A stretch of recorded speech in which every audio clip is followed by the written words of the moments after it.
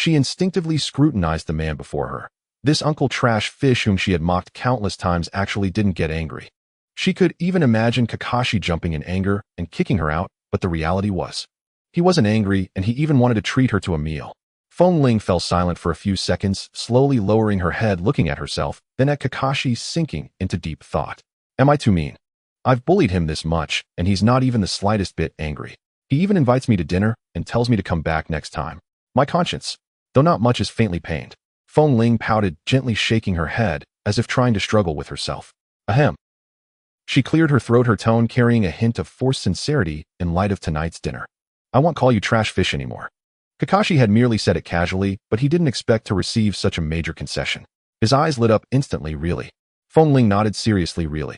Kakashi instantly sighed in relief, as if a heavy burden had finally been lifted from his shoulders, exhaling a long breath. Great, I won't be mocked anymore. However, Feng Ling lazily added the next second, then I'll call you Salty Fish from now on. Kakashi's smile froze on his face, and after a few seconds of silence he slowly looked up at Feng Ling. Salty Fish. Feng Ling nodded with righteous indignation, wearing an expression of, I've been very merciful. Right, Salty Fish is at least a bit better than Trash Fish, isn't it? She rested her chin on her hand, earnestly explaining, think about it, Trash Fish are those weak characters that don't even deserve a name, getting killed in a single move. But Salty Fish, while appearing to lack combat power, can at least flip over and occasionally come back to life. So, she sincerely concluded, Salty Fish at least has a bit more dignity than Trash Fish. Kakashi. Can this be called having dignity? He stared at the little girl in front of him, his lips twitching slightly, as he suddenly felt that the joy he experienced earlier was indeed premature. This is not a concession, it's clearly just a different way to continue mocking him. Kakashi rubbed his forehead helplessly, sighed. Fine, do as you please. Feng Ling nodded with a smile, completely unbothered by any guilt. Then it settled, Salty Fish uncle. Kakashi. All right, she can indeed go to the ends of the earth with her mockery. Kakashi decided not to argue with this little girl anymore, stood up, stretched lazily, and casually said, all right, the meal is finished, and you've called me Salty Fish.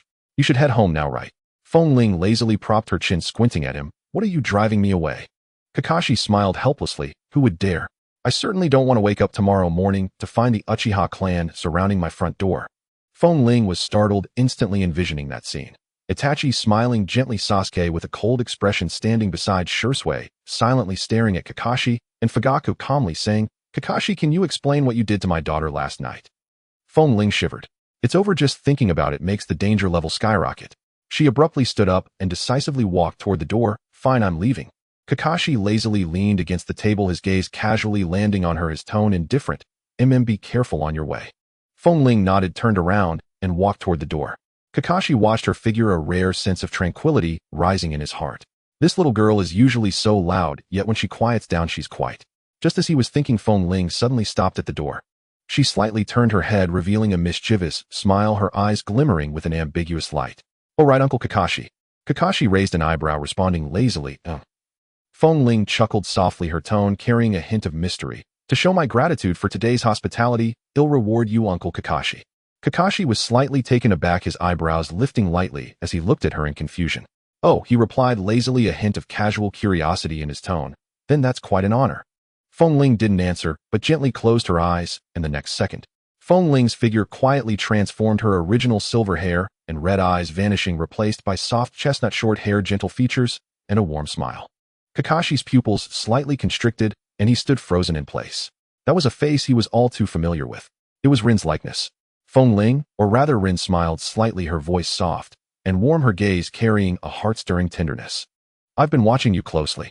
Her tone was light and airy, like a gentle breeze on the surface of a lake, reminiscent of a familiar illusion deep within memories, carrying an unreal warmth that struck straight at Kakashi's heart. His heart seemed to skip a beat.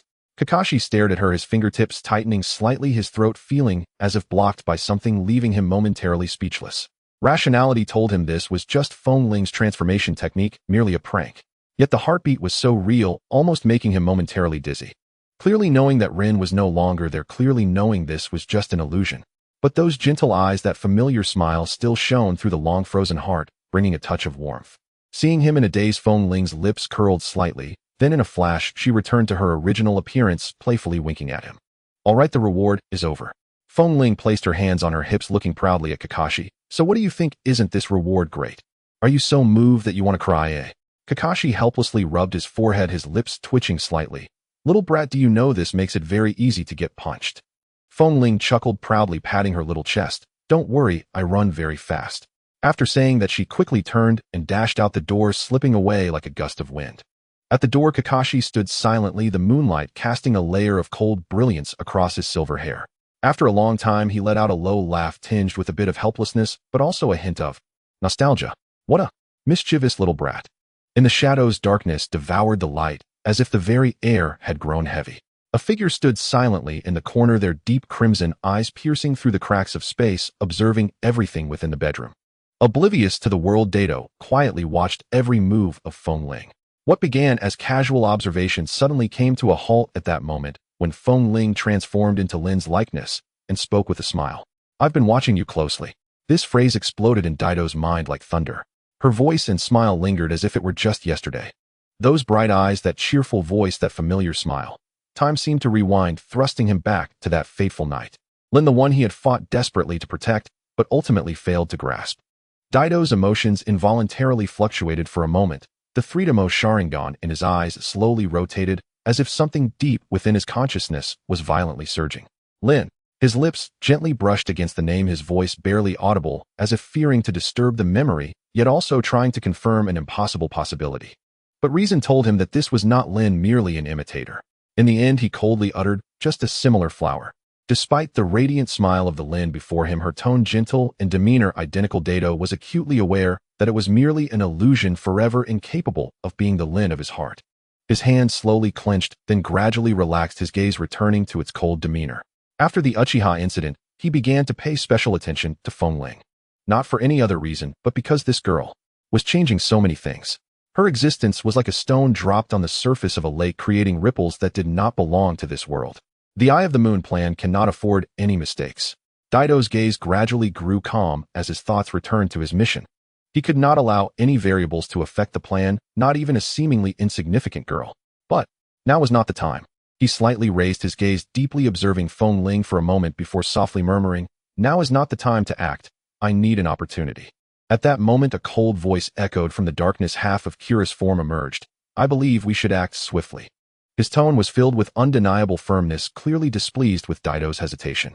However, Daito did not give him a chance to continue, his gaze turning icy as he spoke in a detached, yet commanding voice, be quiet.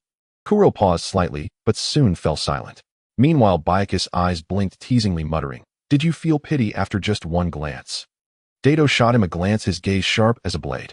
Perhaps as assistance.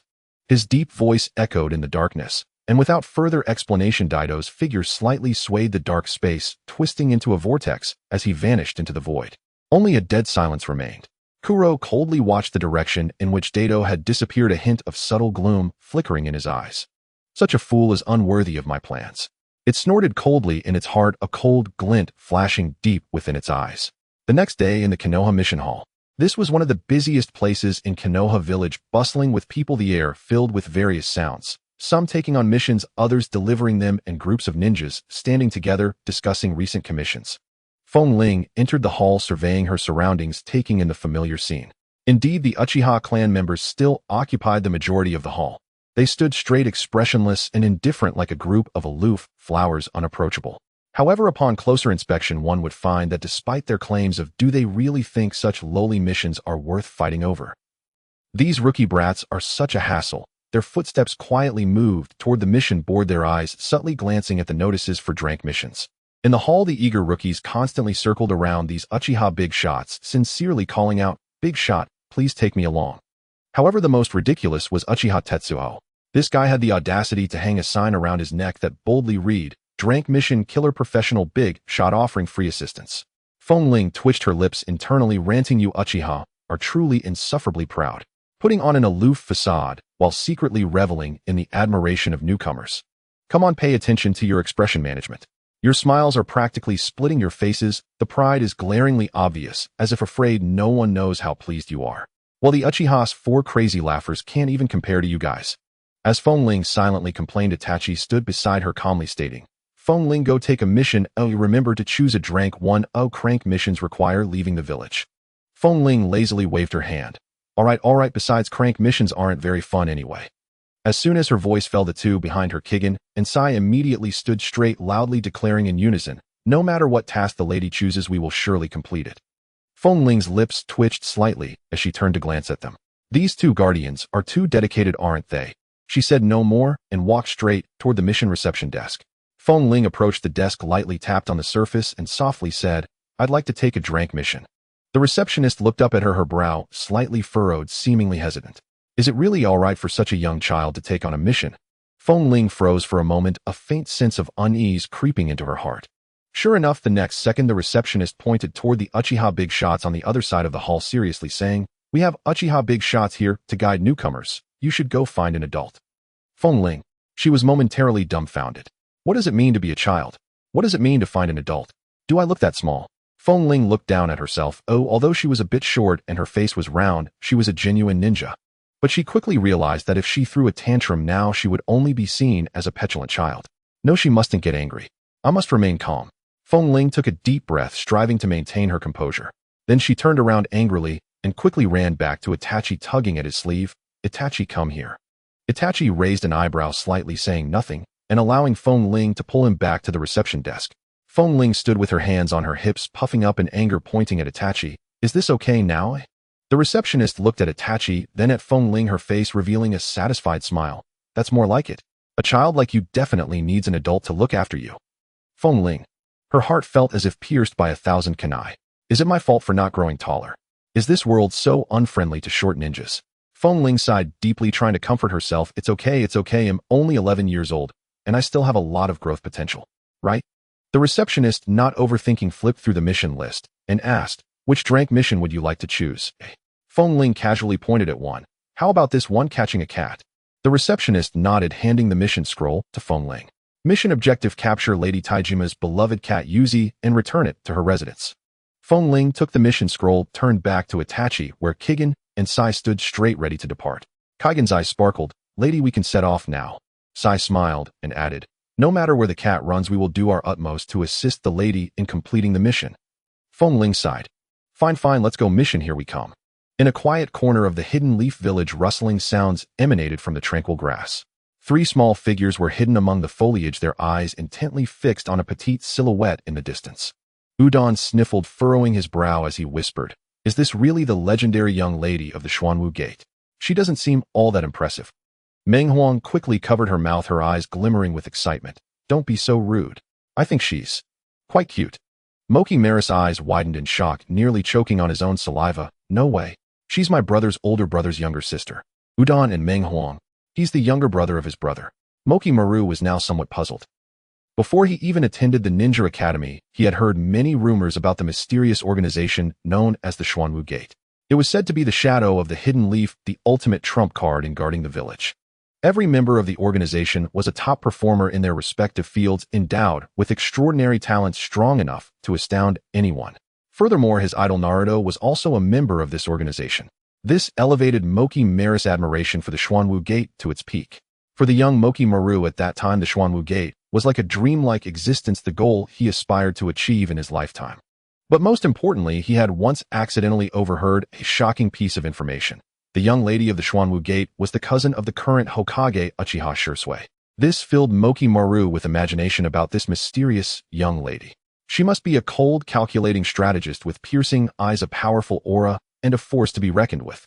But upon seeing her today, Moki Maris' expectations were brutally shattered in the face of reality. The young lady before him was tiny, with a slightly chubby face, white hair, and red eyes, looking soft and adorable, with a pair of sparkling eyes that were even cute. This is not what he imagined the Xuanwu Gate young lady to be like. The young lady he had envisioned should be the kind of cold genius who looks down upon all with the air of a king, effortlessly crushing enemies with a mere glance and filling the air with a chilling aura. But the little girl standing before him now looked just like an ordinary little girl. She had even almost gotten into an argument with the receptionist because of her height. Could this really be the young lady of the Xuanwu Gate? Moki Maris' mind was in a frenzy as he desperately recalled all he knew about the Xuanwu Gate, trying to find a reasonable explanation. At that moment, Udon murmured quietly, "Could it be?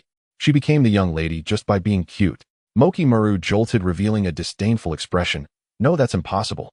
After pondering for a moment, he suddenly had a flash of insight, cold sweat breaking out on his forehead. This must be a disguise. Show weakness to trick the enemy. This is the tactic of a high-level ninja. The young lattice talent is indeed terrifying. Her wisdom and strategy are so exceptional that they almost deceived me. With her soft and adorable exterior, she successfully deceived everyone, causing her enemies to let their guard down, while secretly harboring great strength. Once she strikes, it would be a thunderous blow. This is the core member of the Xuanwu Gate. This is the cousin of the Hokage. Mokimaru immediately regarded her with respect, quietly saying to his companions, "No disrespecting the young lady." We continue to observe. Udon and Meng Huang blinked. Although they didn't fully understand what Mokimaru was excited about, they instinctively nodded. Oh. Thus the scene shifted to Kaze Ring walking ahead, while three little heads followed behind in unison, their steps perfectly synchronized like a well-trained tracking team. Udon sniffled nervously, whispering, "Hey, do you really think we won't be discovered like this?" Meng Huang, with excitement in her eyes, tightened her fists. "Don't you think this tracking mission is thrilling?" Mokimaru, however, wore a serious expression, staring ahead. "Be quiet." A person of the young lattice level must have already known we were following her. But the reality was, Kaze Ring had not noticed anything at all. She was still immersed in her thoughts, lamenting how this boring mission was ruining her time to relax. However, some had not been as oblivious as she was. Kigen and Sai had already keenly sensed the oddity in the grass. Kigen frowned slightly, asking quietly, "Should we take action?" Sai shook his head gently, a subtle smile appearing on his lips. The young lady must have already discovered us. Not acting now must have some deeper meaning. Let's just observe. Itachi also noticed the little followers behind, but when he glanced back and saw Mokimaru and the others, he felt it unnecessary to expose them. After all, they would reveal themselves sooner or later. Finally, everyone arrived at the location where the cat had vanished in the mission briefing. Kaze Ring stood at the edge of a small plaza, looking around before casually tucking the mission scroll into her clothes and waving her hand grandly. "Sai, Kigen, it's up to you now." Sai and Kigen, yes. They acted decisively without the slightest hesitation, immediately diving into the task of capturing the cat. Itachi raised an eyebrow, helplessly face-palming, unable to refrain from asking, "Kaze Ring, aren't you going to take action yourself?" Kaze Ring sported a look of pure nonchalance, tilting her head as she replied, "Itachi, why don't you go instead?" Itachi. Staring into Kaze Ring's glimmering red eyes, he fell silent for 2 seconds before finally, sighing, resigned to his fate as he walked over. After all, it was his sister's request, and there was simply no way to refuse. Thus the scene shifted to Uchiha Itachi along with Sai and Kigen were seriously surrounding a cat, while Kaze Ring stood leisurely at a distance, looking calm, and even pulling out a pack of snacks to leisurely munch on sunflower seeds. At this moment, the three people hiding in the grass were completely blown away. Mokimaru's eyes widened, excitement coursing through him as he tightly gripped the grass, nearly jumping up in exhilaration. "Wow!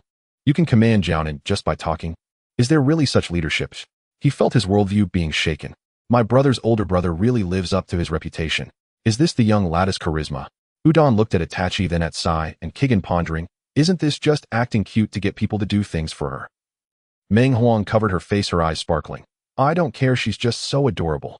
Mokimaru slapped Udon on the shoulder, glaring at him in frustration. What do you know? Is the young lady just a foolish girl who can only act cute? Udon shrank back in shock, weakly replying, but she really hasn't done anything. Mokimaru sneered, his eyes gleaming with wisdom. Humph. You don't understand the terrifying implications behind this. The young lady doesn't need to take action herself because her presence compels everyone to willingly serve her. This is true leadership, the true demeanor of a ruler. Udon. Mokimaru lowered his voice and earnestly explained, the young lady doesn't have to lift a finger because her aura makes everyone willing to serve her. Under Itachi's efficient actions, the white cat Yuzi ultimately could not escape its fate, securely held in his arms. The cat struggled wildly, its forepaws flailing like windmills, its tail a mess, and it emitted unwilling meow-meow protests. Itachi looked down at the cat in his arms and calmly declared, all right, the task is complete. Feng Ling approached calmly, stroking Yuzi's head and giving it a gentle pet. Surprisingly, the once fierce and aggressive Yuzi instantly quieted under her hand. Its originally wide copper bell-like eyes slowly narrowed, its limbs drooped weakly, and it released a satisfied mew. It was as if it had been enchanted by some sort of magic, transforming from a wild cat into a well-behaved kitten. Sai and Torian. In the distance, the Konoha trio. Itachi sighed lightly, his tone tinged with helplessness. Here we go again. He had seen such situations before. In fact, this was not Feng Ling's first time showcasing her miraculous skill of whoever she touches becomes docile. Not to mention a cat, even the village's ninja dogs, and some wild ninja beasts inexplicably lower their guard around Feng Ling, even choosing to stay beside her. This skill had once plunged a member of the Inuzuka clan into deep self-doubt. Meanwhile, in the bushes, Konohamaru's eyes widened as he stared at the scene, his whole body trembling with excitement. He grabbed Udon's shoulder, speaking with fervor. Little black one, talk. Udon, huh? Look, Konohamaru fervently pointed at Yuzi and Feng Ling's arms, lowering his voice and speaking in astonishment. Did you see that? This is the absolute control of the young lady. Udon confused. What? Konohamaru took a deep breath, his gaze sharp, his tone resolute. Look at that cat. Just a moment ago it was defiant and unyielding, yet the young lady merely touched it, and it immediately knelt. This is the majesty of a ruler. Udon. Udon fell silent for a moment, the corners of his mouth twitching. Perhaps the cat, just as good karma. Konohamaru shook his head vigorously, his eyes sharp as a knife. You're too naive. Udon, I am very disappointed in you. If this skill were used on an enemy, think of how terrifying it would be. Then Konohamaru turned to Meng Huang, and the two exchanged knowing nods. Join the Xuanwu sect. Feng Ling, holding the unusually obedient Yuzi, was about to take Itachi Toryun and side back to report the task, when suddenly, with a whoosh, the bushes exploded. 3 small figures abruptly leapt out like assassins who had been lying in wait, appearing right in front of Feng Ling. Feng Ling was startled and nearly dropped Yuzi. Who are you? Then she saw Konohamaru and Meng Huang kneeling solemnly on one knee, hands clasped together, their voices booming as if they were about to shake the entire task hall. Young lady, please allow us to join the Xuanwu sect. The air fell silent for a few seconds. Toryun and Seiya's mouths twitched. Were these two kids serious? Feng Ling blinked, looking at the two suddenly kneeling individuals, questioning whether she was still awake.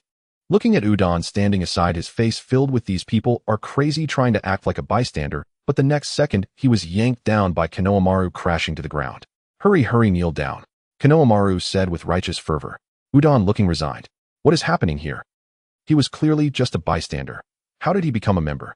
Feng Ling was completely dumbfounded, looking down at the cat in her hands, then at the two eager faces before her alongside Udon's face full of despair.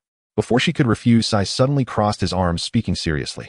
Do you think joining the Xuanwu sect is as simple as just wanting to? Toryun nodded solemnly, adding, yes, at the very least you must show some sincerity. Konohamaru was immediately drenched in cold sweat. Although he was mentally prepared for a test, what kind of thing could be considered sincerity? Gifts. After thinking for a moment, Konohamaru patted his chest, his tone unwavering. Sincerity is my greatest gift. How powerful and confident he sounded. Toryun and Sai exchanged glances, their eyes filled with deep meaning, as if to say, is that all?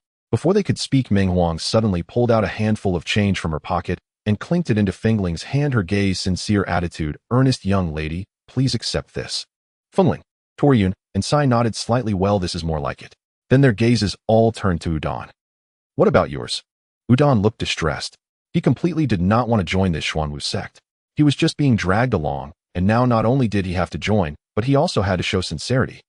But the 6 sets of eyes bore down on him, making him feel uneasy, especially Toryun and Sai, their gazes sharp, as if they could see through his soul.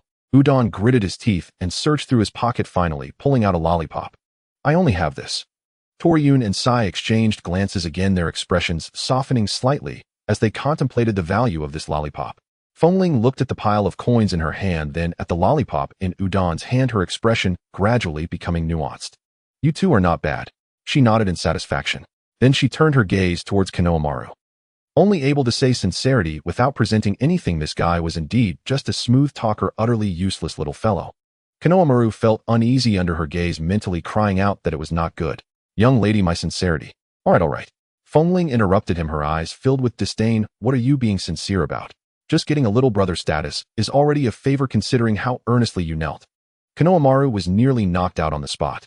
Konohamaru was relegated to the lowest tier. Udon, watching this scene, was utterly baffled.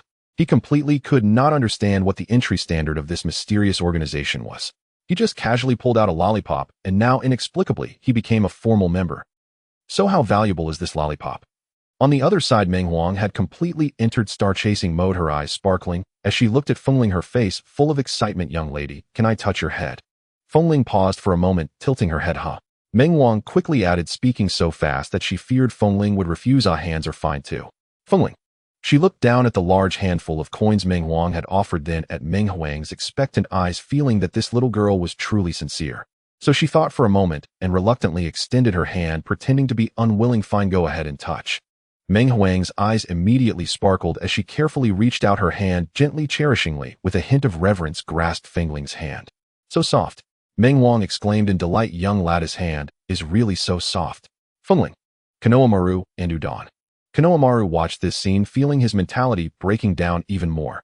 He was still fighting for the formal member qualification, yet this person was already immersed in the touching the young lady phase. Konoha gritted his teeth, clenching his fists. No, I must strive. I absolutely must become a formal member. Feng Ling lazily yawned, patted Meng Huang's head, and smiled. Well, are you done touching? Let's go report the task. A group of people marched into the mission hall, with Feng Ling leading the way, holding the subdued Yuji in her arms. Behind her followed Itachi Zai and Tsugen, followed by the excited Meng Huang, the bewildered Udon, and Konoha, who was immersed in thoughts about the deep and unfathomable young lady. As Itachi walked, he pondered, his brow slightly furrowed. Why does the Xuanwu Gate feel like a problem child club? He couldn't help but glance around. On his left, Meng Huang was gazing at Feng Ling with a look of bliss, softly muttering the hand that the young lady touched. Must never be washed. On his right, Udon wore a face of utter despair, his expression screaming, who am I? Where am I? Why am I here? Meanwhile, Konoha, walking directly ahead, occasionally burst into ambiguous laughter, looking as if he had just had an epiphany. Itachi thoughtfully stroked his chin, contemplating whether he should also mix in. After all, if his sister could be a young lady, shouldn't he, as her elder brother, be allowed to join without it being too much? On the other side, Konoha was lost in his own great enlightenment, his eyes growing brighter, and a smile of, so that's how it is, gradually emerging at the corners of his mouth. Could it be that the young lady really let them become official members just for money and food? That shouldn't be the case. The young lady has an eye for talent. Does my loyalty not outweigh a handful of coins and lollipops? No, it can't be. There must be a deeper meaning behind this. The more Konoha thought, the more excited he became. Suddenly, he stopped in his tracks, clenched his fist against his palm, and with a determined gaze declared, I understand. He figured it out. What is the difference between a junior and an official member? Juniors are trusted confidants, while members are merely ordinary subordinates. What does this signify? It signifies that the young lady trusts me, Konoha, even more. Ha! Konoha couldn't help but laugh aloud. As expected, I knew the young lady couldn't be mistaken. Udon. Meng Huang. Feng Ling halted, turned her head, and looked at him with a bewildered expression. What are you laughing about? Konoha patted his chest, his eyes blazing. Young lady, I will never betray your trust. Feng Ling. Udon and Meng Huang exchanged glances, deciding not to delve into Konoha's thought process. Thus, under Konoha's firm belief in his special status, the group arrived at the mission hall. Meanwhile, they happened to encounter Team 7 in the mission hall. Kakashi lazily glanced at them holding the Ica Paradise and casually asked him, Feng Ling, is the mission completed? Sasuke was the first to step forward, quickly scanning Feng Ling to confirm she was unharmed before letting out a slight sigh of relief. Feng Ling, you weren't hurt, right? Naruto also wanted to rush over to check, but the moment he stepped forward, Sasuke firmly pressed down on his shoulder, forcibly pinning him back in place. Naruto struggled for a moment, grumbling in discontent, I just wanted to see what happened. Feng Ling raised the Yuji in her arms, her eyes curving into a smile. The mission is complete. Sakura, curious, reached out to touch the Yuji, only for it to puff up and let out a fierce growl at her meow. Sakura jumped back, retracting her hand. It seems to have quite the temper. Feng Ling gently patted the Yuji on the head, soothing it a couple of times, and the cat immediately calmed down, behaving like a plush toy. Sakura, why does it turn into such a good baby in Feng Ling's hands? What about you all? Feng Ling casually asked. Kakashi finally shifted his gaze from the pages of the book, lazily replying, these little brats were dissatisfied with the drank mission, so I gave them a crank instead. Feng Ling blinked, understanding immediately. Oh, this time we will probably encounter Zabuza and Haku. Thinking of this, Feng Ling couldn't help but smile with a hint of schadenfreude. But the problem is, Zabuza and Haku are going to suffer a big loss this time. After all, in the original work, Team 7 was a half-baked squad. At that time, Sasuke hadn't even unlocked his Sharingan. He was still a bronze ninja. Naruto was interfered with by Kurama, charging into fights recklessly, while Sakura was completely slacking off, having no combat power whatsoever. But what about the current Team 7? They now had Sasuke Uchiha, who possessed 3 Sharingan, and had undergone 6 years of training under Itachi. Naruto, free from Kurama's interference, had received personal training from Minato. Sakura had already mastered medical ninjutsu, and had learned certain combat skills. Tisk Zabuza is probably going to have a rough time this time. As for Kakashi, Feng Ling glanced at him and shook her head. This guy had made no progress compared to the original, still being a master of slacking off. What a pity. Feng Ling sighed inwardly as she thought about it. Zabuza and Haku are enemies, but they are also 2 pitiful souls. One was a swordsman forced to become a rogue ninja due to the blood mist policy of the Mist Village, and the other was a pitiful child whose life was crushed by a cruel fate. If possible, she truly didn't wish for them to die. Feng Ling suddenly said seriously, if you encounter a man wrapped in bandages and a particularly handsome boy, remember to spare their lives. But your safety is the most important. The members of Team 7 were momentarily stunned. Kakashi closed his Ika paradise, raising an eyebrow and narrowing his single eye slightly. Feng Ling, do you know something? Feng Ling looked up, meeting his gaze calmly. Don't worry about it, just remember. This statement carried an undeniable certainty. Itachi stood by, arms crossed, pondering for a moment. This was already the second time Feng Ling had hinted at her knowledge of the future. The first time was about Danzo. This time it was about two people he had never met. If it were someone else, Itachi might have some doubts, but regarding his sister there was no need for suspicion. No matter how she knew about the future, she was ultimately Feng Ling. Thus, unconditional trust. At this moment Konohamaru was completely stunned, his eyes wide, mouth slightly agape, looking profoundly shocked. No way. The young lady can actually foresee the future? Images of bizarre scenes instantly flashed through his mind. The young lady draped in a luxurious kimono, holding a folding fan, serenely seated behind a mysterious screen, her eyes half closed, revealing the secrets of the future. I observe the celestial phenomena. Today there will be a blood disaster. Anyone who obeys this young lady shall turn misfortune into good fortune. Upon hearing this, Feng Ling cast him a glance too lazy to explain, casually replying This time Konohamaru was even more agitated. He clenched his fist in admiration, his eyes ablaze as expected of the young lady. Truly a master strategist with foresight like a god. Udon, Meng Huang. They had grown accustomed to Konohamaru's mysterious thought processes and chose to ignore him. Got it. Kakashi's voice gently resounded. He looked at Feng Ling, a complex emotion flickering in his single eye. No matter how Feng Ling knew, this little one wouldn't harm them. Sasuke stood by, slightly frowning, but there was no hesitation in his eyes. Whatever my sister says is true. He was originally someone who did not believe much in fate, but he believed in Feng Ling. Naruto scratched his head, frowning as he pondered a handsome boy. Could he be more attractive than Feng Ling? He struggled for 2 seconds, then shook his head. Forget it, listen to Feng Ling. Sakura looked at Feng Ling, her gaze resolute, nodding understood. Team 7 was now vastly different from before against Zabuza and that handsome boy. As long as they wanted to kill, they would undoubtedly succeed. But for Feng Ling's prophecy, she chose to believe. Feng Ling smiled faintly, her gaze sweeping over each of them, her heart softly sighing. This is good. I hope this encounter will lead to a different ending. In the days that followed, Feng Ling practically took over the entire cat-catching business of Konoha Village. She discovered a bug-level cat-catching technique. Step 1. Use this spiritual liquid fragrance to switch her scent to that of catnip.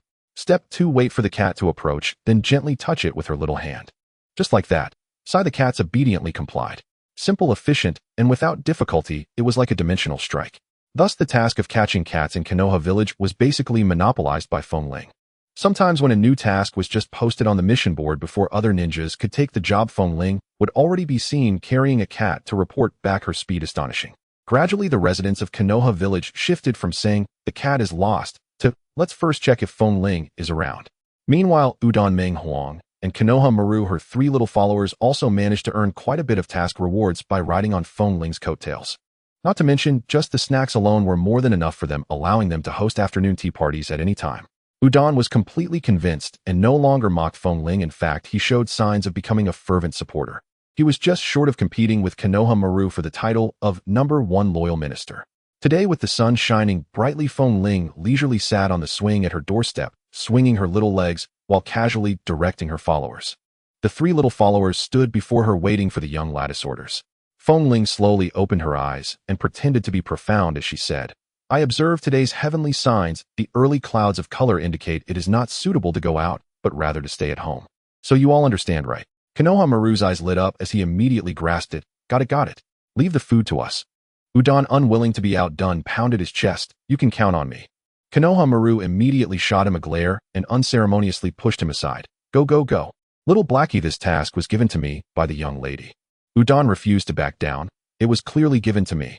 The two nearly started a fight right there, neither willing to let the other snatch the opportunity to shine.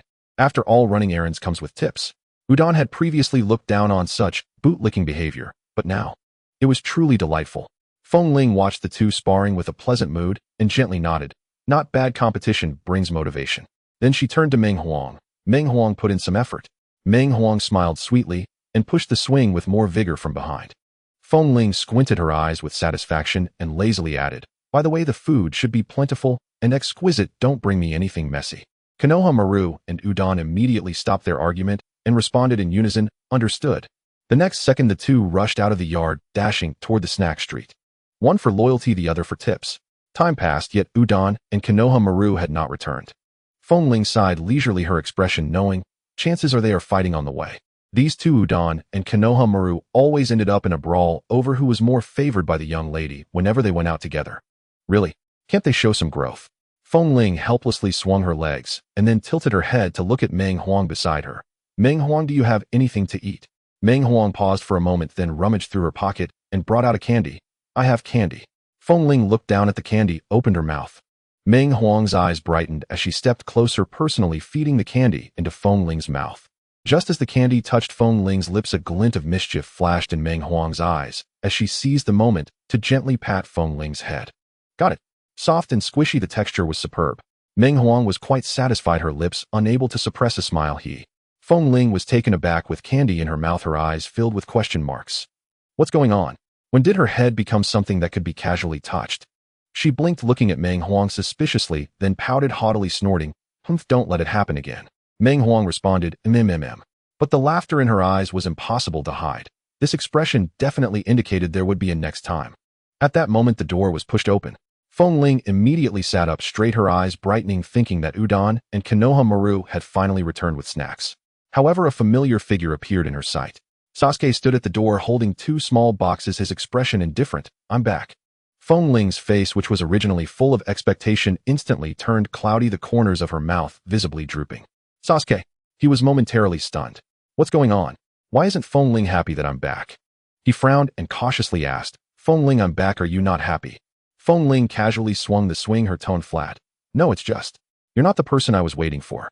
This statement, plain and emotionless, carried devastating power. Uffed. Sasuke felt as if he had been stabbed fiercely in the heart. He froze in place, utterly defeated. The person Feng Ling wanted to wait for. I'm not the person Feng Ling wanted to wait for.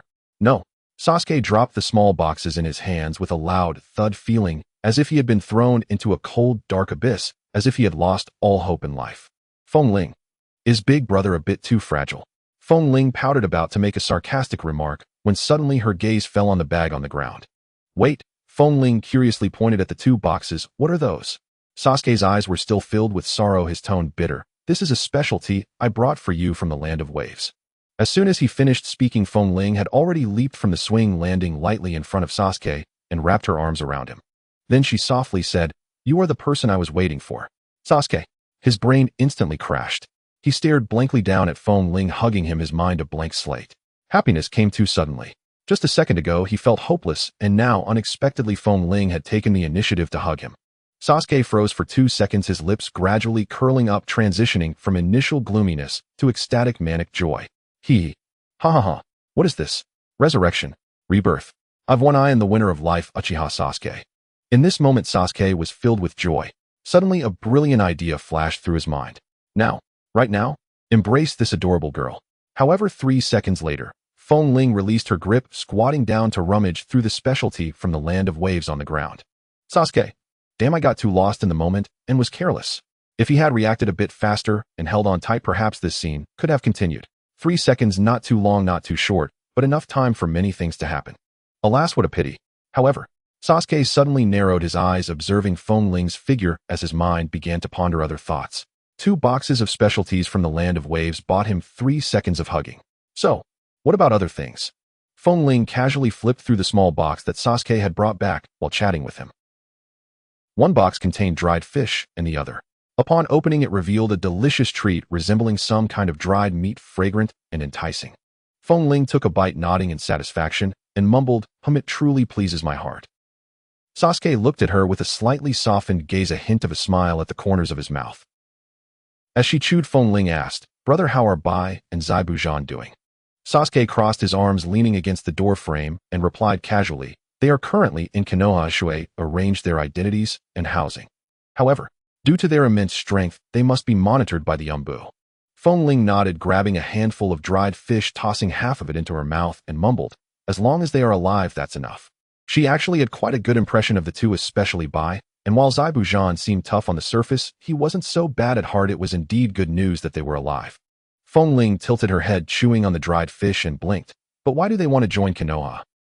Sasuke, slightly displeased, crossed his arms and said, After we defeated them, Kakashi casually mentioned you. Feng Ling was taken aback, her fingers pausing. Huh. Sasuke continued. Then they said they wanted to see what kind of person you are. Feng Ling was momentarily speechless.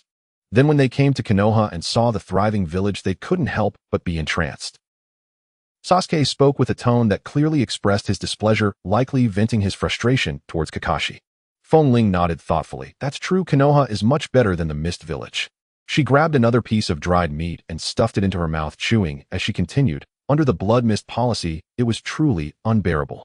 The years in the Mist Village were akin to a hellish survival mode with constant killings. Those slightly weaker were eliminated, and the entire village was suffused with bloodshed, living like weeds that could be uprooted at any moment.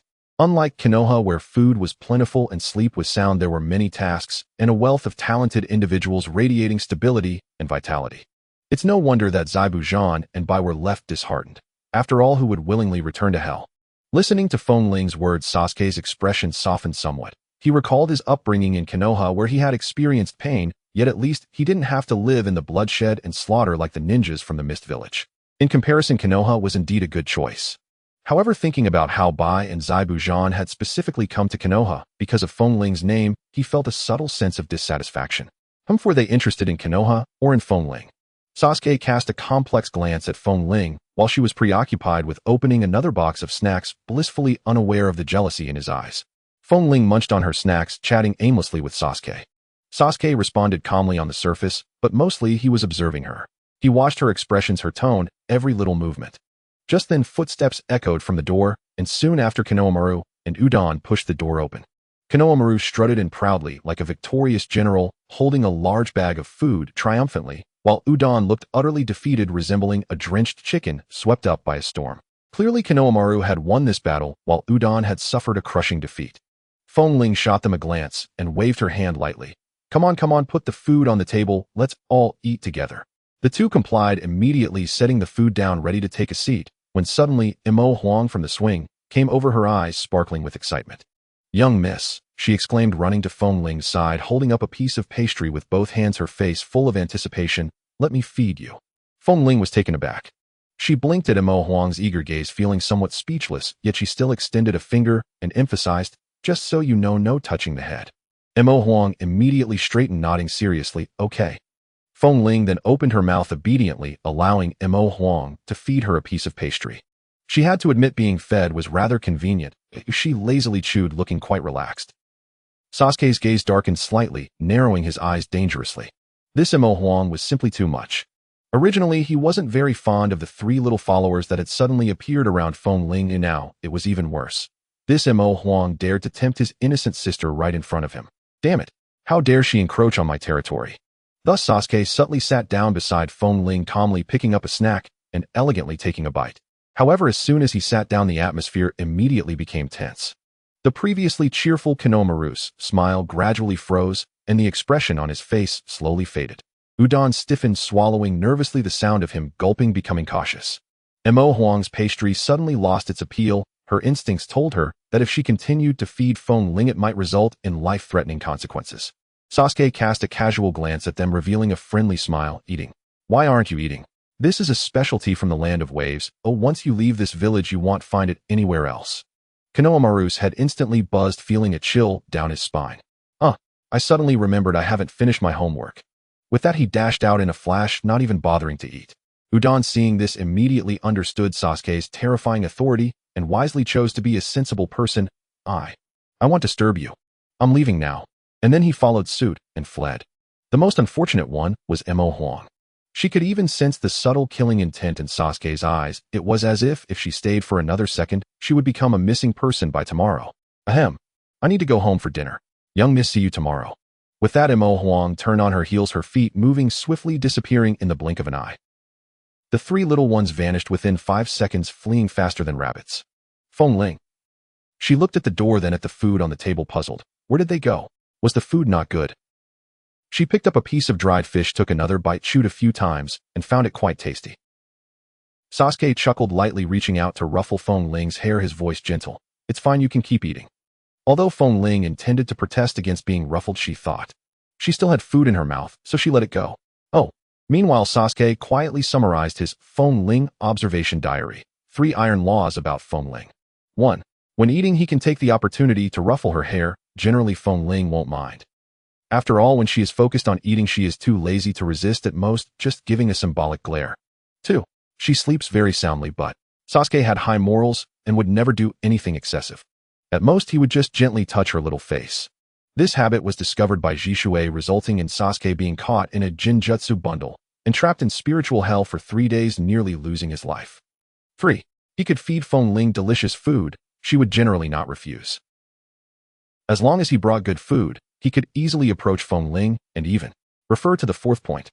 The 4th discovery under suspicion: if he brings back something good, would he receive a hug? Sasuke gazed thoughtfully at Feng Ling, contemplating silently. This time it was dried fish. Next time, should he bring something more sophisticated?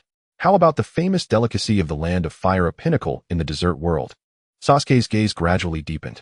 One experiment does not prove the issue. Next time, he must bring back something even better for another test. Suddenly Sasuke remembered something and casually asked, Feng Ling, how about going to a hot spring? Feng Ling's dried fish froze midair, and she looked up at Sasuke, confusion evident in her eyes. Sasuke inviting her to a hot spring? This is problematic, very problematic. Sasuke cleared his throat and explained calmly. Sakura suggested it, as she said that after the mission she wanted to relax. Feng Ling narrowed her eyes, feeling that something was off, but she couldn't quite put her finger on it. Sasuke discreetly observed Feng Ling's expression, fearing she might refuse, so he immediately added, Don't worry, it'll be boys in one group and girls in another, don't overthink it. Feng Ling, the more you emphasize, the harder it is for me not to overthink. But upon closer thought, Feng Ling realized she had never been to a hot spring. It had always remained in the realm of I've heard it's fun, but haven't had the opportunity to try it, and she suddenly felt a bit tempted. Images of a misty hot spring pool filled her mind, the warm water enveloping her body, and just imagining it felt relaxing. It sounded quite nice. In the end, Feng Ling swallowed the last piece of dried fish in her mouth and nodded firmly, okay. If her brother dared to do anything strange, there were plenty of people who would take care of him. Upon hearing these 2 words, Sasuke's eyes lit up, and the smile at the corners of his mouth was nearly impossible to hide. The plan is on. The women's area of the Muyu hot spring.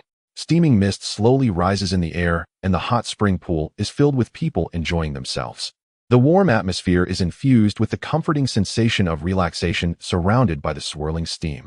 The water is clear and gently rippling, with several beautiful young ladies soaking in the hot spring, chatting and laughing occasionally, letting out playful shrieks that invite one's imagination. However, Feng Ling's eyes subtly scanned the area, and a series of strange memories flashed through her mind. Wait a minute, places like this seem to often be peeped on by perverts, right? The 3rd generation's crystal ball watches the women's bath live every day. The notorious lecherous sage Jiraiya has long been known for his so-called creative field trips to various hot springs. The more Feng Ling thought about it, the more uneasy she felt, instinctively glancing down at her own body, suddenly becoming somewhat alert. She quickly called out in her mind, System, no one is peeking at me, right? The system lazily replied, Don't worry, with your utterly unremarkable figure, who would want to look? Feng Ling. Ugh, the tone of the system is quite excessive. Feng Ling glanced down at herself. It does seem quite unremarkable, just a bit cute. Forget it, I don't care about that anyway. Feng Ling shrugged, tightened her bath towel, and walked hesitantly towards the hot spring. As she stepped in, she saw Sakura with her face submerged in the water, cheeks puffed out, occasionally blowing bubbles, looking as if she had suffered a heavy blow. Following Sakura's gaze, Feng Ling discovered the culprit, Hinata. Hinata's cheeks were flushed, her hands covering her chest. Although shy and bashful, her curvaceous figure cruelly showcased the stark difference for everyone present. Got it, Sakura lost completely. This isn't just a one-sided crushing, it's a dimensional strike. Sakura, life is so unfair. She lay by the pool's edge, her face wearing an expression of enjoyment, leisurely like a cat soaking in warm water. Ino leaned against the edge of the pool, splashing the water, while looking at Feng Ling, waving her hand with a smile. Miss Feng Ling, come play? Feng Ling. She had been quite calm, but when Ino called out like that, her face inadvertently flushed. This group feels very dangerous. However, the temptation of the hot spring was too great. She slowly walked into the pool, cautiously choosing a corner, leaning against the wall and sitting upright. Then she clasped her hands together, repeatedly chanting, Do not look, do not look, do not look. Her cautious appearance soon attracted everyone's attention. Hey, why are you even shyer than Hinata? Sakura asked in surprise. Yo, why are you sitting in the corner? This isn't like you, little Feng Ling. Haha, said Ten with a smile. Feng Ling lowered her head, her cheeks slightly flushed. She didn't even know why she felt this way. Clearly she could boss around Sasuke, Naruto, and Konoha, but in the hot spring seeing a group of young ladies soaking in hot water made her feel shy instead. Hinata Feng Ling-chan. Come over here, she said softly, her cheeks a bit flushed. Ino blinked, suddenly noticing Feng Ling's tightly wrapped bath towel. A playful smile appeared on her lips. Why are you still wrapped in a bath towel while in the hot spring? Without missing a beat, her hand reached out. Target Feng Ling's bath towel. Feng Ling. Not good. An assassin. Instinctively she tightened her grip. Ino missed her target, but was undeterred, immediately shouting, Sakura, 10-10, come help. Got it. Sakura's eyes lit up, seemingly forgetting her earlier shyness, and excitedly rushed over. Yay. 10-10 was also eager to join in. The battle was about to break out. The three surrounded Feng Ling, attempting to untie her bath towel, while Feng Ling desperately held on, gripping the edge of the towel, tightly refusing to let go. The scene became chaotic. Feng Ling, don't be shy. Let go. 3 against 1, the disadvantage was too great. She was gradually losing her strength. Finally, under the combined assault of the three, the bath towel slipped off with a plop. In an instant, the entire hot spring hall fell into silence. Everyone's gaze fell upon Feng Ling. Their eyes slowly moved down, freezing on Feng Ling. An utterly unremarkable figure devoid of any waves appeared to still be innocent. To sum it up, there was no sense of threat. Feng Ling, Ino, 10-10, Sakura, Hinata. The air seemed to freeze for a full 3 seconds. Then, wow, super cute. Ino's eyes instantly brightened, and Sakura and 10-10 exchanged glances, both exclaiming in awe. Hinata's cheeks turned even redder. Cute, my foot. Feng Ling's face instantly flushed, even the tips of her ears turned bright red, and her hands quickly shielded herself, shrinking into the pool, leaving only her head, which was steaming. So embarrassing. So embarrassing. So embarrassing. Hot springs. She would never come back again. Why be so shy? It's really cute, Ino said with a smile. 10-10 stroked her chin. Indeed. I never expected Feng Ling's figure would still be in the cute type. Cute type? What kind of humiliating description is that? Feng Ling's head buzzed, nearly exploding on the spot. However, even more deadly was, Sakura confidently puffed out her chest and added a dagger. Looks like I'm not the flattest. Feng Ling. This statement was even more lethal than being stripped of her bath towel. Feng Ling felt her soul leave her body. Even the temperature of the hot spring could not warm her cold heart. Yet the most lethal was still to come. Hinata tilted her head slightly, her cheeks flushed as she looked at Feng Ling, a gentle smile appearing at the corner of her mouth. Shy Feng Ling-chan, so cute. What kind of high-damage cute statement is this? Feng Ling felt her heart being precisely targeted, but before she could retort, a terrifying thought suddenly flashed through her mind. Wait, Hinata, which side are you on? Hinata-kun, shouldn't you be concerned about me? Feng Ling looked up at her with a pitiful expression. Hinata was momentarily stunned, seemingly a bit embarrassed, as she lowered her head, thought for a moment, then gently extended her hand to gently pat Feng Ling's head. Then, let me pat your head, she said softly, her cheeks turning even redder. Feng Ling, what kind of consolation is this? Just as she was about to retort, suddenly, Ino, hey, Hinata, you are too cunning, I want one too. Sakura, no way, I want one too. 10-10-1. Line up, line up. Feng Ling, what is going on? Why is the situation developing so strangely? In the next moment, 3 hands reached towards Feng Ling's head. However, escaping was impossible. 3 claws firmly landed on her head, beginning to rub vigorously. Wow, this feels amazing, Sakura exclaimed. It's like petting a little kitten. 10-10 nodded excitedly. Ino looked on with amusement, usually so lively, now shy like a small animal afraid of being petted. Too amusing. Hinata gently smiled, and also followed suit, tenderly patting Feng Ling's head. Feng Ling-chan, you are really cute. Feng Ling Wu. The men's hot spring bathhouse. Steam rose in languid curls above the water, which shimmered with gentle ripples. While the women's side bustled with cheerful headpats and chaotic camaraderie, the men's side presented an entirely different tableau. Hey Kiba, what do you think you're doing bringing Akamaru in here? Naruto's eyes widened in disbelief. There sat Kiba, reclining effortlessly against the edge of the bath, cradling his fluffy ninja hound. Akamaru, who floated blissfully in the warm water, eyes half-closed, mouth curled into a serene, almost aristocratic smile. Kiba let out a cool snort, stroking Akamaru's head with quiet pride, a smug grin tugging at his lips. Humph. Akamaru is me, and I am Akamaru. That's the Inuzuka clan motto, human and hound never part. Akamaru barked twice in perfect agreement. Naruto stared dumbfounded. That's actually allowed. You mean? Your ninja hound can soak in hot springs? Kiba patted Akamaru's head with evident satisfaction. Of course he can. It's excellent for his coat and suits fatigue. Huh. Shikamaru had melted into a shapeless puddle of lethargy, submerged in the water, with half-slitted eyes, murmuring, what a drag. Even soaking in hot springs can't bring peace. And Choji, he had tuned out the world entirely. clutching a mysteriously procured bag of potato chips, crunching contentedly, while soaking his face radiant with unself-conscious delight. Lee was different. Even in the hot spring, he refused to abandon training, performing push-ups in the water while shouting, "Youth! Lee, would you please stop doing push-ups in the hot spring? It's absurd." Naruto couldn't help but complain. Lee thrust his thumb skyward with unwavering conviction. "No, training must never cease, not even in the hot spring.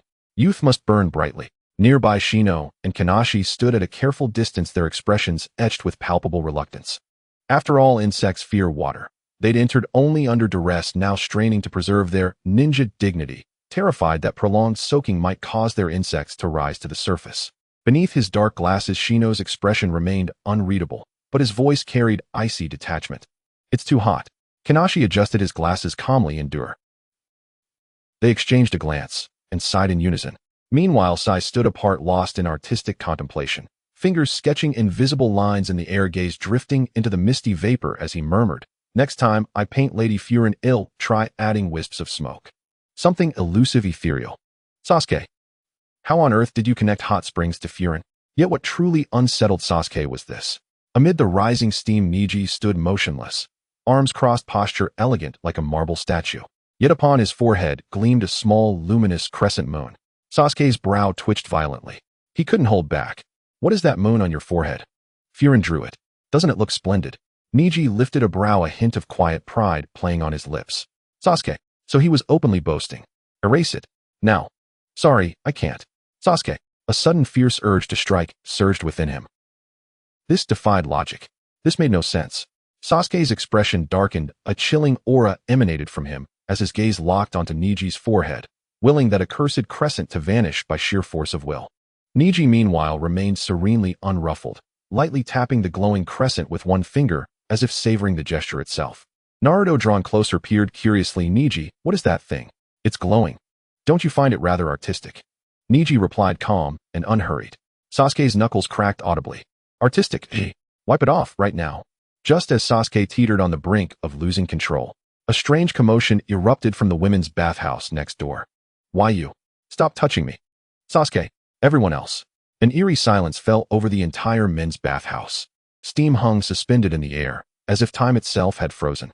Unbidden, each mind conjured images too vivid, too delicate to be spoken aloud. Naruto's jaw dropped. "Wait, that voice. Is it Furin's?"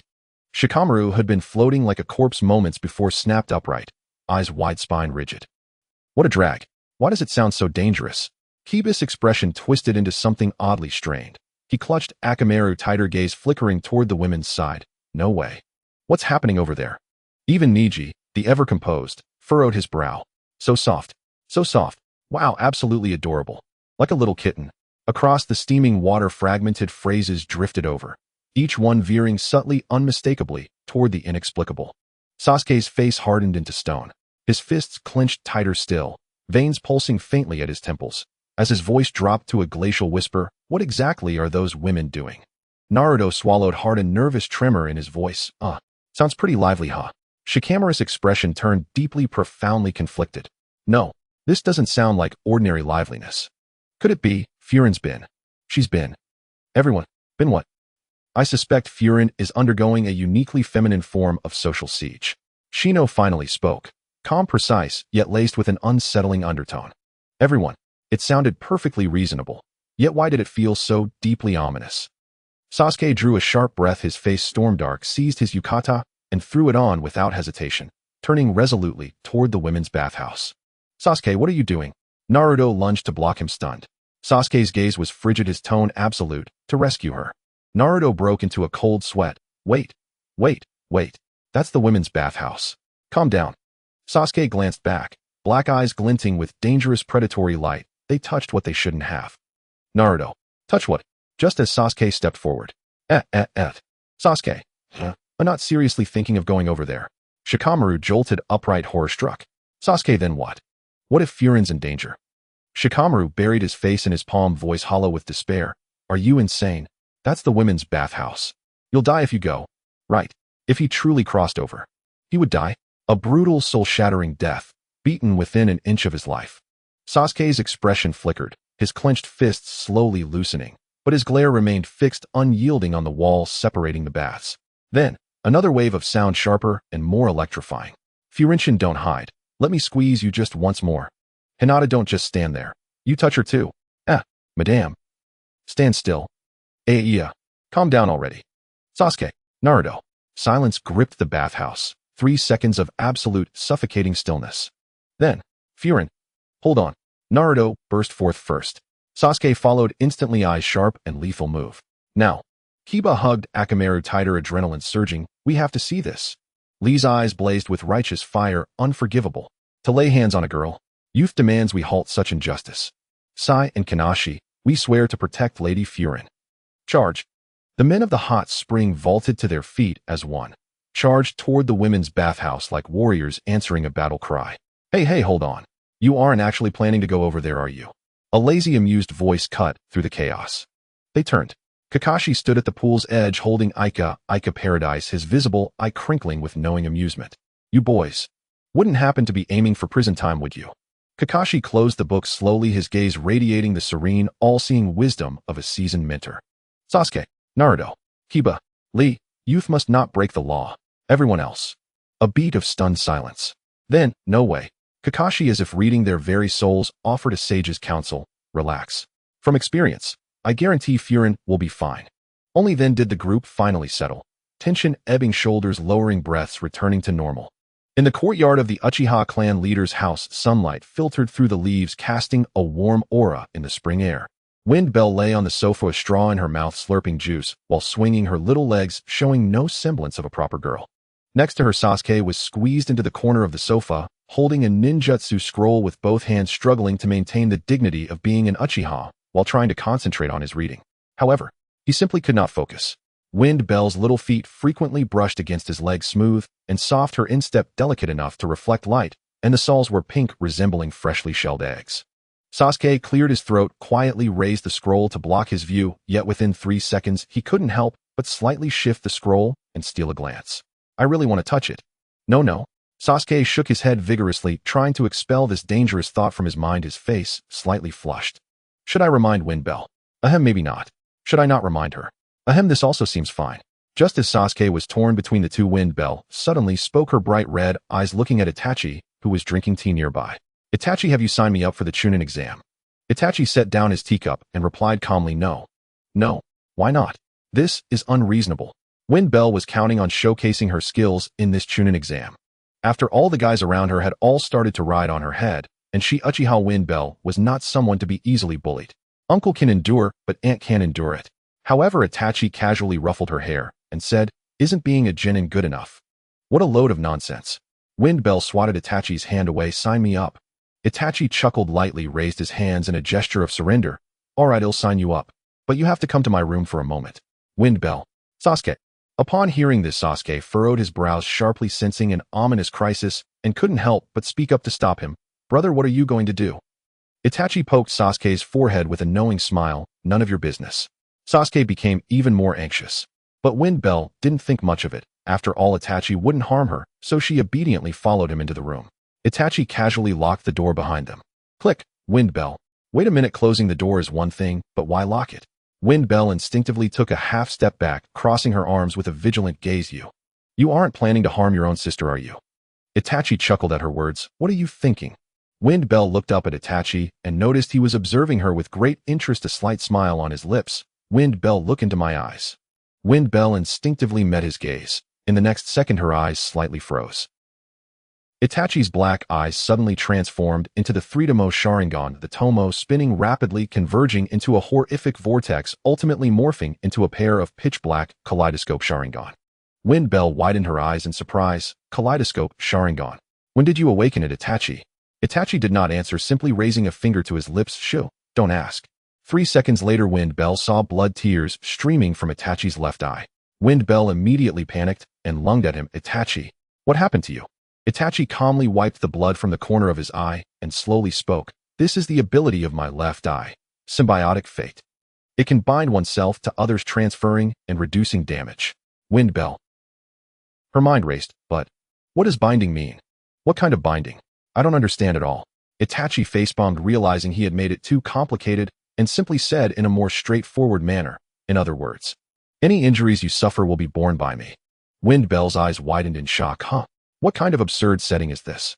Wait, so Itachi means she would essentially have an invincible shield, and even if she got beaten to a pulp, the one getting hurt would be Itachi.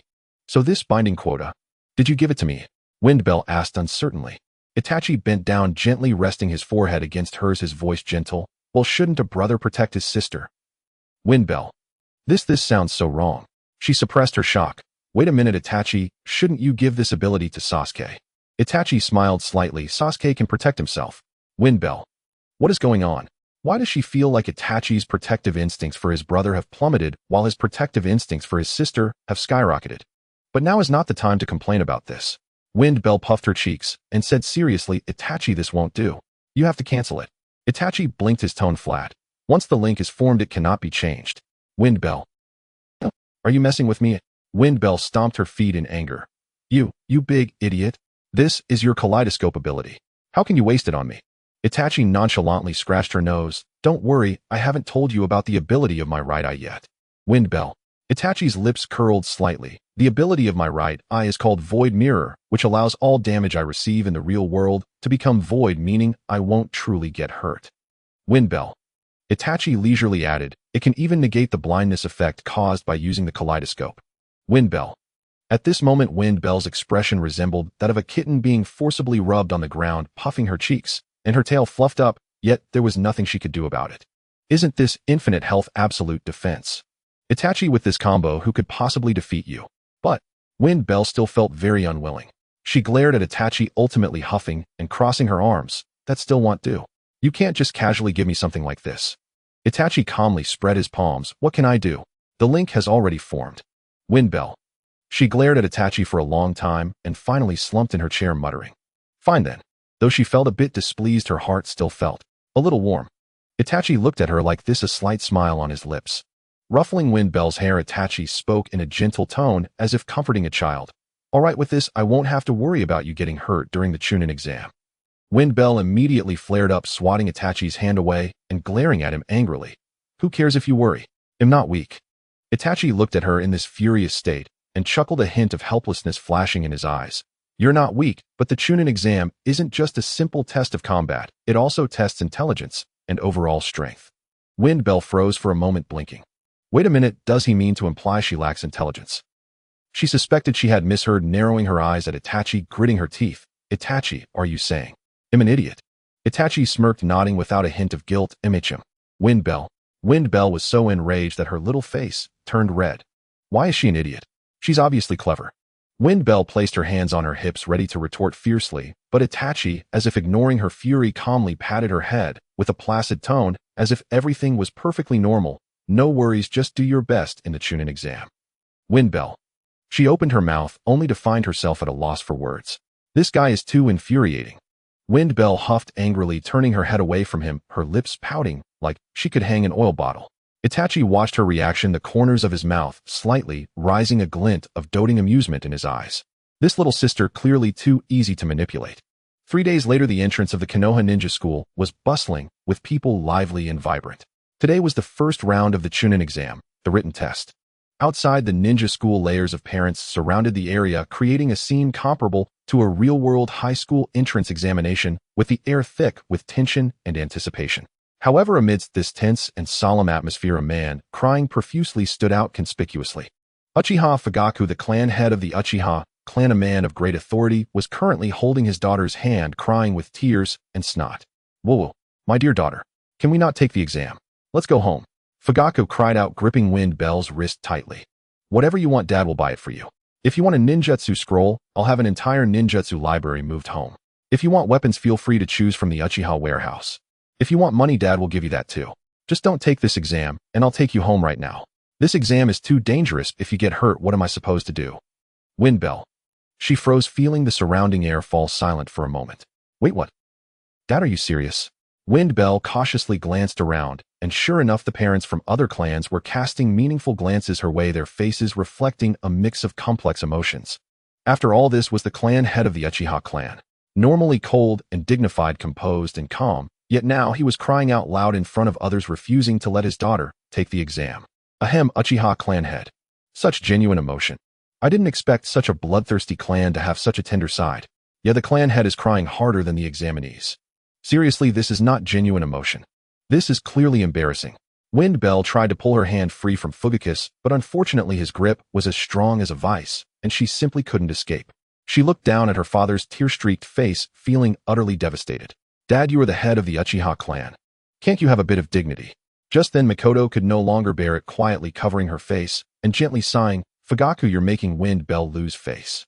Then she leaned down, took Wind Bell's hand, and gently patted it, saying, Wind Bell, it's alright, safety is the most important. If you can't win, just run, and if you lose, Mom will make you something delicious. Wind Bell. No, I actually don't need this kind of comfort. Itachi was also nearby, smiling and encouraging, Wind Bell, do your best. Good, at least Itachi seems normal. However, in the next moment, a familiar figure suddenly squeezed into the crowd. It was Shisui. What's more, this guy was wearing a straw hat disguised like a fugitive, waving at Wind Bell while smiling, Wind Bell, do your best. Wind Bell was shocked, her eyes widening. Aren't you the Hokage? Why are you here? Shisui casually rubbed Wind Bell's head, saying, Oh, I left my work to Doku for a while, and I'll head back soon. Wind Bell. Seeing everyone cheering for her, Sasuke's expression darkened, feeling something was off. Wait, why is everyone focused on Wind Bell? Did you all forget there's a participant named Sasuke too? He silently glanced around, filled with resentment. In this exam, he was supposed to be one of the main characters too. He needed family encouragement as well. Yet until now, no one had noticed him. Not even a single do your best. As Sasuke sank into self-doubt, Wind Bell impatiently waved her hand. All right, you all hurry back. Dad, you're so embarrassing. Mikoto saw this and decisively grabbed Fugaku by the ear. Let's go, don't embarrass yourself here anymore. Fugaku wanted to struggle, but when Mikoto glared at him, he immediately behaved, though he still turned to look at Sasuke, finally remembering this son, who had almost been forgotten. You little brat. Yes. Sasuke straightened his back instantly, his eyes bright, thinking it was finally his turn to receive encouragement. Then he heard his father say in a deep voice, Take good care of your sister. If she gets hurt, you won't be coming back. Sasuke. So his only task for participating in the Chunin exam was to protect Wind Bell. Sasuke's face turned as dark as a pot bottom, frozen in place, nearly shouting, I'm not okay with this. At this moment, Mikoto saw Fugaku still acting up and helplessly tugged on his ear. All right, let's go home, stop embarrassing yourself here. Fugaku, having been tugged by his wife, instantly wilted, awkwardly wiping the tears from his face. Oh dear, don't pull, I can walk on my own. Then he was forcibly dragged away by Mikoto. Wind Bell stood in place, watching her father being led home by her mother, her eyes twitching slightly, feeling complex emotions. Who am I? Where am I? Did my dad just embarrass our Uchiha clan? Sasuke snorted coldly, shaking off his sleeves, striking a pose of arrogance. Wind Bell, let's go. Wind Bell nodded repeatedly, her steps quickening. Right, let's hurry, this is so embarrassing.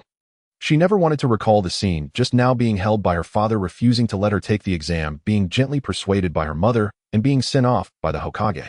These moments replayed in her mind, simply the pinnacle of social embarrassment. Wind Bell took a deep breath and stepped towards the upstairs, as if only by quickly entering the examination room could she wash away the awkwardness of just now. However, just as they reached the second floor, a commotion echoed in their ears. How dare you participate in the Chunin exam? I think you'd better not take part, you're all just cannon fodder. Wind Bell looked up and saw the two gatekeepers of Konoha, Kamizuki Izumi and Steel Iron, standing at the entrance of the second floor with their arms crossed, blocking everyone with an extremely arrogant attitude. In front of them, Konoha's 12 young elites and Wind Bell's 2 guardians, Kurenai and Sai, were all blocked at the door. Kurenai frowned. Isn't this the 3rd floor? Why do you care about so much? Steel Iron scoffed, looking quite annoying. Anyway, you little brats, even if you enter the examination room, you won't last till the end. Kamizuki Izumi nodded, wearing the expression of an elder teaching a junior. Yeah, you might as well give up early. Wind Bell looked at these two, her lips twitching. These 2 gatekeepers. According to the plot, it seemed they had always been responsible for blocking the way, but never succeeding as villain tools. I really don't know who gave them the confidence to act tough here. Moreover, how dare they bully my people? Wind Bell walked directly over, hands on her hips, shouting, Get out of the way. Quickly lift the illusion. Steel Iron frowned, looking at this suddenly appeared little girl, impatiently asking, Who is this brat? So arrogant, can I hit her? Kamizuki Izumi glanced at Wind Bell, and the next second his expression slightly changed. He quickly tugged at Steel Iron's sleeve, whispering, Hey, don't do anything rash. If you dare touch her, you'll be courting death. Huh? Steel Iron looked confused, glancing at Kamizuki Izumi, as if to say, What are you afraid of? Isn't she just a little girl? Kamizuki Izumi swallowed hard, carefully watching Wind Bell, his face instantly transforming into a warm smile, even extending his hand. Young lady, are you here to participate in the Chunin exam? Wind Bell nodded. Oh. Come this way, please. Kamizuki Izumi quickly stepped aside, making a gesture as if he were a high-class concierge. Quickly lift the illusion. Steel Iron's eyes widened. Huh? Wait, what's going on? Just a moment ago, he was confidently declaring, these little brats are still wet behind the ears. How did Izumi suddenly turn into a subservient little brother? However, Steel Iron's confusion didn't last long as Kamizuki Izumi shot him a glance, his eyes full of warning that said, if you don't behave, just wait to die. Steel Iron swallowed hard. Although he was completely clueless about the situation, he silently dispelled the illusion. After all, he had never seen Izumi so meek before. In the next second, the place that had just looked like the third floor instantly reverted back to its original form of the second floor, finally revealing the real staircase to the third floor. This test thus concluded. Kurenai and Sai looked at this scene and instantly displayed expressions of it must be the young lady. They stood straight, cupping their hands toward Wind Bell, saying, young lady, you are magnificent. Wind Bell waved her hand, pretending to be nonchalant. It's nothing much. Then everyone walked toward the third floor. At this moment, Steel Iron stood in place, his expression gradually falling into a daze, completely puzzled. Hey Izumi, what the heck just happened? Kamizuki Izumi fell silent for a moment, patting his shoulder with a complex expression. You almost challenged the bottom line of the Uchiha clan. Steel Iron. Wait a minute. She can't be. Uchiha Fugaku's daughter, right? So I nearly lost my life just now. Feng Ling walked into the examination hall, glancing around, her emotions instantly becoming complex. The famous figures from the original work were all here. Master Yao Shirdo Lu Dao Tuo, see the terrifying ninja Sake Do, who could penetrate rocks, and Jin Shui. While he was rather low-key, quietly standing in the corner. The Halua Gara Kankuro Temari. Feng Ling suddenly realized. Wait a moment, the Sound Ninja are also here. Yao Shirdo is here too. Isn't this clearly telling me that Orochimaru is about to activate the Konoha collapse plan? However, Feng Ling quickly sorted her thoughts. Wait a minute, the current Hokage is Shisui, and with Itachi, their father, and other high-end combat forces, the third Hokage is still around. What chance does this Konoha collapse plan have of succeeding? Does Orochimaru dare to act? Has he lost his mind? At this moment, Feng Ling's gaze focused on Yao Shirdo, who was being bullied by the Sound Ninja trio. Yao Shirdo was awkwardly lying on the ground with his glasses shattered all around, looking particularly pitiful. Feng Ling couldn't help but admire what a great actor. Truly a veteran actor.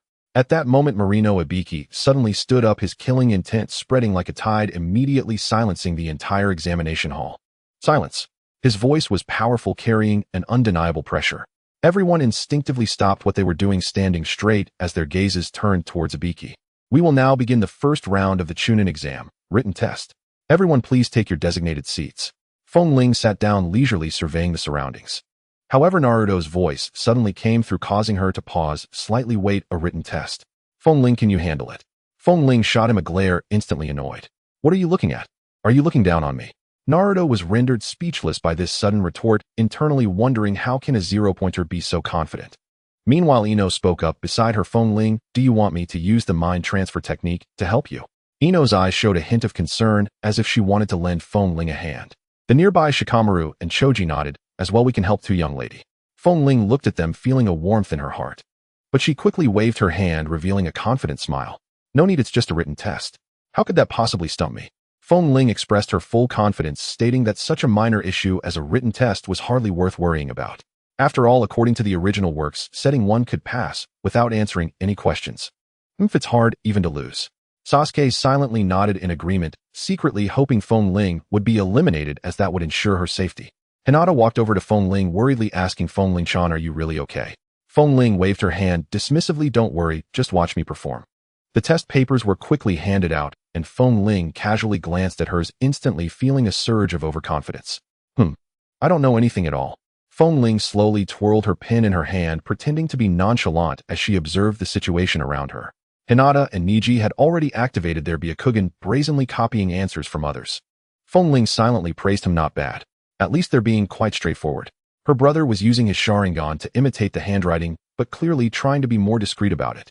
Feng Ling felt a wave of disdain. Shameless. She glanced over at Sakura, wondering if she should commend her for being a role model in theoretical exams. The queen of theoretical examinations indeed did not disappoint. She was actually writing on her own. Feng Ling couldn't help but exclaim, impressive, impressive. This is what we should aspire to. Ino was simultaneously using the mind transfer technique while controlling Sakura to look at the answers, making sure to help Shikamaru and Choji as well. Shino and Kiba were peeking at the answers with bugs. Meanwhile, Kiba was discreetly passing answers with Akamaru on his head. Sasuke was directly using a black mouse to sneak a look at the answers, but thankfully the black mouse was not easily spotted. And then there was Tintin, who was also quite resourceful, using ninja tools to pass answers while helping Lee a bit. Truly meticulous. As for Naruto, Feng Ling's eyes lit up. Wait a minute, what is Naruto doing? He's actually picking up his pen and writing. That's not scientific. Isn't he supposed to be struggling to come up with an equation he's never learned? Is this guy being helped by Uncle Minato from behind? Cheating is shameful. Feng Ling continued to scan around as the people around her were like the 8 immortals crossing the sea, each showcasing their own tricks, their little means already set in motion. Seeing all this, Feng Ling smiled slightly, thinking, I wonder what reaction they'll have when they realize they can pass without answering questions. Feng Ling leisurely leaned back in her chair, closing her eyes, deciding to let the bullets fly for a while. However, just as she was about to drift into a beautiful dream, whoosh, a large eyeball swiftly floated in front of Feng Ling, instantly pulling her back from her comfortable state. Feng Ling exclaimed, what? She widened her eyes, seeing the bloodshot eyeball quickly scan her test paper. Feng Ling spread out her test paper nonchalantly and waved it dismissively. Look, I didn't write anything anyway. The eyeball did not linger for long and swiftly moved on to look at someone else's test paper. Feng Ling frowned slightly, murmuring to herself, Gaara actually looked at my test paper. Does that mean I'm recognized? At that moment, the system appeared nonchalantly, stating, I think it's because he saw you lying on the desk sleeping and thought you were done writing. Feng Ling. The examination time quietly flowed by, and almost everyone was sitting anxiously in the tense atmosphere. At this moment, Marino Ibiki stood up and announced, next, I will reveal the 10th question. His gloomy voice seemed to seep into every examinee's ears. The rules for this 10th question are as follows. If you choose not to answer, you will be directly deemed unqualified. You and your teammates will also be eliminated together. If you choose to answer but get it wrong, you will forever lose the qualification for the Chunin exam. The atmosphere around instantly became tense, each examinee's face turning pale, and some even began exchanging anxious glances, hesitating whether to give up. This isn't fair. An examinee couldn't help but shout, his voice filled with anger and helplessness. How can one question determine one's lifetime? What a joke. Another examinee also indignantly protested. Marino Ibiki revealed a cold smile, seemingly enjoying the feeling of manipulating the candidate's emotions. My rules are rules. If you don't want to answer, then just leave. At that moment, the air seemed to freeze, and the atmosphere in the examination hall became even more oppressive. Many examinees lowered their heads or looked at their companions nearby, clearly wavering, beginning to think about whether to abandon the test. After all, the cost of losing lifelong examination qualifications was simply too great. But at that moment, Feng Ling sat in her seat, leisurely stretching, completely unaffected by the atmosphere around her, as if all of this had nothing to do with her. This caused the surrounding examinees to steal a few glances at her, their hearts slightly stirred. Someone whispered, I remember, she hasn't written a single question right. If she's not afraid, why should I be?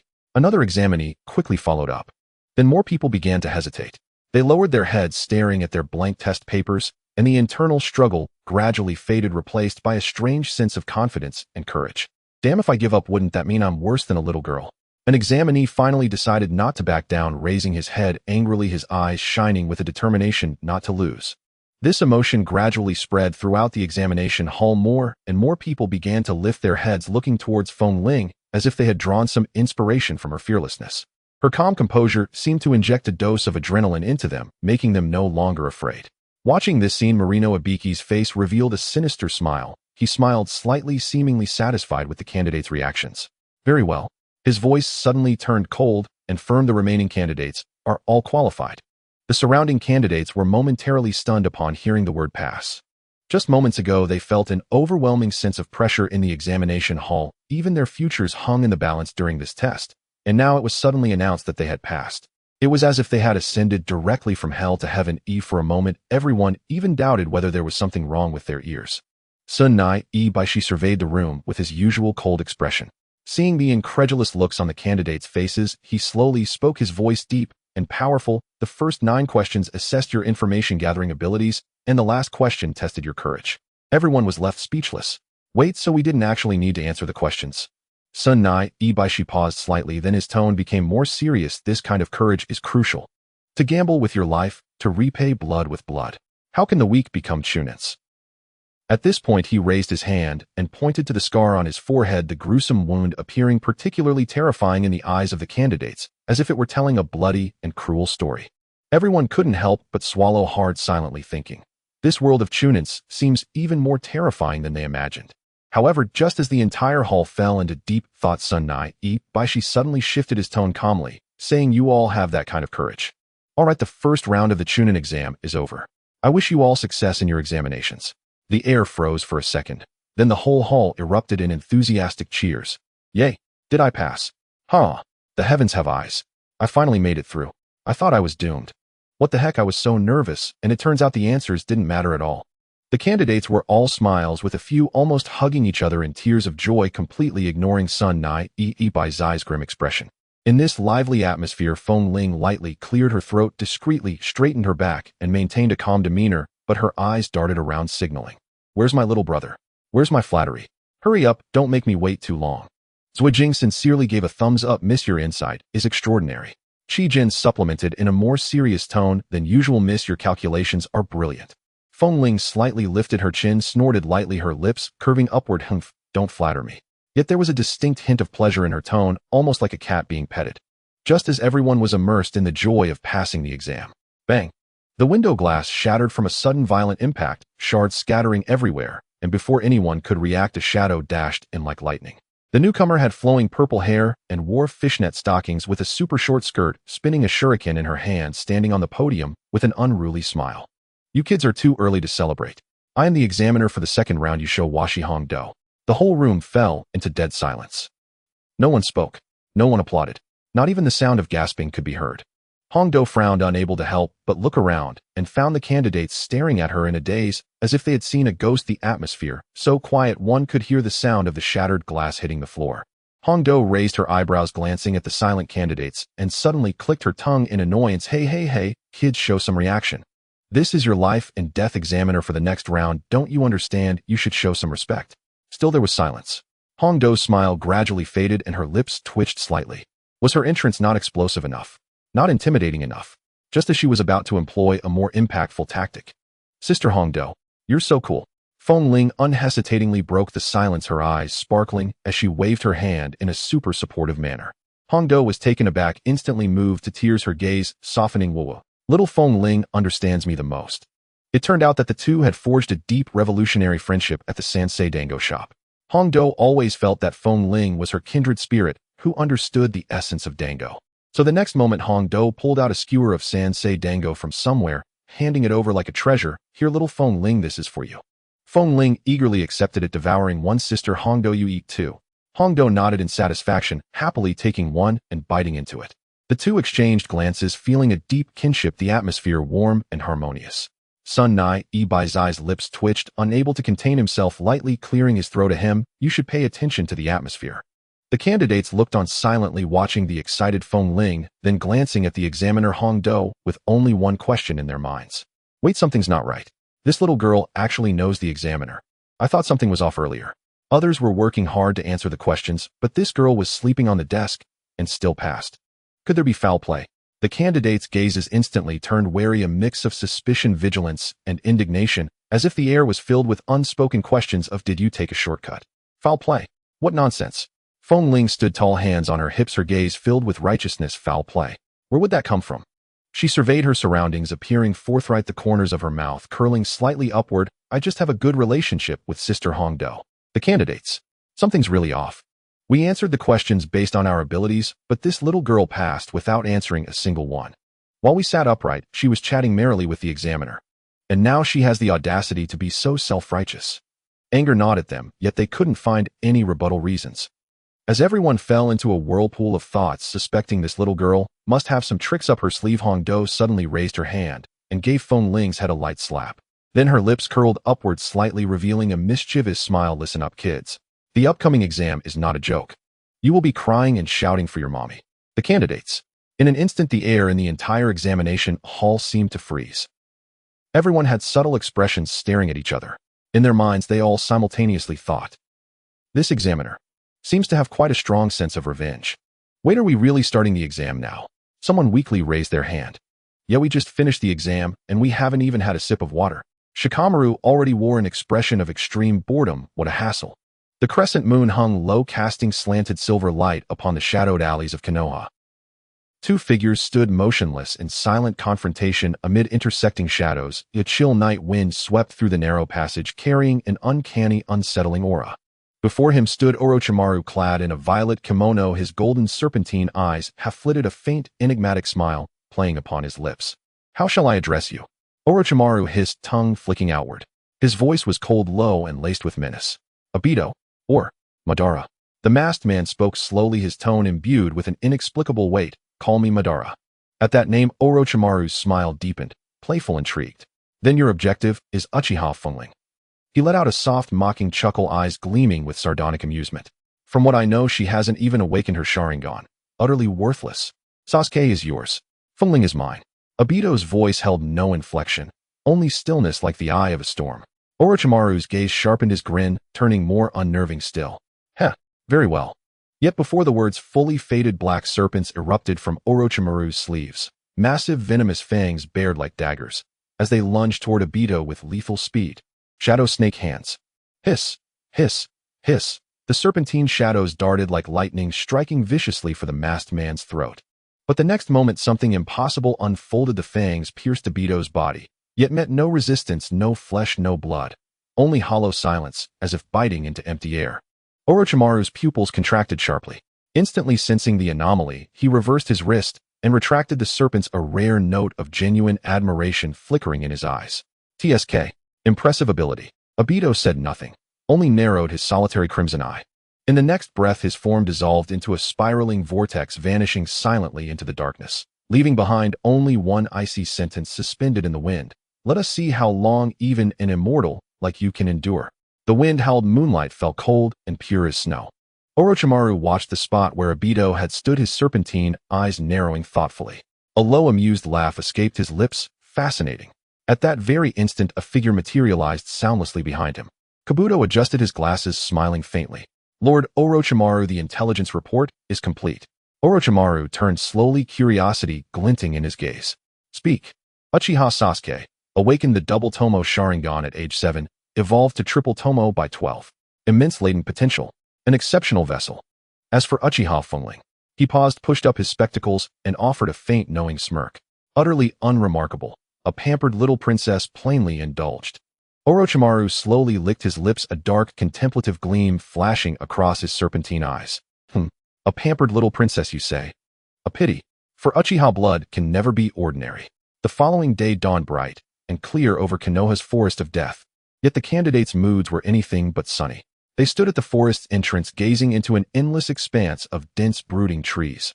Ominous, primordial, as if the woods themselves were a living beast poised to devour them whole. Mitarashi Anko, the proctor for this exam, leaned casually against a post, twirling a kunai between her fingers, her lips curled in a dangerously playful smile. The upcoming test requires signing a life-and-death contract.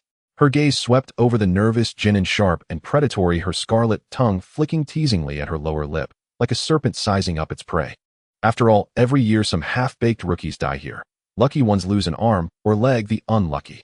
She raised a single finger and drew it slowly across her throat, her eyes sparkling with cruel delight. Silence fell, sudden, heavy, collective.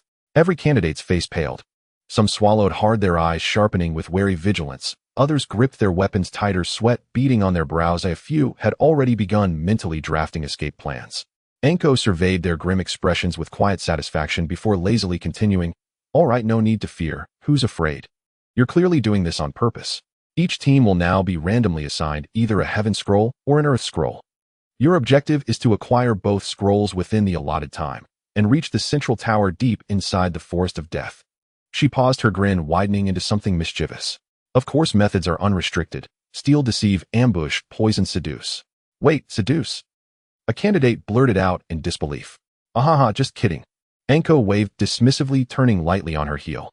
"In short, this exam tests not only strength, but wit, cunning, and resourcefulness. Here no one will show you mercy." Her words hung in the air, and instantly the entire crowd sank into profound, tense silence. Some plotted covert strikes, others scanned their rivals, calculating combat prowess. A few quietly weighed alliances, not as partners, but as shields against becoming prey. Yet, among the tightly wound crowd, one person stood utterly apart. "Sigh, I'm feeling tired." While others braced themselves for survival, Feng Ling stretched languidly, her voice drowsy and unhurried. Sai nodded without hesitation, unfurling a scroll and swiftly summoning an exquisitely crafted lounge chair with his super beast imitating drawing technique. In the next breath, Feng Ling reclined upon it with effortless grace, basking in bespoke luxury courtesy of a genius artist. Then Sai and Shikaku each took position beside her fans and hand gently fanning her in perfect synchrony. The candidates stared speechless. Seriously, this level of audacity. While everyone else strategized for survival, she was already luxuriating. Nearby, the Sound Genin trio watched with unmistakable hostility. Dosu scoffed, his gaze sliding toward her with icy disdain and a chilling smirk. So this is Lord Orochimaru's target. Sakan crossed his arms, sneering. Far too arrogant. We'll strike harder when the time comes. Murmurs rippled through the crowd, barely veiled malice thickening the air. Ugh, look at how relaxed she is. It's infuriating. Who could stand it? So brazen. Why wouldn't we steal from her? Damn it. I just want to punch her just looking at that smug, lazy expression. Though reclining, Feng Ling's hearing remained keen. Hearing the whispers, she opened one eye, slowly scanning the crowd with innocent curiosity. Hey, why are you all staring? You're not planning to steal my scroll later, are you? The candidates froze, speechless. Steal? As if there were any question. Of course we'll steal from you. I really want to punch her. Brother, team up. Let's team up. Yes, yes. Take hers first, then go after the others. At that moment, a Rain Genin shifted eagerly, already cracking his knuckles, his mind racing with opportunistic calculations. His gaze flickered to Sasuke, and with a casual slap on the shoulder, he leaned in, whispering, Hey, wanna partner up? You get the scroll, I'll handle her. 3 seconds of absolute silence passed. Sasuke lifted his head slowly. His triple Tomo Sharingan ignited, crimson sharp and lethally calm, as he fixed the Rain Genin with a gaze colder than winter steel. The one you wish to strike is my sister. The Rain Genin froze, mouth agape. The air itself congealed. A nervous twitch tugged at his lip, a sweat trickled down his temple as he forced a strained, rapid laugh. Your sister's quite charming. Sasuke's eyes narrowed, unmoved, unconvinced. Meanwhile, Naruto, Sakura, and others nearby had already assumed protective stances, tense, ready, unwavering. Naruto cracked his knuckles, grinning fiercely. Want to touch, Feng Ling? Ask my fist first. Sakura snorted, fingers popping audibly. And mine. Shikamaru sighed, dragging a hand over his face. What a drag. Still, these idiots are truly clueless to even consider stealing from Feng Ling. Ino folded her arms and rolled her eyes. Uffed. Want to punch her? Pray you survive long enough to try. At once, Naruto, Ino, Sakura, Shikamaru, Choji, and others formed a tight, defiant circle around Feng Ling, glaring at the surrounding candidates like guardians of a sacred flame. The candidates stared dumbfounded. Nearby, Orochimaru's subordinates exchanged increasingly complex glances. Dosu murmured, This girl has quite the entourage. Sakan blinked, arms still crossed. 12 bodyguards. Do we even proceed? In the Death Forest, where danger lurked at every corner, Feng Ling remained carefree. With a flick of his fingers, Wujing summoned a large ink bird which leapt onto the paper and then soared high into the sky, hovering steadily in midair. Zhuajing's super beast pseudo-painting bird in the clouds. Feng Ling's eyes brightened as she leapt onto the bird's head, without hesitation, comfortably settling into a sitting position, her flowing hair dancing in the wind, making her look utterly relaxed. Chu Jin and Zhuajing followed on either side, resembling 2 close bodyguards. In the next moment, the ink bird flapped its wings lightly and shot into the sky, with the 3 of them moving so fast that it left a blur in the air, almost instantly disappearing from the sight of the crowd. Steady, accurate, fast. Below, the other candidates were dumbfounded, only able to watch the ink bird fly away. What's happening? While they were still struggling through the forest, avoiding venomous creatures and traps, getting scratched by weeds and branches, these few had simply taken a bird and flown away. Is this really fair? Hey, can't you leave an escape route for ordinary candidates? Damn, this is unfair. Meanwhile, while the other candidates were still in shock, a group in the corner had quietly set their sights on them. Tosu narrowed his eyes slightly, licking his lips, and said softly, Follow them. The Sound Ninja team immediately sprang into action, stealthily infiltrating the depths of the forest in pursuit of Feng Ling's team. Meanwhile, on the other side, the Sand Hidden team. Gaara's gaze was deep fixated on the direction Feng Ling had vanished, and he softly uttered 2 words, Follow them.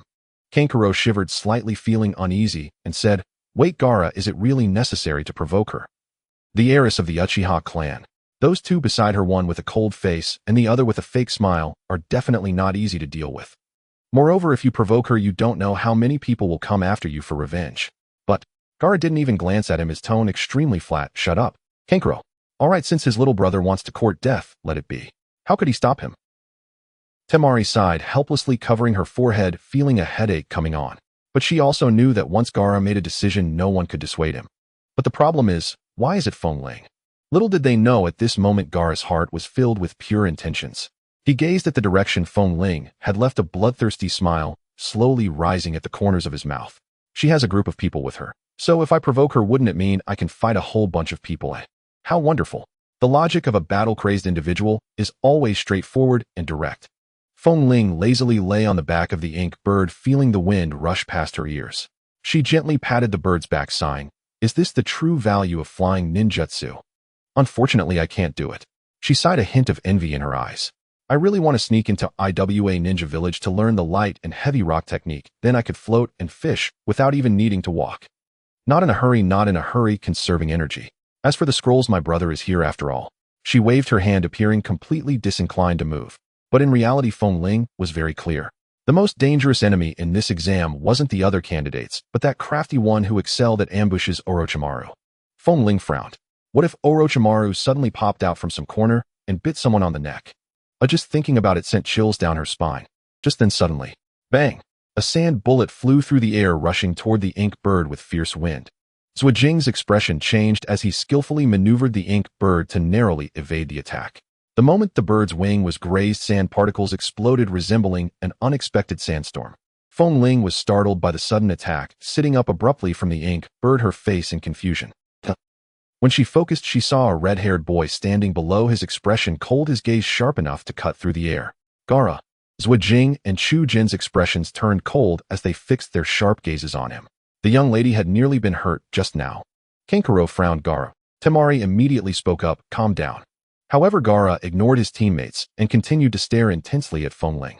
Feng Ling blinked, gazing at Gaara below, her expression gradually turning displeased. Sneaky attacks, how unrefined. She yawned lazily, propping up her cheek, looking down at him from a height. "Are you here to steal the scroll?" Gaara smirked, his voice low. "Yes." Feng Ling waved her hand without hesitation, tossing the scroll onto the ground.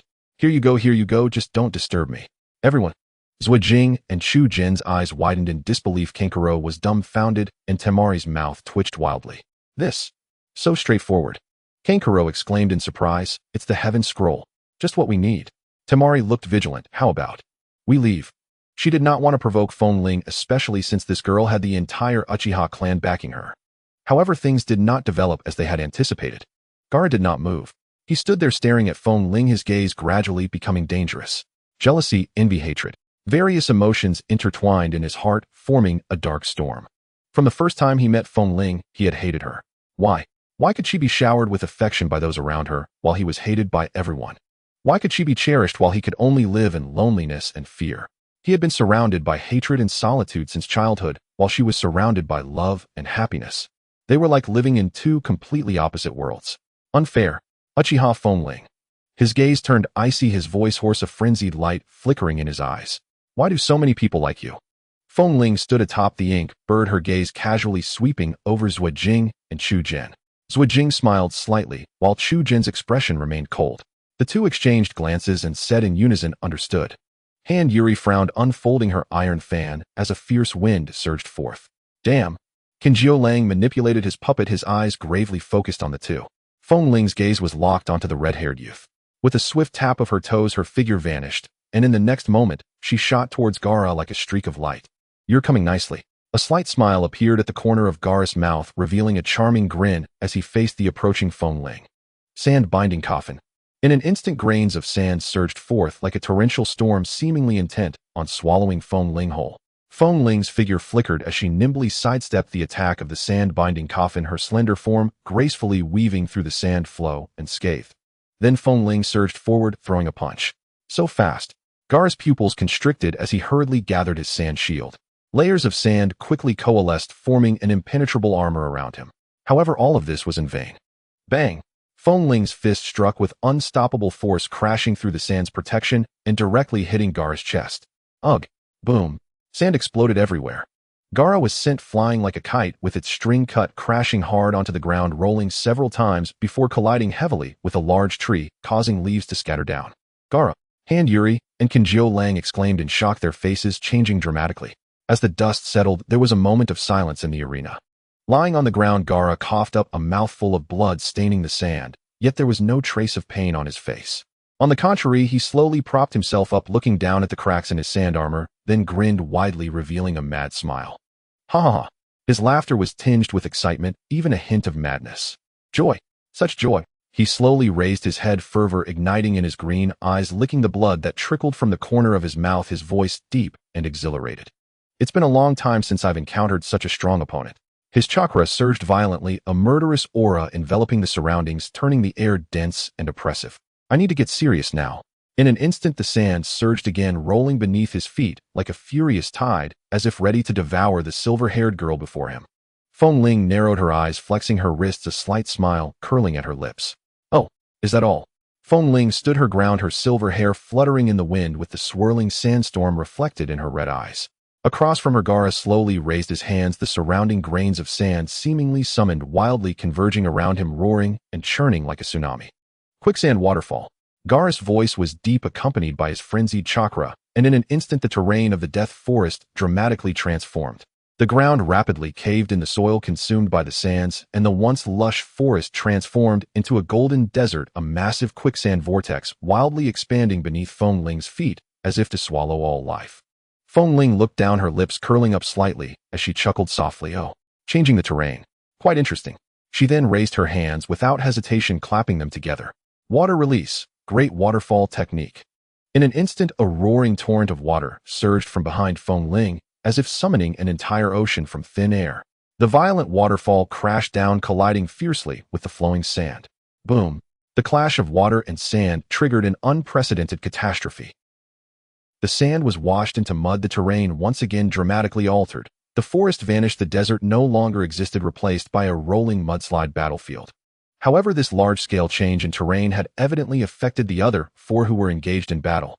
Han Yuri and Qin Jiulang, who were fiercely battling Zui Jing and Shu Jin, suddenly felt the ground sink beneath their feet, the sudden mudslide catching them off guard, causing them to lose balance. We're in trouble. We're going to be swallowed.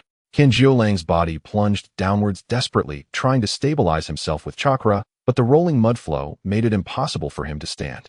Han Yuri was also trapped within, attempting to wave her iron fan to disperse the mud flow, but at this moment, even standing was a luxury. Just as the two were about to be engulfed, whooshed! Zui Jing skillfully maneuvered the ink bird down from the sky, and Shu Jin seized the opportunity to grab both of them, forcibly pulling them out of the mud flow and onto the ink bird. Aren't you our enemies? Han Yuri and Qin Jiulang were lifted into the air, their faces filled with shock as they looked at Zui Jing and Shu Jin, completely bewildered. Zui Jing spoke calmly, unfazed. The young lady said to take good care of you. Han Yuri and Qin Jiulang fell silent, a strange thought surging in their minds. Take good care of us, is that what this means? Just as the two were still processing this, Feng Ling, in the center of the battlefield, had already confronted Gaara. Gaara, she raised her gaze to the red-haired youth who stood in the center of the sand flow, her eyes holding a deep and meaningful smile. Come again. Gaara's brow furrowed tightly. The Feng Ling before him brought an unprecedented sense of pressure. What chilled him further was that Feng Ling seemed to treat everything as a game, showing no signs of tension, instead exuding a relaxed, playful vibe. Sandstorm burial. Gaara shouted angrily, swinging his arms violently, and in an instant a sandstorm swept in like a sky curtain. Countless grains of sand surged towards Feng Ling like a torrential downpour, forming a sandstorm that blotted out the sun, completely enveloping her. The oppressive force of the sandstorm made the air feel as if it had solidified, each grain of sand bearing a deadly threat, seemingly capable of tearing everything apart. Feng Ling slightly narrowed her eyes, feeling the approaching sandstorm, yet a thoughtful smile curved at her lips. Is this the big move? Quite the expectation. Feng Ling quickly reacted, bringing her hands together. Water release. Great exploding water colliding wave. In an instant, a massive torrent surged forth like a mountain flood. The rolling wave swallowed everything around as layers of water cascaded like a raging sea, mercilessly charging towards the sandstorm. Boom, boom, boom. The sandstorm was instantly scattered by the massive waves, the previously steel-like quicksand disintegrating in an instant, while the relentless flow of water surged towards Gaara. Gaara was violently thrown back by the force of the water, his body rolling like a rag doll, completely unable to resist the impact. The thrust of the water almost lifted him off the ground, the roaring waves obscuring his vision, his entire strength completely suppressed. Am I going to die? Gaara's consciousness began to blur, the scenes before him growing increasingly unclear, a strange emotion arising in his heart, an unprecedented sense of powerlessness. Gaara closed his eyes, a bitter feeling swelling within him. If he were to truly die here, it seemed there would be nothing worth regretting. After all, in this world, almost no one would care about the moment of his life or death. Loneliness and hatred had accompanied him through every long day and night, and now it seemed it was finally coming to an end.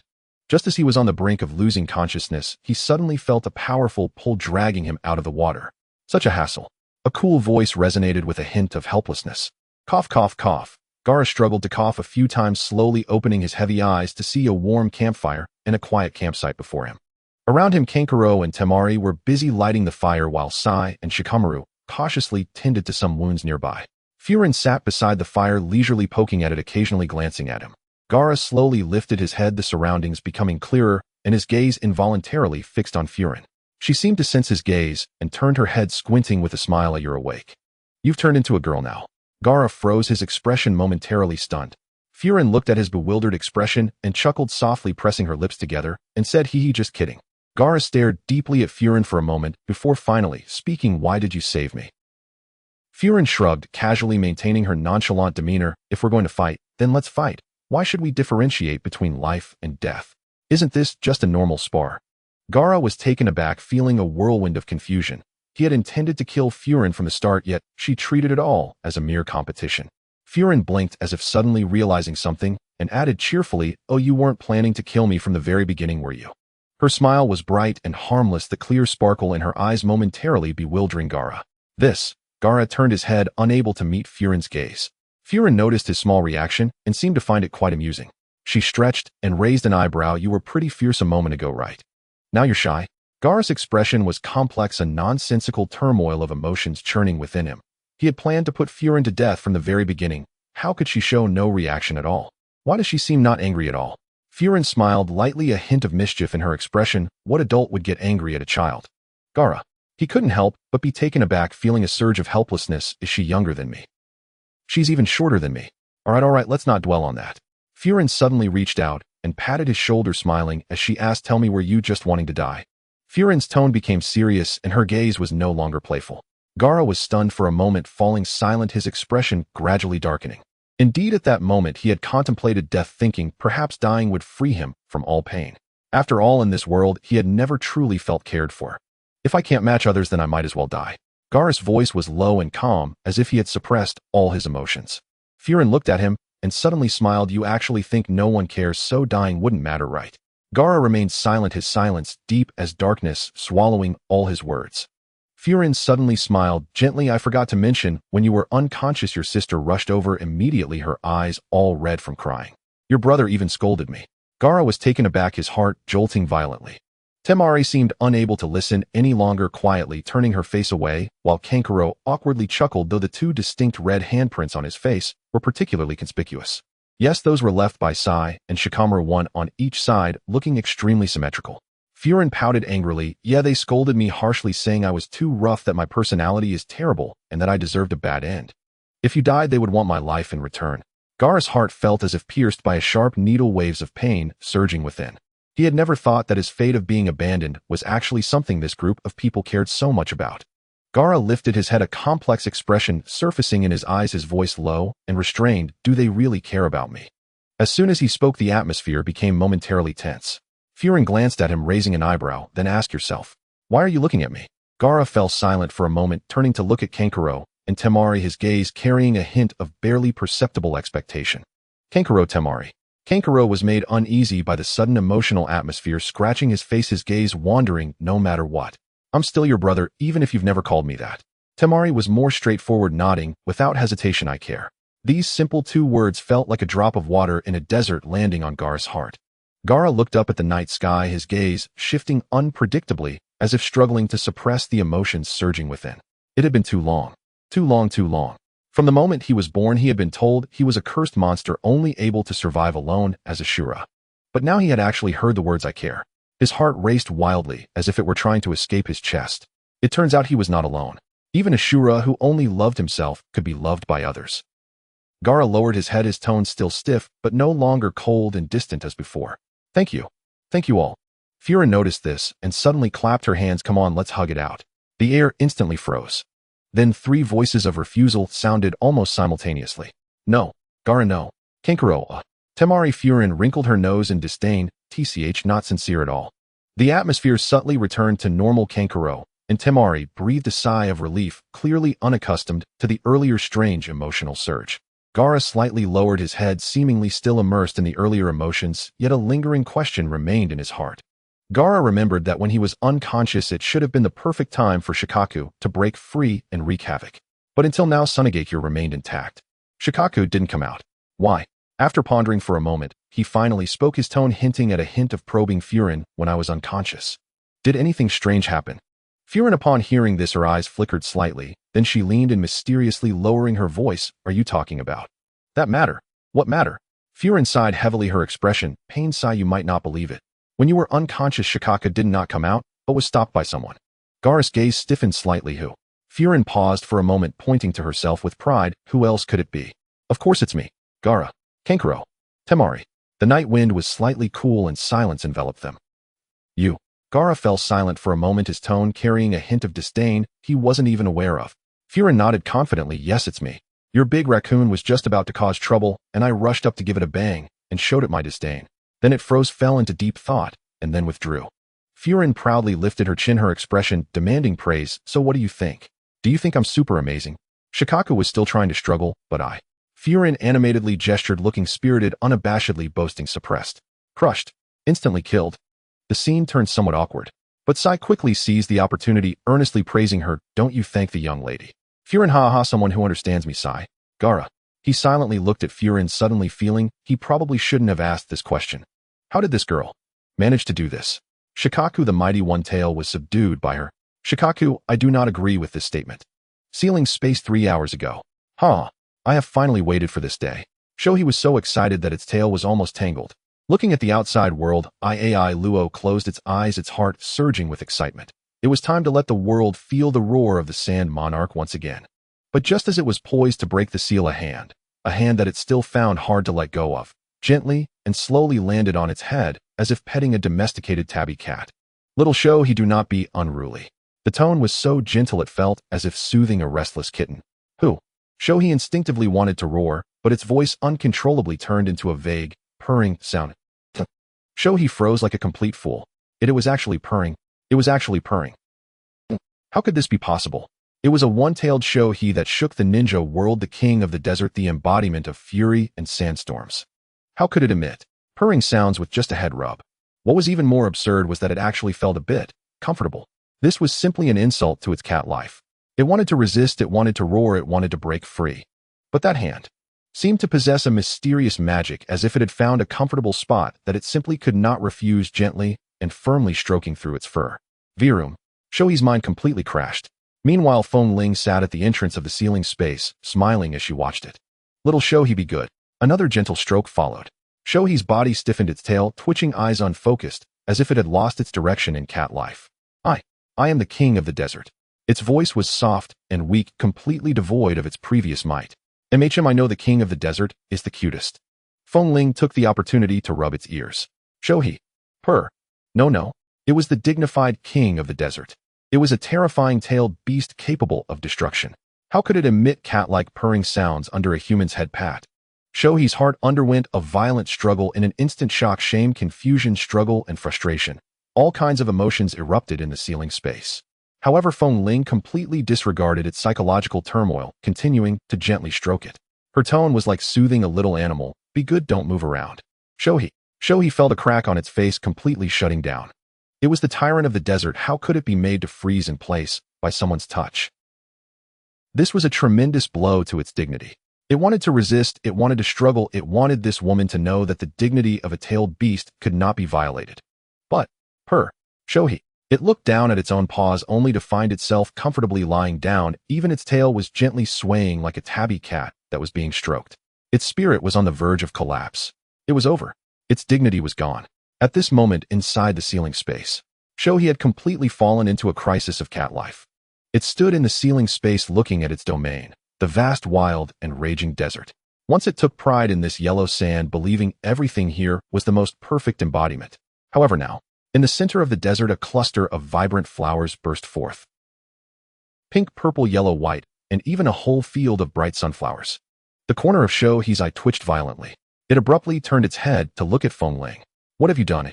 Feng Ling squatted on the ground with a seed in hand, enthusiastically saying, planting flowers.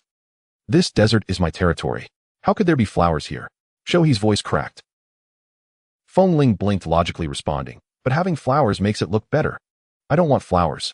I want the great desert. Shohei jumped in frustration, its tail wildly swishing, trying to reclaim its dignity with a roar. Oh, Feng Ling nodded thoughtfully, then casually waved her hand. The desert in the ceiling space instantly doubled in size. Shohei was stunned. How about that? Feng Ling asked with a smile. Is it enough desert now? Shohei's eye twitched. Just as it was about to nod, it realized. No. Where are the flowers? It cautiously looked around, wanting to see if those annoying flowers had finally disappeared. Then it saw an even more spectacular sight. The other half of the ceiling space had transformed into an extraordinarily vibrant flower field. Shohei, you. Shohei was completely at a loss for words. Its cat brain could not comprehend what had just happened. Do you like it, eh? Feng Ling asked with a smile. One side is the great desert, the other side is a flower field, both balanced. How perfect. Perfect, my tail. Shohei shouted in frustration. What I want is the raging power of the desert, not delicate little flowers. Feng Ling tilted her head, pondering. But flowers are cute too. No. What are these strange things called flowers? I want the desert. Shohei roared. Flowers are beautiful. I want the great desert. Flowers are the best. I want the great desert. The flowers are amazing. Shohei suddenly choked up, realizing that it had unknowingly curled its tail around a small flower, gently swaying it back and forth as if playing. Shohei. Feng Ling's smile grew even brighter as she said, see, you also think the flowers are quite cute, right? Shohei. It stared blankly at its tail wrapped around the flower. For the first time in its cat life, it fell into a state of self-doubt. It was actually playing with flowers. How could this be possible? It was the king of the desert. It had actually lost. Inside the ceiling space, Feng Ling looked at the now completely silent stone-like Shohei and clapped her hands in satisfaction. All right, little kitty, you should behave from now on. Shohei did not speak, merely staring at the small flower, as if its entire feline existence had lost its luster. Shohei fell completely silent. It looked down at its paws, then at the unrealistically beautiful flower field around it, its face filled with despair. What could it say? What could it do? It, the dignified one-tailed Shohei, had actually lost in the face of a human's cat-petting assault, even losing its territorial sovereignty. This was too humiliating. From this day forth, it did not wish to speak anymore. This world was too cruel. In the ceiling space, flowers swayed gently in the breeze, while a certain tabby cat lay on the ground in despair, its tail weakly swaying. Feng Ling rubbed its head, gently smiling tenderly. Good, be obedient, you are very cute too. Shohei. Shohei had become no longer the invincible king of the desert. It had closed itself off. It decided to play dead. Back to reality.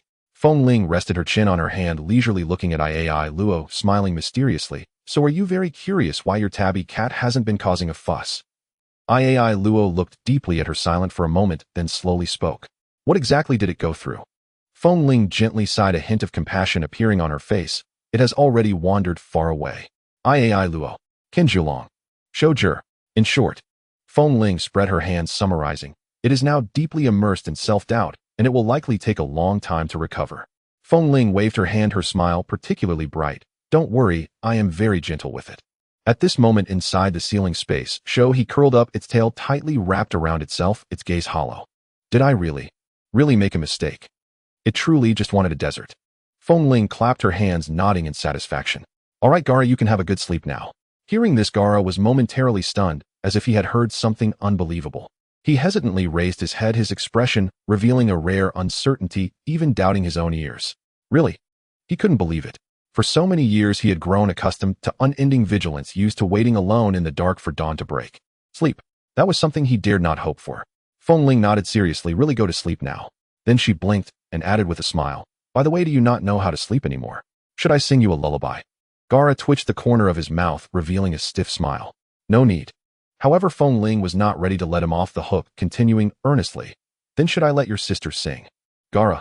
His face instantly darkened, as if questioning his life. Shoju sighed helplessly. Hey, don't joke around with me. Kanjuro almost burst into laughter, pretending to casually sort his weapons beside them, but his shoulders shook slightly, betraying his true feelings. Seeing this, Feng Ling spread her hands, looking regretful. All right, I'll leave then. Just as she was about to turn around, she was stopped by a hand. Feng Ling turned back in confusion to see Gaara silently looking at her. He then pulled out 2 scrolls and directly stuffed them into Feng Ling's hands. Here you go. Feng Ling looked down. Sky scroll, earth scroll. Oh. She was stunned for a moment, then looked up at him. What about you guys?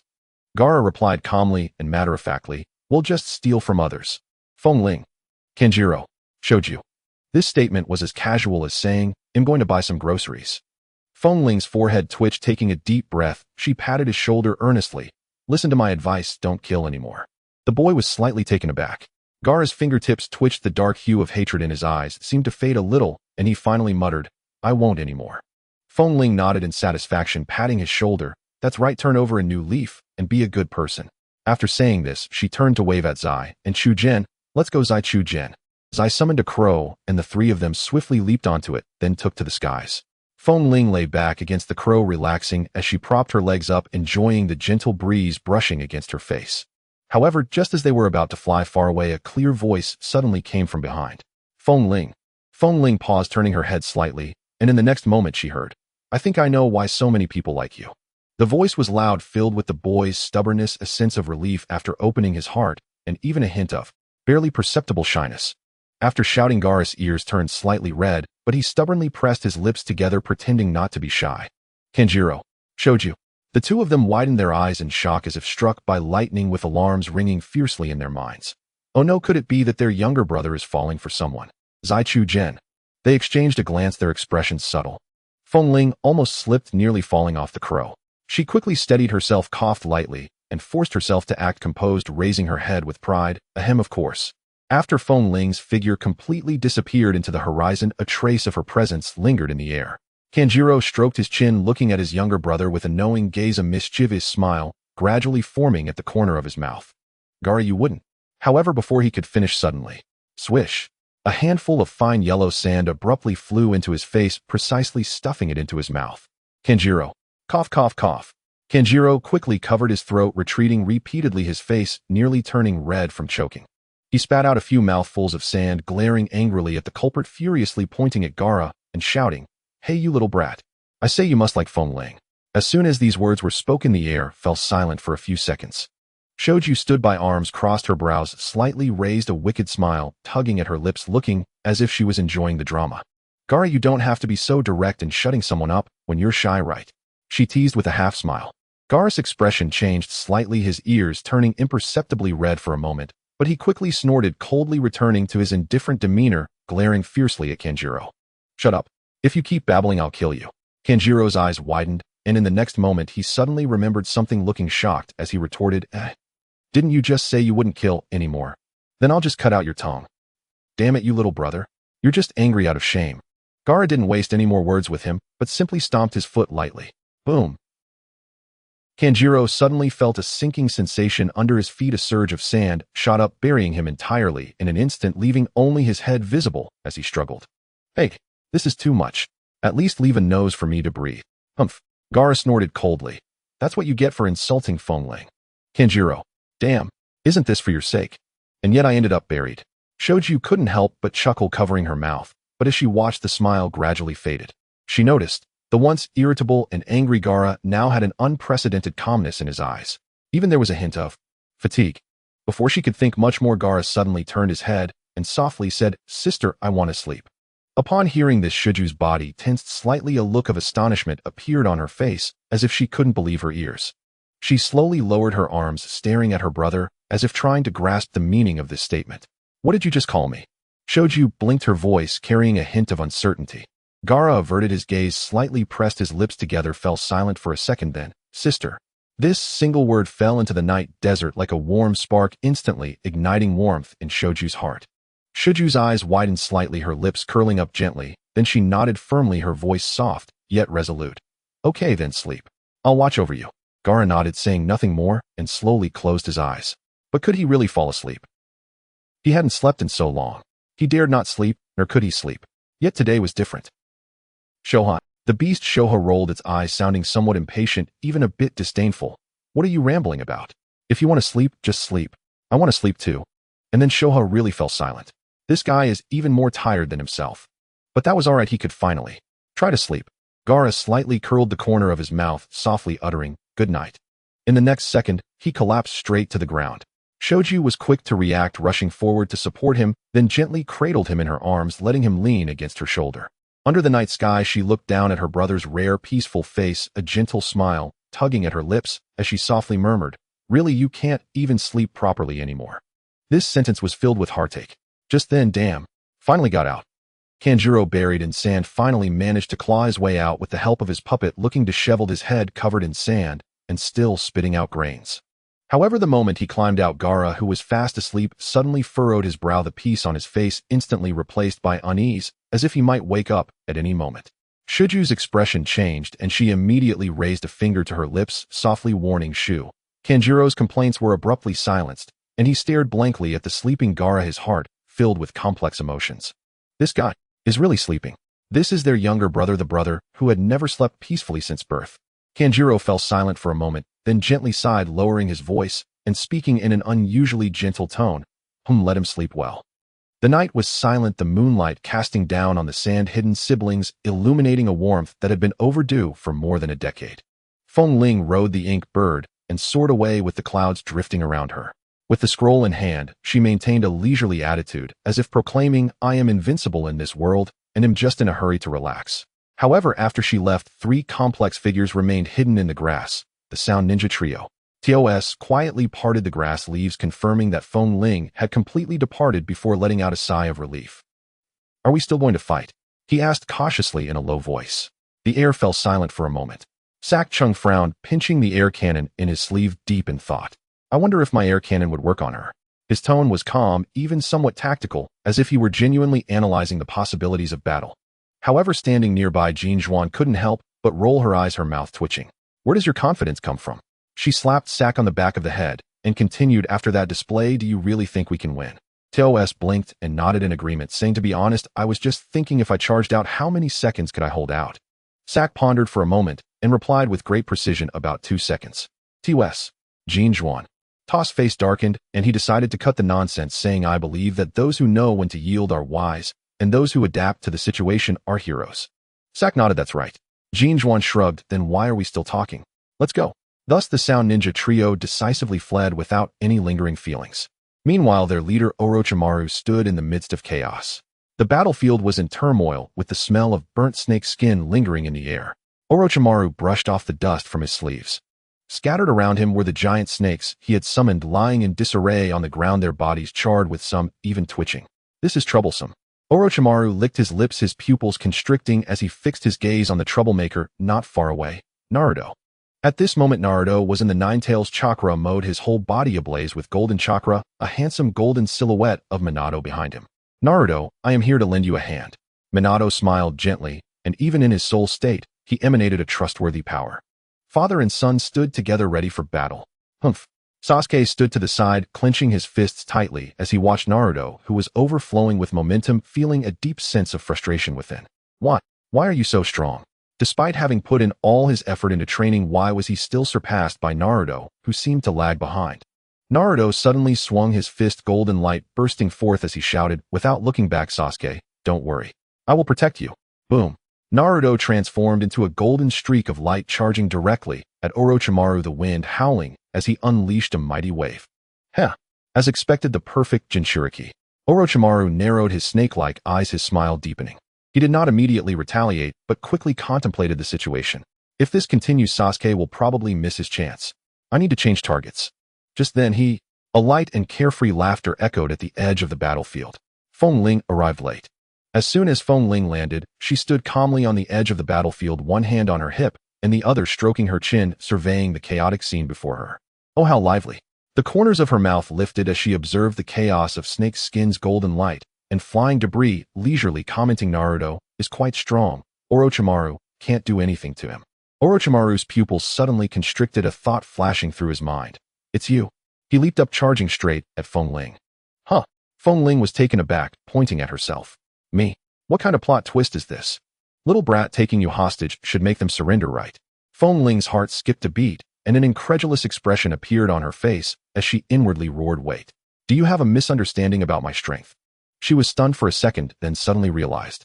This guy actually thought he could easily capture her. He was simply asking for trouble. "Feng Ling." Sasuke's urgent voice reached her. "Hurry faster." Naruto shouted from behind. Kurama inside Naruto also refused to be outdone, howling, "Kid, I'm lending you all my power." Feng Ling's eyes narrowed as chakra surged wildly within her. She gritted her teeth and growled water style. Heaven's cry. She expelled a water needle from her mouth, shooting straight at Orochimaru. Orochimaru's eyes widened in surprise as he exclaimed the second Hokage's technique. He swiftly retreated the water needle, grazing his arm and leaving a fresh crimson line. Hiss! Orochimaru's expression shifted slightly, clearly not expecting Feng Ling to wield such powerful water-style techniques. But Feng Ling did not give him a moment to breathe. Sasuke and Sai immediately reacted, moving to protect Feng Ling on both sides. Seeing this, Naruto and Sasuke launched their attack on Orochimaru. With an angry shout, Naruto brought his hands together and the Rasengan surged forward. Sasuke flicked his fingers, quickly forming Chidori, striking like lightning towards Orochimaru. Orochimaru's expression turned serious upon seeing these two techniques. Damn it, I can't delay any longer. He abruptly turned, transforming into a half-man half-snake form and swiftly slid away, intending to escape. System detected. Special character Orochimaru now issuing a mission name: capture Orochimaru. Mission description: Orochimaru has committed numerous crimes. Please capture Orochimaru and bring him to Konoha's prison. Mission reward: indestructible. When fighting, the less clothing you wear, the higher your battle power. Feng Ling immediately frowned. System, you're a pervert. You still haven't changed your ways. A smug laugh came from the system. Hee, thanks for the compliment. Feng Ling, furious yet amused, replied, forget about that for now, but let's defeat Orochimaru first. Fire style, great fireball technique. Feng Ling took a deep breath and a torrent of flames erupted instantly, forming a sea of fire that rushed towards Orochimaru. Orochimaru stepped back in shock, his eyes widening. Feng Ling, you are stronger than Sasuke. But he knew very well that the sea of fire before him was not to be trifled with. As the flames approached, he quickly formed seals and launched his counterattack summoning technique, Triple Rashomon. Feng Ling smirked internally. Lord Ninetails, Tailed Beast Bomb. Instantly, the complete form of Kurama's aura erupted, 5-tailed beast balls shooting out like a meteor shower towards Orochimaru. Boom! The Triple Rashomon shattered fragments, scattering everywhere, and a powerful shockwave tore through the surrounding air. Orochimaru's expression changed, a hint of fear flashing in his eyes. Damn it, it's this technique. He widened his eyes and suddenly turned to shout into the distance, Obito, are you not going to take action? In the distance, Obito hid among the shadows of the trees, his eyes flickering with light, a cold smile appearing at the corner of his mouth. No, it's not time yet. His voice was deep and calm, as if he had long foreseen all of this. Orochimaru inwardly cursed, damn it, and quickly formed Seal's impure world reincarnation technique. However, in that instant, Shisui's figure suddenly appeared in midair. Am I late? Shisui's voice was like a gentle breeze, slowly resonating. Feng Ling was taken aback, then hurriedly stomped her foot and shouted, Brother Shirzu, quickly stop him. Shizue smiled lightly, the 3-Demo Sharingan flashing instantly, causing Orochimaru's movements to suddenly halt, his entire body freezing, as if immobilized. Feng Ling lightly clapped her hands, exclaiming in wonder, Brother Shizue, your Jinjutsu is impressive. Her eyes flashed with admiration. As expected, you are stronger than Itachi in Jinjutsu. While Feng Ling and Shizue were chatting, a wave of disturbance in the air shattered the brief tranquility. Obito finally made his move. A vortex suddenly appeared beside Feng Ling. As she felt a powerful pulling force before she could react, a cold hand tightly grasped her shoulder. Got you.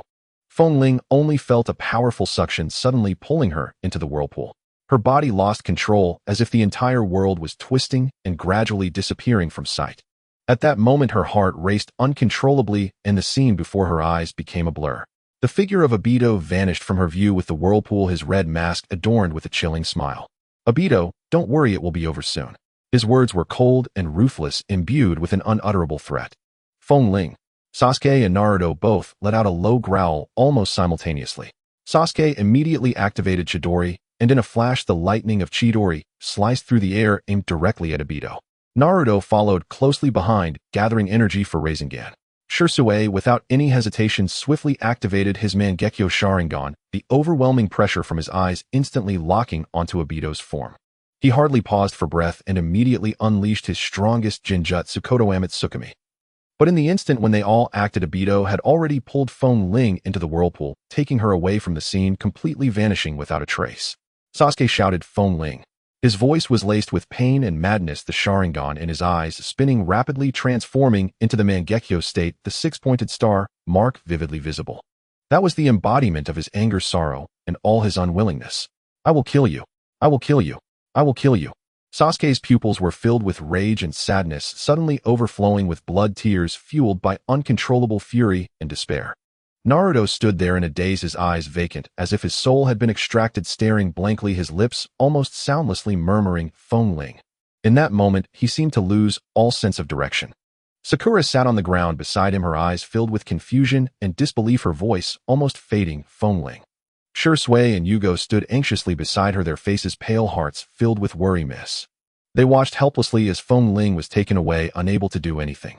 Shisui slowly covered his eyes, blood streaming down from the corners, staining his palm. His heart was filled with questions and confusion. Why? Mikoto Amatsukami should have worked. He couldn't believe that everything before him had no effect, that the masked man had taken Feng Ling away unscathed. Feng Ling, I couldn't protect you. Shisui's heart felt as heavy as a mountain pressing down. He murmured, brows furrowed, feeling an indescribable pain. Sasuke's eyes flickered with killing intent, his emotions nearly spiraling out of control. He glared at Orochimaru, who stood still, gritting his teeth in fury. Orochimaru, what did your partner do to Feng Ling? But Orochimaru remained unresponsive, his face showing no surprise, merely coldly observing the battle scene before him, as if he had anticipated all of this. Damn it! Sasuke could no longer contain himself, grabbing Orochimaru and angrily slashing at him with a knife again and again. 1 slash, 2 slashes, 3 slashes. His movements became faster and more ferocious, as if he were venting his inner pain and anger in this manner. Tell me. Sasuke's voice was piercing, filled with an angry roar. Each swing of the kunai seemed to release the fury within his heart. Shisui watched from the side, his expression grave, softly saying, Sasuke, let me go back first. Sasuke turned sharply, his eyes ablaze with anger, almost squeezing this sentence out from his teeth. Feng Ling has disappeared, and you want to go back? Shisui's heart sank, his face filled with complexity and helplessness. He understood Sasuke's feelings, as he too harbored too much unwillingness and pain. But Feng Ling's disappearance meant more responsibilities, more people to face, and more explanations to give. Shisui took a deep breath, his gaze dimming. I have to explain to Feng Ling's parents that it was I, this incompetent brother, who failed to protect her. After saying this, the emotions in his eyes grew heavier, almost unable to face what was to come. A sharp pain struck his heart, those beloved family members he once promised to protect Feng Ling, yet now, in this sudden incident, he had done nothing. Shisui quickly vanished into the wind, carrying endless bitterness and sorrow. He knew that perhaps he would never return to that warm family to face that irreparable responsibility. Shisui almost staggered to the doorstep of his home. That warm and bright place shone like the morning light before him, yet he couldn't take a single step forward. Shisui's heart felt as if it were gripped tightly by an invisible hand, unable to breathe. The scene of Feng Ling being taken away echoed continuously in his mind, her eyes panicked and desperate while he could do nothing. Mikoto saw Shisui standing at the door, squinting and smiling, gently calling out softly, Shisui, why don't you come in? What are you standing there for? How was the exam? Feng Ling wasn't hurt, right? In that instant, Shisui's world suddenly fell into silence. All he could hear were Mikoto's words, which felt like a sharp knife stabbing fiercely into his heart. Every word, every syllable cruelly revealed his incompetence. Shisui couldn't help but tremble, his heart bleeding. Finally, Shisui could no longer hold on, collapsing to the ground with a thud like a wounded child, tears streaming from his eyes. His voice was hoarse and pained. I couldn't protect her. Shisui muttered to himself, almost pouring out all his regret and self-blame. It was my incompetence. I became Hokage, yet I couldn't even protect my own sister. I'm just trash. Mikoto did not break down and cry, nor did she angrily accuse him. Instead, she gently walked over, reaching out to help Shisui up. Let's go inside and talk. Mikoto's voice was soft, but carried an undeniable strength. Inside the room, Itachi and Fugaku were quietly playing chess. Fugaku glanced up at Shisui as he returned, saying blandly, Oh Shisui, you're back. Was Feng Ling eliminated? Itachi also smiled helplessly, his tone somewhat comforting. Father, Feng Ling's strength is still quite strong, don't worry. Shisui stood at the door at a loss, his eyes vacant. The warmth he had longed for felt so distant at that moment. His world seemed to have come to a standstill, all sounds and actions growing blurry. He didn't know how to respond, nor how to face everything before him. After a long while, he finally spoke slowly, his tone so soft it was barely audible. Feng Ling was taken away. Fugaku's piece suddenly fell from his hand, making a crisp sound, and he almost immediately stood up, his eyes wide with fury. What did you say? Itachi's brow furrowed, his gaze sharp. Shisui, tell me more details. In Shisui's mind, the scene from earlier flashed. Orochimaru's sudden attack, Feng Ling's fierce reaction, his desperate efforts, but in the end it was the appearance of a masked man. That person had used a bizarre space ninjutsu, almost instantly taking Feng Ling away. At that moment, Shisui had only one thought: protect Feng Ling, so he had unhesitatingly used Konoha Amatsukami. I used Kodo Tsukumi on him, but unfortunately, he still took Feng Ling away, Shisui said softly, his tone filled with undeniable pain. Itachi frowned, his tone turning particularly serious. Shisui, how did you modify your Kodo Tsukumi? Shisui's gaze was vacant, his thoughts somewhat jumbled. My only thought at that time was to protect Feng Ling. Other than that, I didn't think of anything else. Itachi's eyes narrowed slightly, clearly beginning to contemplate the situation. The Kodo Tsukumi was still in effect, but there was no feedback of injury. This meant that Feng Ling was not injured, which was somewhat good news. However, Kodo Tsukumi should not have failed, right? Is it possible that it had already taken effect, otherwise Feng Ling wouldn't have remained unharmed? Itachi quickly pieced together the sequence of events. Feng Ling is currently unharmed. Fugaku was stunned, the earlier panic gradually fading, but he still remained puzzled. How is this possible? Mikoto's eyes flickered, seemingly not fully processing the situation. Really? Itachi lightly sighed, a rare calm smile appearing on his face. One of the abilities of my Mangekyo is called coexistence of life and death. If Feng Ling were injured, I could bear the pain for her, and I currently feel not a trace of harm. This indicates that as of now Feng Ling is safe. A glimmer of hope flickered in Shisui's eyes, his lips involuntarily curling into a smile, as if he had just crawled back from hell to the realm of the living. That's great.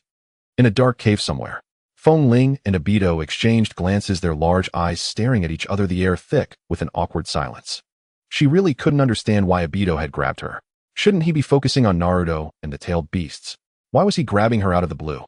Feng Ling looked around the deep rock walls, casting faint shadows in the dim candlelight, giving off a sense of a conspiracy organization. Obito stood in front of her, imposing and wearing that familiar Akatsuki cloak, a red mask obscuring most of his face, adding to his mysterious aura. However, Feng Ling looked at him, her expression filled with impatience. Hey, what did you grab me for? She crossed her arms and raised an eyebrow. If you have the guts, fight me fair and square. What's with the ambush? Obito raised a hand, his tone calm. Don't get me wrong, I mean you no harm. Feng Ling, my name is Uchiha Obito, the Shura of the ninja world, and also your ancestor. Feng Ling's mouth twitched, her eyes revealing 3 parts disdain, 3 parts speechlessness, and 4 parts are you kidding me? Ancestor? Huh, as if I don't know you're Obito.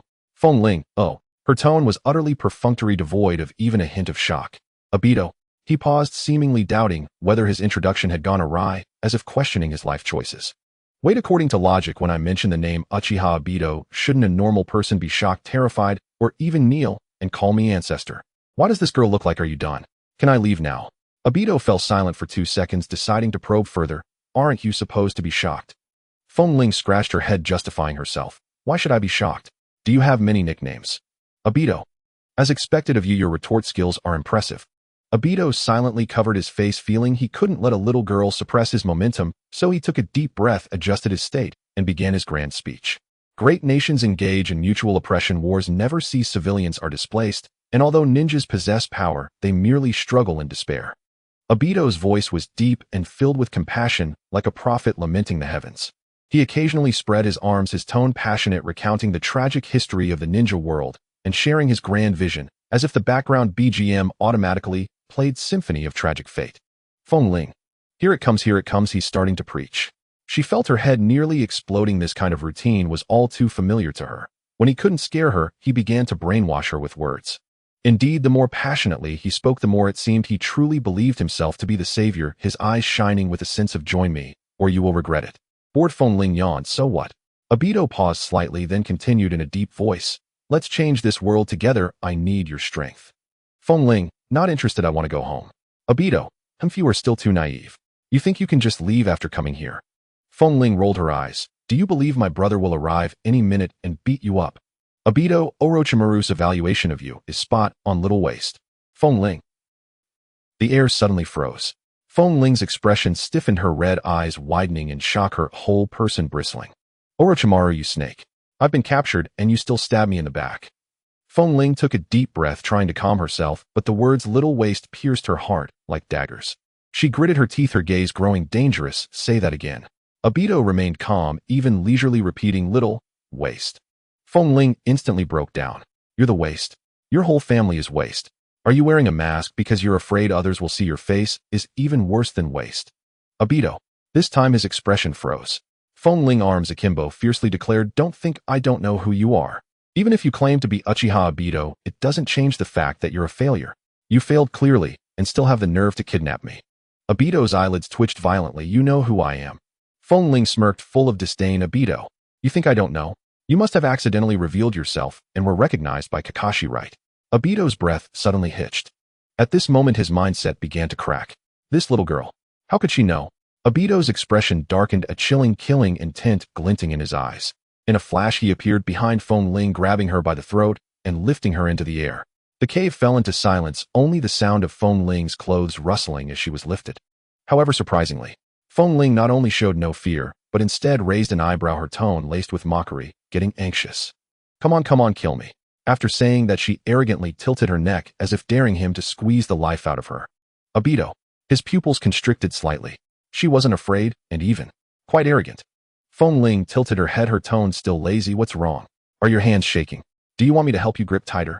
Abito's gaze darkened like ink. The atmosphere remained tense for several seconds. Then, Abito suddenly released his grip. Feng Ling landed steadily on the ground, and Abito even brushed the dust off her clothes with his hand. Feng Ling. This turn of events left her completely stunned. What is going on? Just now he was going to kill me, and now he's tidying up my clothes. Abito himself was also taken aback, looking down at his palm in confusion.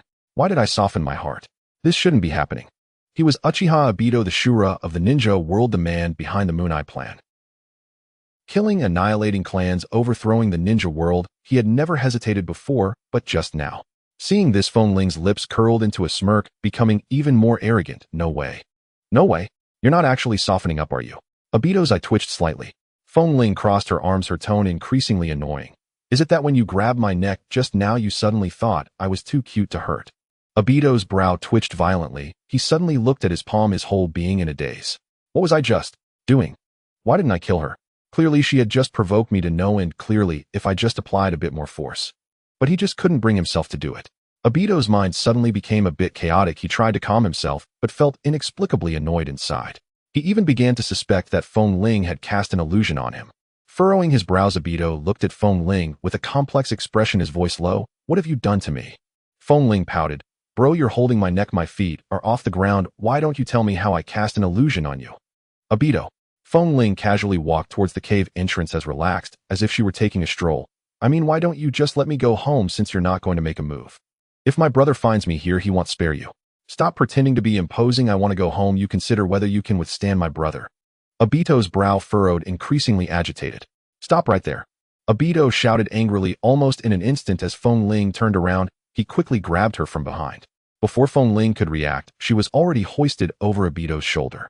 What are you doing? Put me down. Feng Ling smacked his shoulder twice, furious. What kind of operation is this? Is it really necessary to be this forceful? Are you a ninja or a beast? Abito remained silent. A vortex appeared, instantly engulfing their figures. Abito smirked coldly. Although I don't know why I won't make a move. Don't get too cocky. Someone is waiting to deal with you.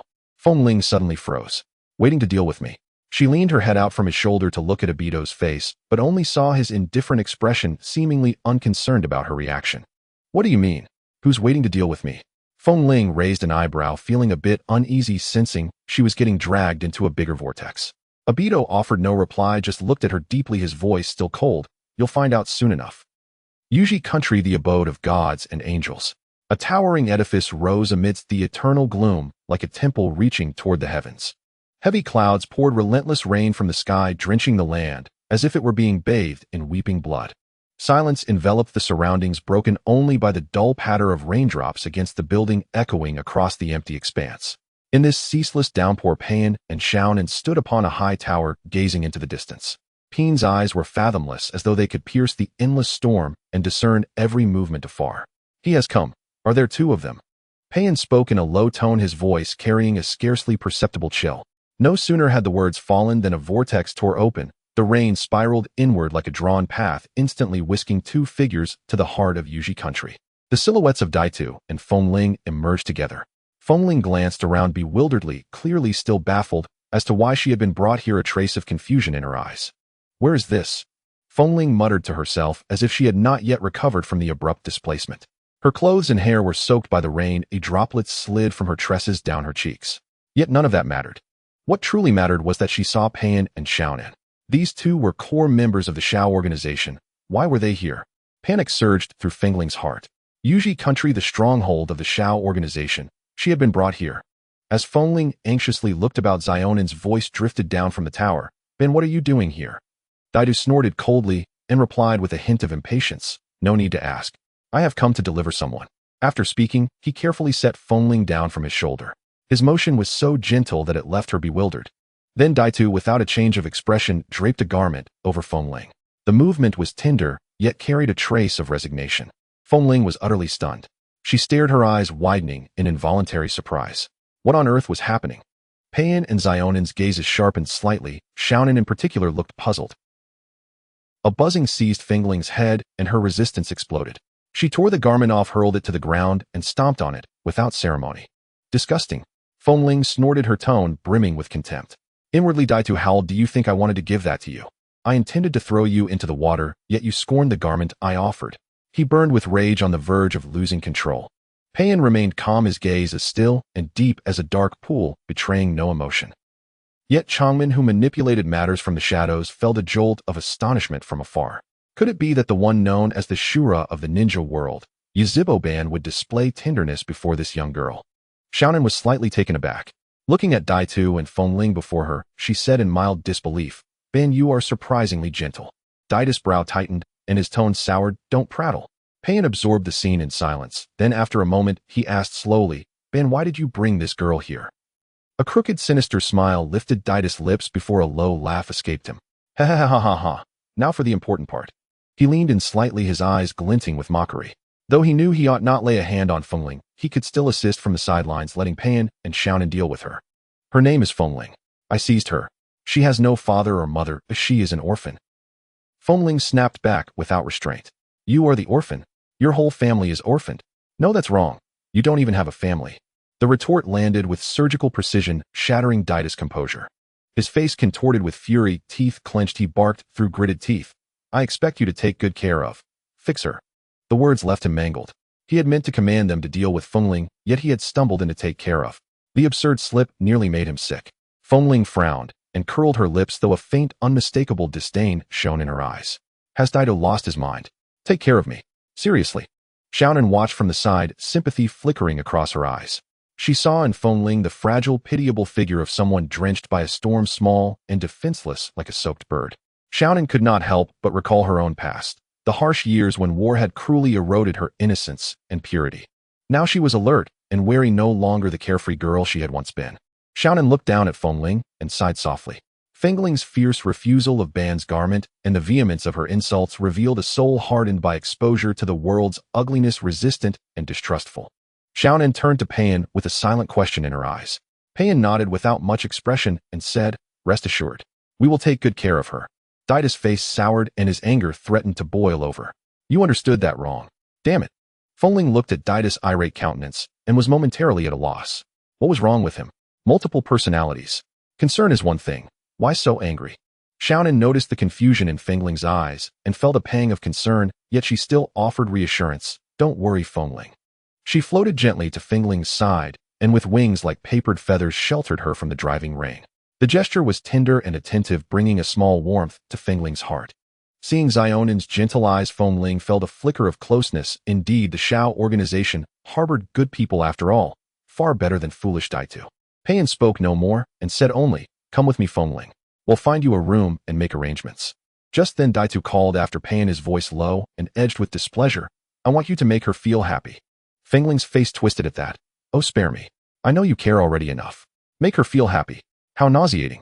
Daidu thought to himself, you think I meant that? I meant suffering. Damn it, which part of this went wrong? Payan regarded Daidu with mild suspicion. I did not expect you to care for her so much. Daidu felt his temper flare and snapped. I do not care. His inner thoughts and spoken words were at odds, and Daidu felt on the verge of collapse. Xiaonin gently took Feng Ling's hand and comforted her. Rest assured, Ban, and I will treat her well. Daidu finally turned his face away in anger and said no more. Do as you please. Do whatever you want. Xiaonin held Feng Ling's hand and gently walked to a warmly decorated room. She pushed open the door and smiled at Feng Ling, saying, Feng Ling, this will be your room from now on. Feng Ling looked around the room. It was quiet, with a few simple paintings hanging on the walls and several small plants placed on the windowsill. The overall atmosphere of the room felt warm and safe. However, her mood did not lighten. Feng Ling spoke eagerly. Xiaonin, Jie, you have to listen to me. Xiaonin glanced slightly, noticing Feng Ling's anxious expression. Her heart paused for a moment, and she gently said, Go ahead. Feng Ling's eyes widened, as if she were about to spill out everything she had in her heart. Actually, I'm not an orphan. I have a family. My family is still waiting for me. That guy kidnapped me, and I have to go home. They must be very worried about me. Xiaonan shook her head slightly after hearing this, a complex emotion flashing in her eyes. Looking at Feng Ling's innocent little face, she couldn't help but feel a pang of pity. This child, has she not yet moved on from the pain of losing her family? What has she been through? Xiaonan sighed softly, gently stroking Feng Ling's hair, her tone exceptionally gentle and comforting. Little Feng Ling, from now on, I will be your family, and this is also your home. Feng Ling was momentarily stunned, eyes wide with confusion and disbelief. Xiaonan, Jie, did you misunderstand something? However, Xiaonan did not give her more chances to explain. She gently took Feng Ling's hand and led her into the room, sitting down by the window.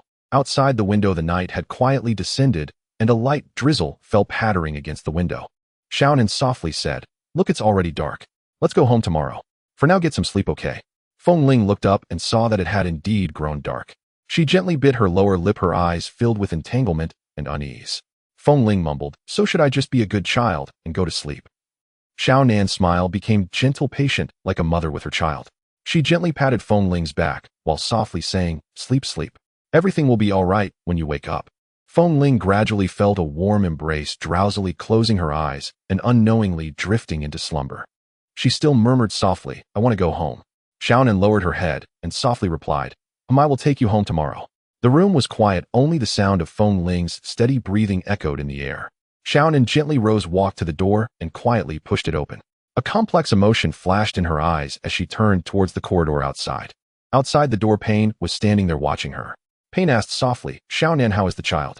Xiaonan gently shushed him, her voice carrying an indescribable fatigue. She's asleep.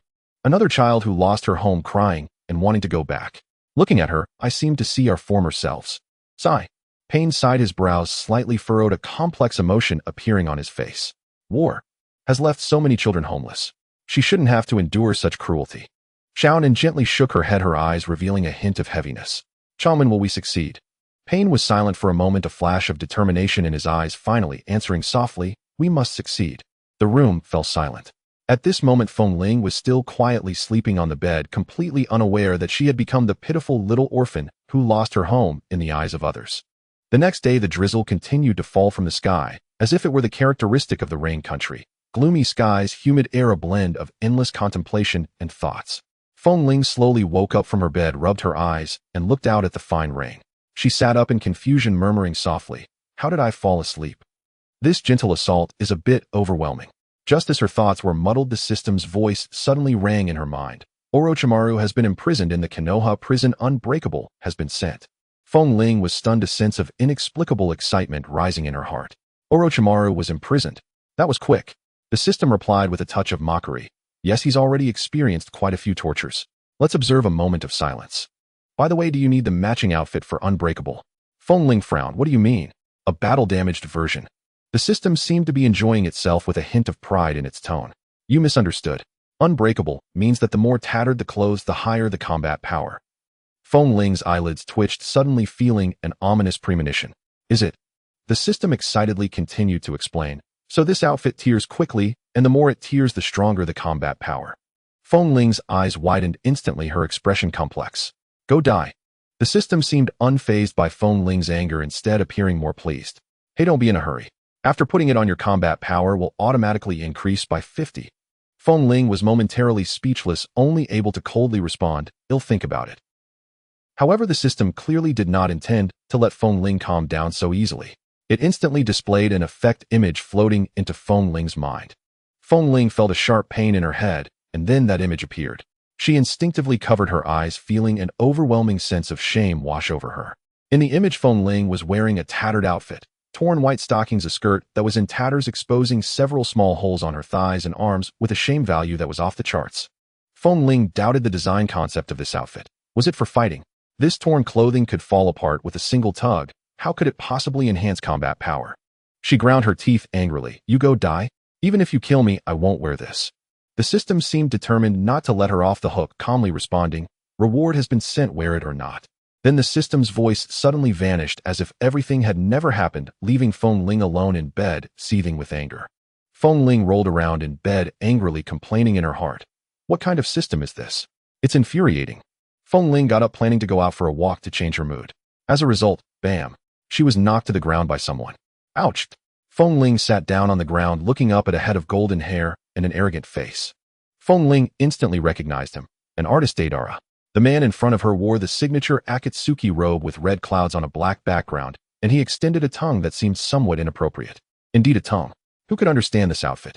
Feng Ling was momentarily stunned. Normally, she had grown accustomed to all sorts of peculiar people and things, but Deidara truly left her a bit dazed. Deidara glanced at the Feng Ling on the ground, the corner of his mouth curling up slightly, completely unaware that he had bumped into someone. He looked up at the sky and casually said, "Whose kid is this? Don't block the way." Feng Ling. She was slightly provoked by these words and couldn't help but roll her eyes. How rude could this guy be? Seeing Feng Ling silent, Deidara thought she was scared silly. He snorted lightly and continued walking nonchalantly. Since when did a kid appear in the Akatsuki? Isn't the threshold too low now? So rude, I want to pull your tongue out. Feng Ling snorted coldly just as she was about to stand up when she suddenly heard a ding sound. The system's voice unexpectedly chimed and detected the host's strong, task issued. Feng Ling was taken aback. What? Task? The system continued to announce, task name correcting the bad habits of troubled youths. Task requirement, pull Deidara's tongue. Task reward demolition specialist. Feng Ling was instantly dumbfounded, her eyes widening. Wait, I was just saying that casually. Did you really issue a task to me? The system's voice was particularly indignant. Daring to bully my host, that's going too far. Is the system trying to force me? Halt. Deidara heard the command from behind and turned around bewildered, his eyes clouded with confusion. In the blink of an eye, Furin darted forward, swift as a bell in the wind, and appeared at his side. Her movements were swift and decisive. Her left hand seized Deidara's arm, while her right instantly clamped down upon the strange serpentine tongue he held. Deidara froze for a heartbeat, then instinctively recoiled. Yet Furin held fast to his tongue, refusing to loosen her grip. Hey brat, let go. Deidara barked, fury flashing across his gaze, but he dared not yield. That tongue was his life. Without it, how could he craft his bombs? Let go. Furin laughed, yanking harder. I'd never give you that chance. Ding. A system chime rang out bright with satisfaction. Mission completed. Explosives mastery has been granted. Excellent work, host. Relief washed over Furin. Having secured her reward, she gave the tongue one final sharp tug, eliciting a pained groan from Deidara, before slowly releasing her hold. The tongue retracted with a low, wet pft, hanging limp and trembling like a grievously wounded beast, broken, spent, utterly defeated. Rage blazed in Deidara's eyes, until his gaze fell upon his own withered tongue. In that instant, his composure shattered. This was no ordinary tongue. To Deidara, it was his instrument of creation, the very core of his explosive artistry.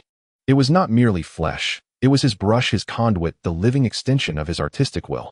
Now that brush had been mangled beyond use by a child, filling him with a searing, unprecedented fusion of fury and helplessness. This was nothing short of an affront to art itself. Fervor ignited in Deidara's eyes.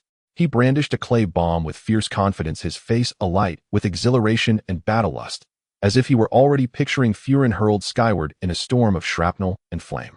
Prepare yourself to witness true art, he declared, voice ringing with unshakable conviction and pride in his explosive mastery. No sooner had the words left his lips than swarms of clay spiders surged toward Furin, clawing, skittering, poised to erupt in cataclysmic revelry. Art is explosion, H.A. Deidara roared, eyes wild, already envisioning Furin flung, head over heels, blackened, and tumbling through smoke and fire. Yet, Furin stared unimpressed at the onrushing bombs, then raised her hand. Lightning-charged chakra erupted around her, transforming her into a radiant bastion of thunder, crackling, luminous, awe-inspiring. Lightning overcomes earth, his bombs extinguished instantly.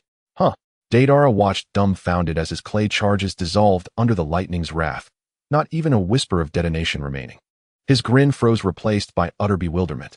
With a cold, knowing smirk, Furin reversed the tide, hurling back the very bomb she had infused with her lightning chakra, her lips curling in a challenge both sharp and dazzling.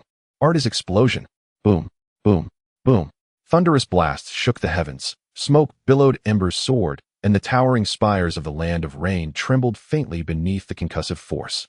The blast wave sent Deidara hurtling backward, spinning 3.5 times midair before crashing down in undignified sprawl. When the dust settled, he was unrecognizable, hair charred into a tangled nest, robes torn and shredded as though clawed by a ravenous beast, blood tracing a crimson line from his lip. Pitiful, battered, utterly undone. Yet, he felt no anger. Not even a flicker of rage crossed his face. Instead, his eyes blazed with wonder and exhilaration, as if the explosion had not harmed him, but rather delivered a transcendent, electrifying revelation. In the next breath, he wiped blood from his lip with a grin, swept back his singed locks, and beamed, "Brat, what are you?" Furin blinked. "Blowing you up." "Oh." Deidara nodded, enlightened, then burst into hearty laughter, eyes gleaming with genuine admiration. "Excellent. Your bombs are astonishingly powerful. That detonation was ferocious. I was injured. By sheer magnitude, your blast surpassed mine by double." Furin studied him, perplexed. "You aren't angry?" "Just now. That explosion was magnificent. Even I was wounded." Deidara pointed proudly at himself, still effusive. "By raw power alone, your blast dwarfed mine." Furin, he got blown up, and praised her. Had the blast scrambled his wits? Then again, he was right. Clearing her throat, Furin struck a pose of supreme confidence. "Naturally. You may address me as the bomb prodigy. Your bombs are impressive too, truly artistic. In the realm of art, I declare you peerless." Deidara's eyes lit up. "Huh, art is explosion. You agree, don't you?" Furin tilted her head thoughtfully, then lifted her gaze with quiet sincerity. "I love setting off fireworks. Does that count?" Deidara paused, then swept his arm wide, voice booming with conviction. "Count. Of course it counts. Fireworks explode, but lack true artistry. True art is a single deafening roar, followed by absolute silence, where nothing remains, not even grass." Furin nodded, slowly contemplative. "Ah, I understand your art now." Deidara gazed at her, eyes suddenly moist with emotion, as if after years of solitude he had finally found a kindred spirit. His voice swelled with fervent passion. "Brat, you possess rare talent. Never imagined someone like you existed within Akatsuki. What a shame we met so late." His excitement mounted with every word. Each explosion, it seemed, had deepened his sense of kinship tenfold. He clapped Furin firmly on the shoulder, gaze intense, tone solemn. "Let us swear brother and sister, here today." "Furin, is that allowed?" Deidara thumped his chest, grinning broadly. "Why not?" A faint twitch tugged at Furin's eyelid, embarrassment flickering beneath her calm. But seeing his elation, she chose not to dampen his joy. After all, this artistic exchange had unfolded with surprising delight. She flashed a wide smile. "Brother." Deidara's face erupted into a triumphant, radiant grin, as if gaining a sister were the greatest fortune fate could bestow. "Sister. Brother. Sister." Back and forth they called, each title binding them tighter, transforming strangers into inseparable confidants in mere heartbeats. Moments later, Deidara patted Furin's shoulder, reluctance heavy in his gesture. "Alas, today is Akatsuki's assembly. I must depart, sister." Furin arched a brow, then smiled warmly. "In perfect sync, of course. We'll go together." Deidara stroked his chin, thoughtful. "Indeed. Together. A talent like yours must be introduced to our leader. How about joining my team? I've long grown weary of my current partner. He simply cannot grasp my art." Furin waved a hand, easy and agreeable. Sure." The two of them wound their way into a dimly lit room. The room was shrouded in shadows, with only a few feeble rays of light seeping through the gaps in the tattered curtains, barely outlining the contours of the space. A damp and musty scent permeated the air, and several figures stood silently around, resembling mute clay statues, their expressions impassive. Deidara stepped forward first and pointed at Feng Ling, a hint of pride in his voice. "Leader, this girl is quite the talent. Let's have her join the Akatsuki." Feng Ling stood tall and confident, exclaiming, "Yes, that's right." In that instant, the air froze, and the room fell into a heavy silence, as everyone directed strange glances at her, creating an oddly tense atmosphere. Xiaonan frowned, astonished. It's only been a day. How did Feng Ling end up associating with Deidara? Moreover, joining the Akatsuki. Is that even feasible?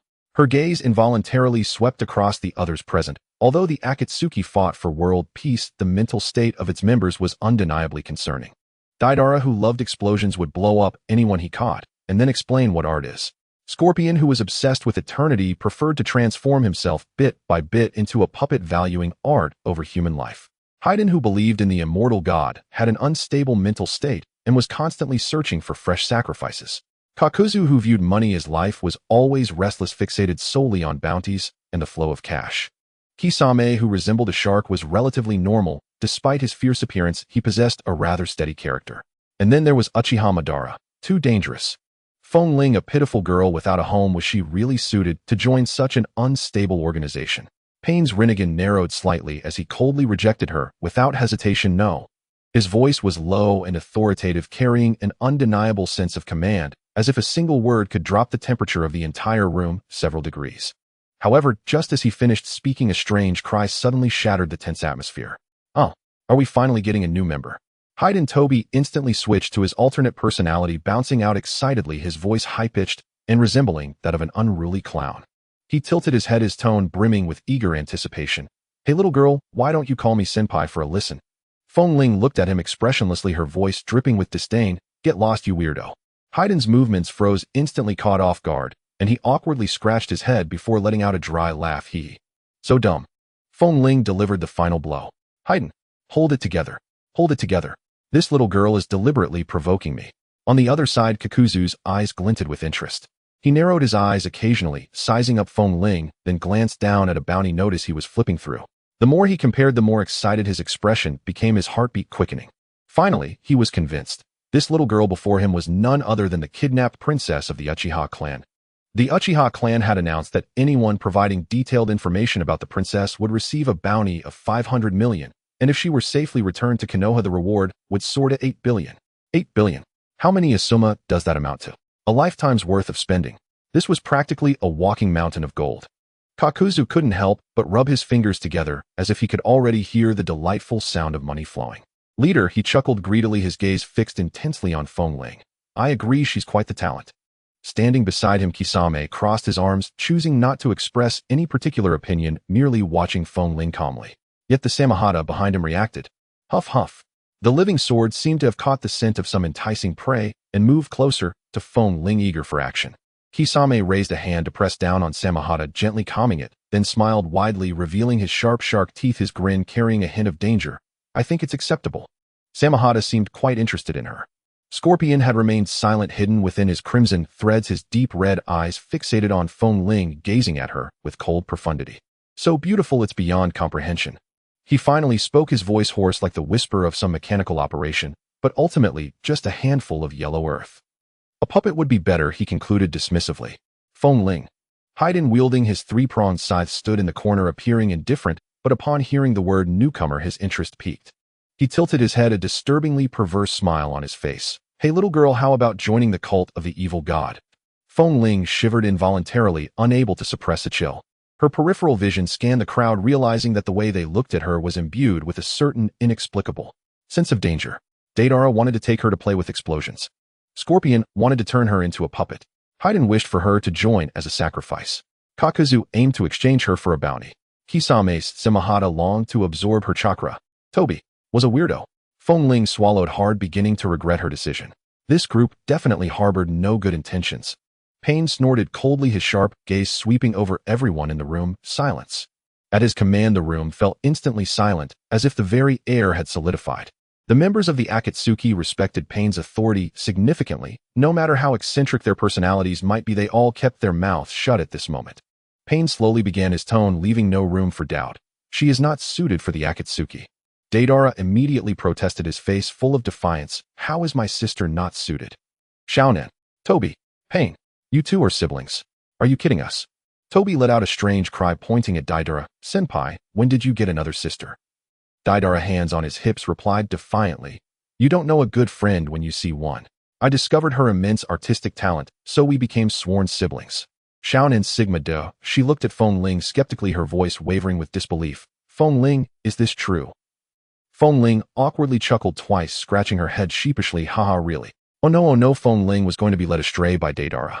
Xiaonan immediately displayed a worried expression, knitting her brows as she fixed a serious gaze upon Feng Ling. "Were you forced into this?" Deidara exploded. "What do you mean? We siblings met too late. We hit it off great." Xiaonan. Her suspicion heightened. This was not a good omen, a bomb enthusiast paired with a seemingly naive girl. The course of events left her feeling quite anxious. Pain glanced at the antics of Toby, then at Xiaonan, whose expression was complex. After a moment's contemplation, he finally spoke. "Feng Ling, do you willingly wish to join the Akatsuki?" All eyes fell upon Feng Ling, and the atmosphere in the room suddenly grew heavy. Feng Ling blinked, her mind racing, and ultimately mustered the courage to nod a yes. Pain's gaze was sharp as a blade, seemingly attempting to pierce through her heart. But after a moment, he slightly nodded and calmly issued his command. "All right, since you are willing, you shall be a member of the Akatsuki from now on." Feng Ling. Was it really that quick? She wasn't even prepared psychologically. Pain continued. "For now, you'll team up with Xiaonan." "Hey, wait." Deidara immediately protested, jumping up. "I introduced her, so she should be on my team." He looked disdainfully at Scorpion, who was standing nearby. I've never liked this guy, I want a new teammate. Scorpion didn't even glance at him, simply uttering 2 words, boring. Deidara gritted his teeth in frustration, you jerk. Scorpion couldn't be bothered as their artistic philosophies were completely at odds. One pursuing eternity, and the other instant explosion. Being together was torment. Kakuzu narrowed his eyes, staring intently at Feng Ling, his gaze deep, as if calculating something. He cleared his throat and slowly raised his hand. He'll be this little one's teammate. Haydn immediately objected, pointing at his own face. What about me? Kakuzu coldly snorted without turning around. Go hang out where it's cooler. A fool spouting evil god theories couldn't compare to his little mountain of gold. Haydn gritted his teeth in frustration. Hey, Kakuzu, you old jerk, how could you do this to me? Kakuzu shrugged indifferently. Oh, do you want to compare with money? Haydn. Toby chimed in, appearing like an overly excited child. I want to take the newcomer. Can I please be a super cool senpai? Feng Ling couldn't help but facepalm, as she absolutely did not want to be paired with this weirdo. Kisame stood to the side, arms crossed, glancing at Feng Ling before smiling slightly. Leader, I still don't have a partner. Upon hearing this, the room fell silent for a moment. Everyone exchanged glances, all thinking the same. If Feng Ling teamed up with Kisame, a shark-faced guy, and a little girl, just the thought of that combination was hard to bear. Pain surveyed the crowd, snorted coldly. Let Feng Ling choose for herself. Instantly, all eyes turned to Feng Ling. The room was silent, everyone staring at Feng Ling, waiting for her answer. Feng Ling couldn't help but swallow hard, her mind racing with questions. What was I thinking at that moment? Why on earth did I come with Deidara? The Akatsuki, what kind of place is this? Everyone is in an unstable mental state, yet she strode in boldly. Isn't this just asking for trouble? She took a deep breath and looked around. Kakuzu was watching her with great interest, his eyes gleaming with the shine of money, as if he were evaluating a priceless auction item. Haydn was shouldering his 3-section scythe, a dangerous smile curling at the corners of his mouth, his eyes revealing a fervent belief, as if he would pounce on her at any moment to pull her into the cult of the evil deity. Sasori stood silently to the side, hidden in his hiriko, only his eyes glimmering with interest, a slight smile on his lips, looking as if he thought this little girl would make a fine collectible. Kisame had an expressionless face, his shark skin behind him making soft sounds, appearing eager to try, seemingly very interested in her. And what about Conan?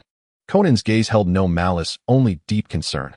Yesterday, she was the one who coaxed her to sleep, arranged the room, and protected her from beginning to end. Even when everyone was competing to partner with her, only Conan did not push, choosing instead to respect her wishes. She is simply an extraordinary woman. Who should I choose? The answer is clear. Feng Ling firmly looked at Conan and declared without hesitation, I choose Sister Conan. The air instantly fell silent for 3 seconds. Conan let out a sigh of relief. She had won. Feng Ling choosing her was good. This way she could take care of her, and at least she wouldn't have to worry about her being led astray by the other members of the Akatsuki. Kakuzu looked unwilling, as he had already calculated the 8 billion bounty into his pockets, yet this unexpected turn of events occurred. He crossed his arms, his gaze flickering, muttering softly, Sigh, I knew it wouldn't be that simple. But as for my little gold mountain, we'll see how it goes. Kisame sighed, patted the head of his shark skin, and said lightly, It seems we are not very popular. Shark skin woo-woo. Feng Ling looked at Shark Skin's spiky face and felt a shiver down her spine. Is this what you call unpopular? Shark Skin's clingy demeanor nearly made her lose her mind. Afu looked dejected, patting his head. It seems I can't be a senior anymore. Feng Ling rolled her eyes silently. Sasori, meanwhile, expressionless, looked away and casually remarked, One less collectible. Feng Ling felt a chill run down her back. Collectible? You mean a puppet, right? Haydn, undeterred, approached step by step with his scythe, enthusiastically asking, Little girl, have you really considered joining the cult of the evil deity? It's wonderful. Believing in the evil deity can bring endless suffering. Feng Ling immediately waved her hand, quickly retreating behind Conan. Sorry, I don't believe in any religion. What a joke. Why would she join a cult of lunatics? Deidara was greatly disheartened and immediately pointed at Feng Ling. Sister, didn't you promise to partner with me? Feng Ling shot him a glare, defiantly stating, Do you understand safety? Little Deidara, you're too dangerous. Deidara stroked his chin, pondering, Do I not have a sense of safety? I think I feel pretty secure. Feng Ling thought, No, it's not that you lack a sense of safety, you make others feel unsafe. This is a person who hangs explosives on his body every day and casually declares art is an explosion. If she partnered with him, she felt she could be blown to smithereens at any moment. Pain finally made a decision, coldly stating, All right, since Feng Ling chose Conan, it's settled. Conan, do you have any objections? Conan smiled slightly, looking at Feng Ling with a gentle and firm voice. No problem. Feng Ling hurriedly rushed to Conan's side, hugging her arm, tightly pressing her whole self against her. Finally, she felt a bit of safety.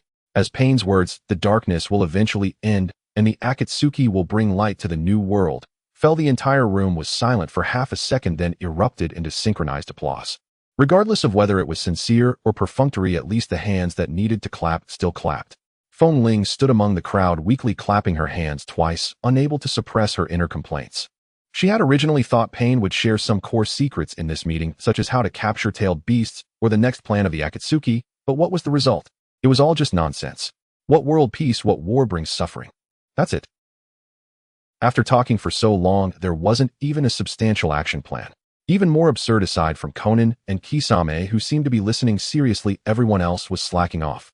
Kakuzu had his head down, seemingly calculating something. If nothing unexpected happened, he was probably counting money.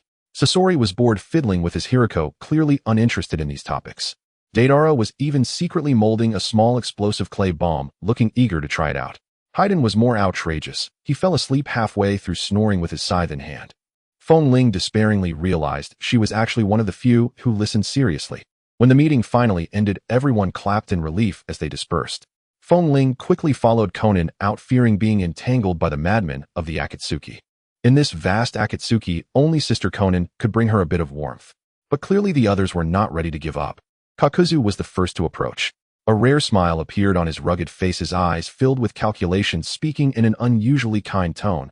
"Little girl, do you want to go home? I can take you back. It only costs 500 million.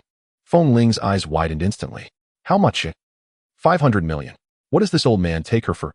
Feng Ling was shocked to the point of questioning her life. Kakuzu truly didn't treat money as money. She was a homeless little girl, and he was talking about 500 million with her.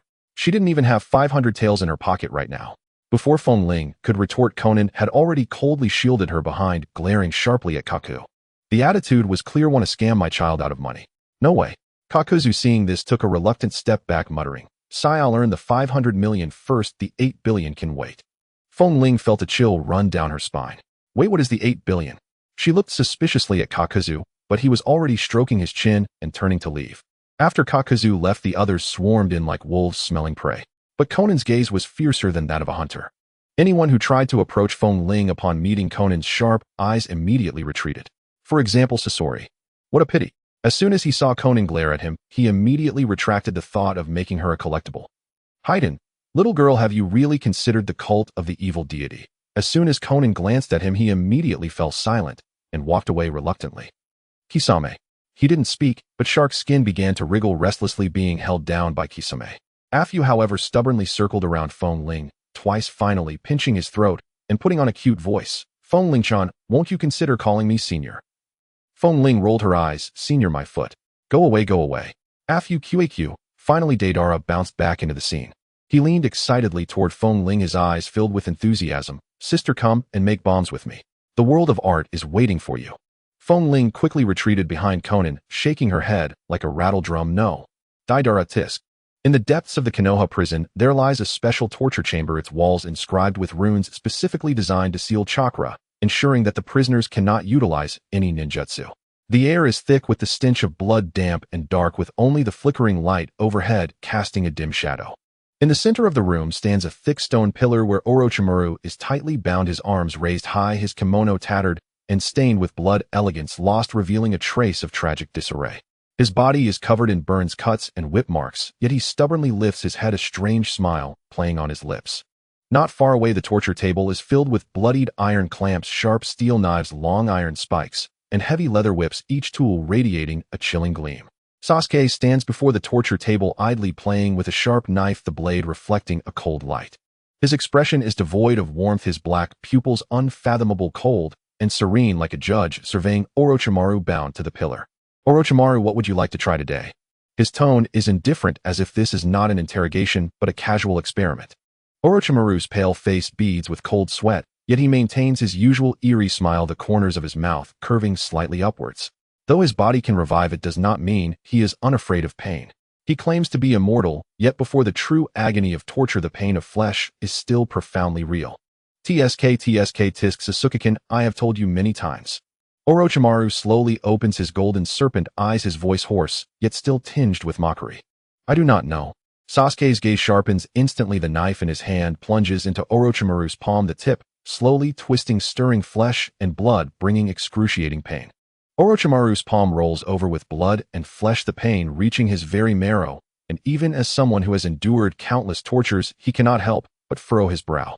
Sasuke leans slightly forward, his voice chillingly cold. I want you to tell me word by word. Who was that person? Why did you capture Windbell? What is your relationship with him? Where is Windbell now? With each question, the knife tip continues to rotate in his palm, shredding more flesh and blood, bringing heart-wrenching pain. Yet Orochimaru grits his teeth, not a single scream escaping his lips.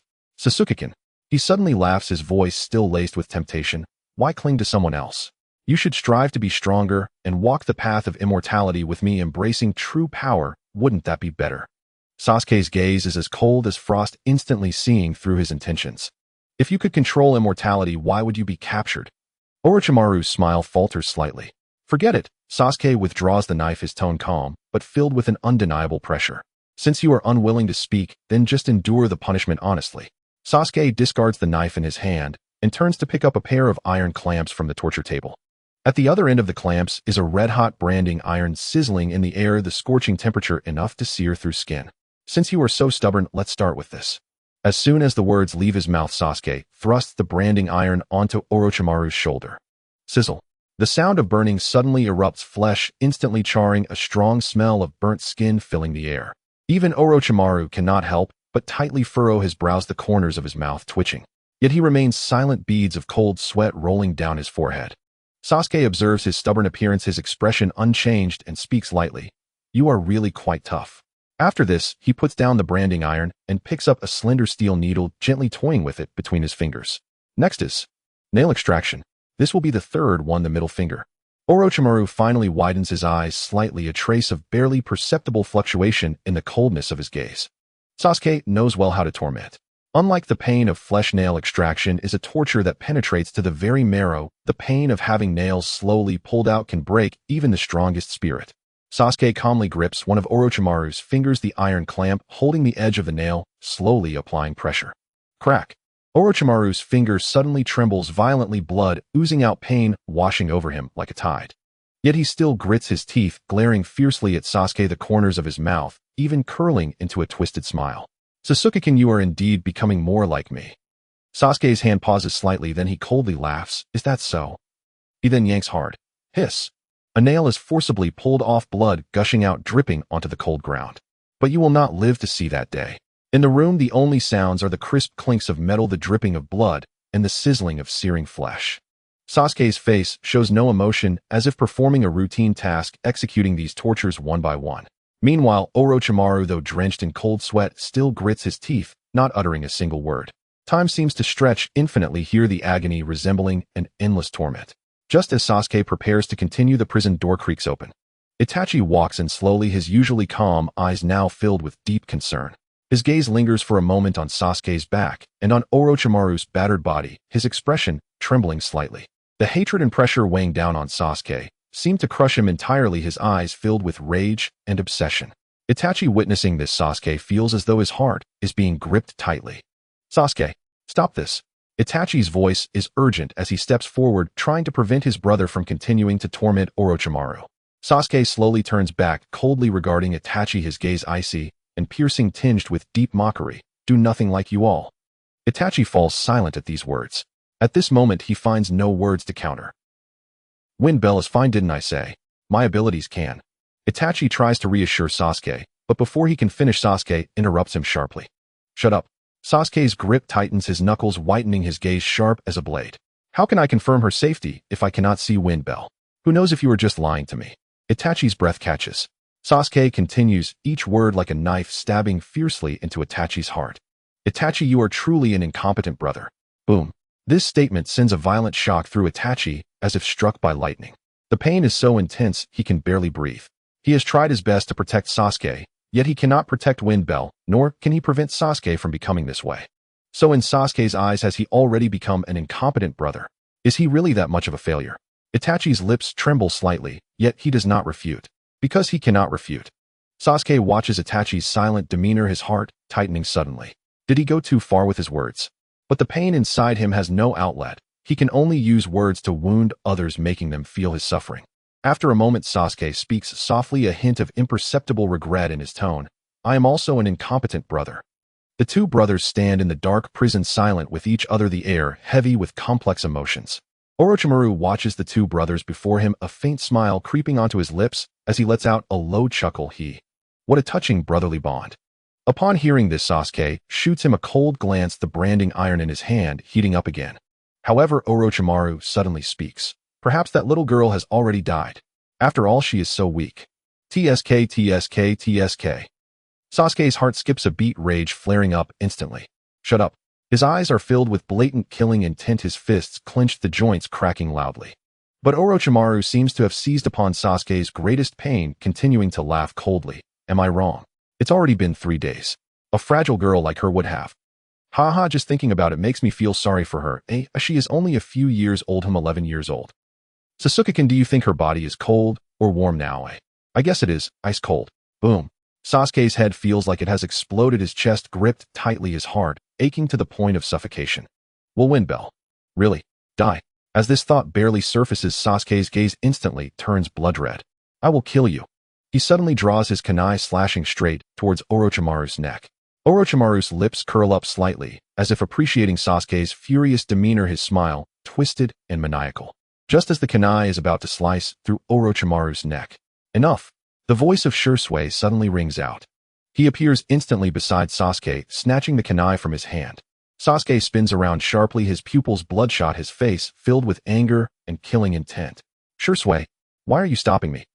Shisui does not answer, but instead looks at Orochimaru, and in an instant a Jinjutsu quietly takes effect. Orochimaru's eyes lose focus, instantly falling into a deep sleep. Sasuke is momentarily stunned, then he glares at Shisui in a fit of rage. Do you know what he just said, Shisui ignores Sasuke's fury and speaks with a serious expression. Someone knows information about Wind Bell. 5 hours ago, the action of Jiao Du began. As soon as the meeting of the Akatsuki concluded, Jiao Du hurriedly set off towards the land of fire. To reach Konoha village quickly, he burned through his chakra without hesitation, even sprinting at full speed continuously, using body flicker technique and earth grudge fear to accelerate. However, even for a powerful ninja like Jiao Du, such intense consumption came at a cost. 3 of his hearts were directly ruined by his own running. This loss is a bit much. I'll need to ask for more money later, Jiao Du muttered to himself, his expression stoic as he continued to approach Konoha village at an astonishing speed. The gates of Konoha gradually came into view, guarded by stern sentinels patrolling the entrance, but for a ninja of Jiao Du's caliber, avoiding them was merely child's play. With hardly any effort, he silently infiltrated the Uchiha clan's territory. Knock, knock, knock. The door of the Uchiha residence was knocked upon, and 3 seconds later it swung open. Standing at the doorway was none other than the clan leader of the Uchiha Fugaku. Jiao Du glanced up at the tall man with sharp eyes before quietly assessing him. He looks quite wealthy. Clearing his throat, he spoke in a calm tone. May I ask who you are? Fugaku frowned, clearly displeased, and replied, I am Uchiha Fugaku, the clan leader of the Uchiha clan. Jiao Du no longer beat around the bush and replied blandly, yet meaningfully, I know where your daughter is.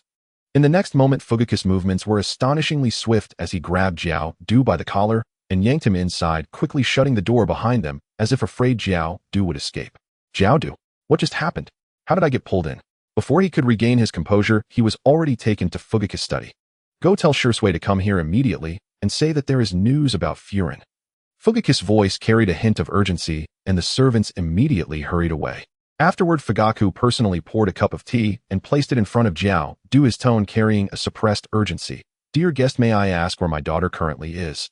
Jiao Du did not answer directly, but crossed his arms, looking up at the ceiling in silence while his fingers unconsciously fidgeted. Fugaku was taken aback, but quickly realized it, suddenly bursting into hearty laughter. Haha, understood. 500 million, I will prepare it right away. With that, Fugaku turned and walked towards a nearby cabinet, gently pulling it open to reveal rows of boxes filled with cash.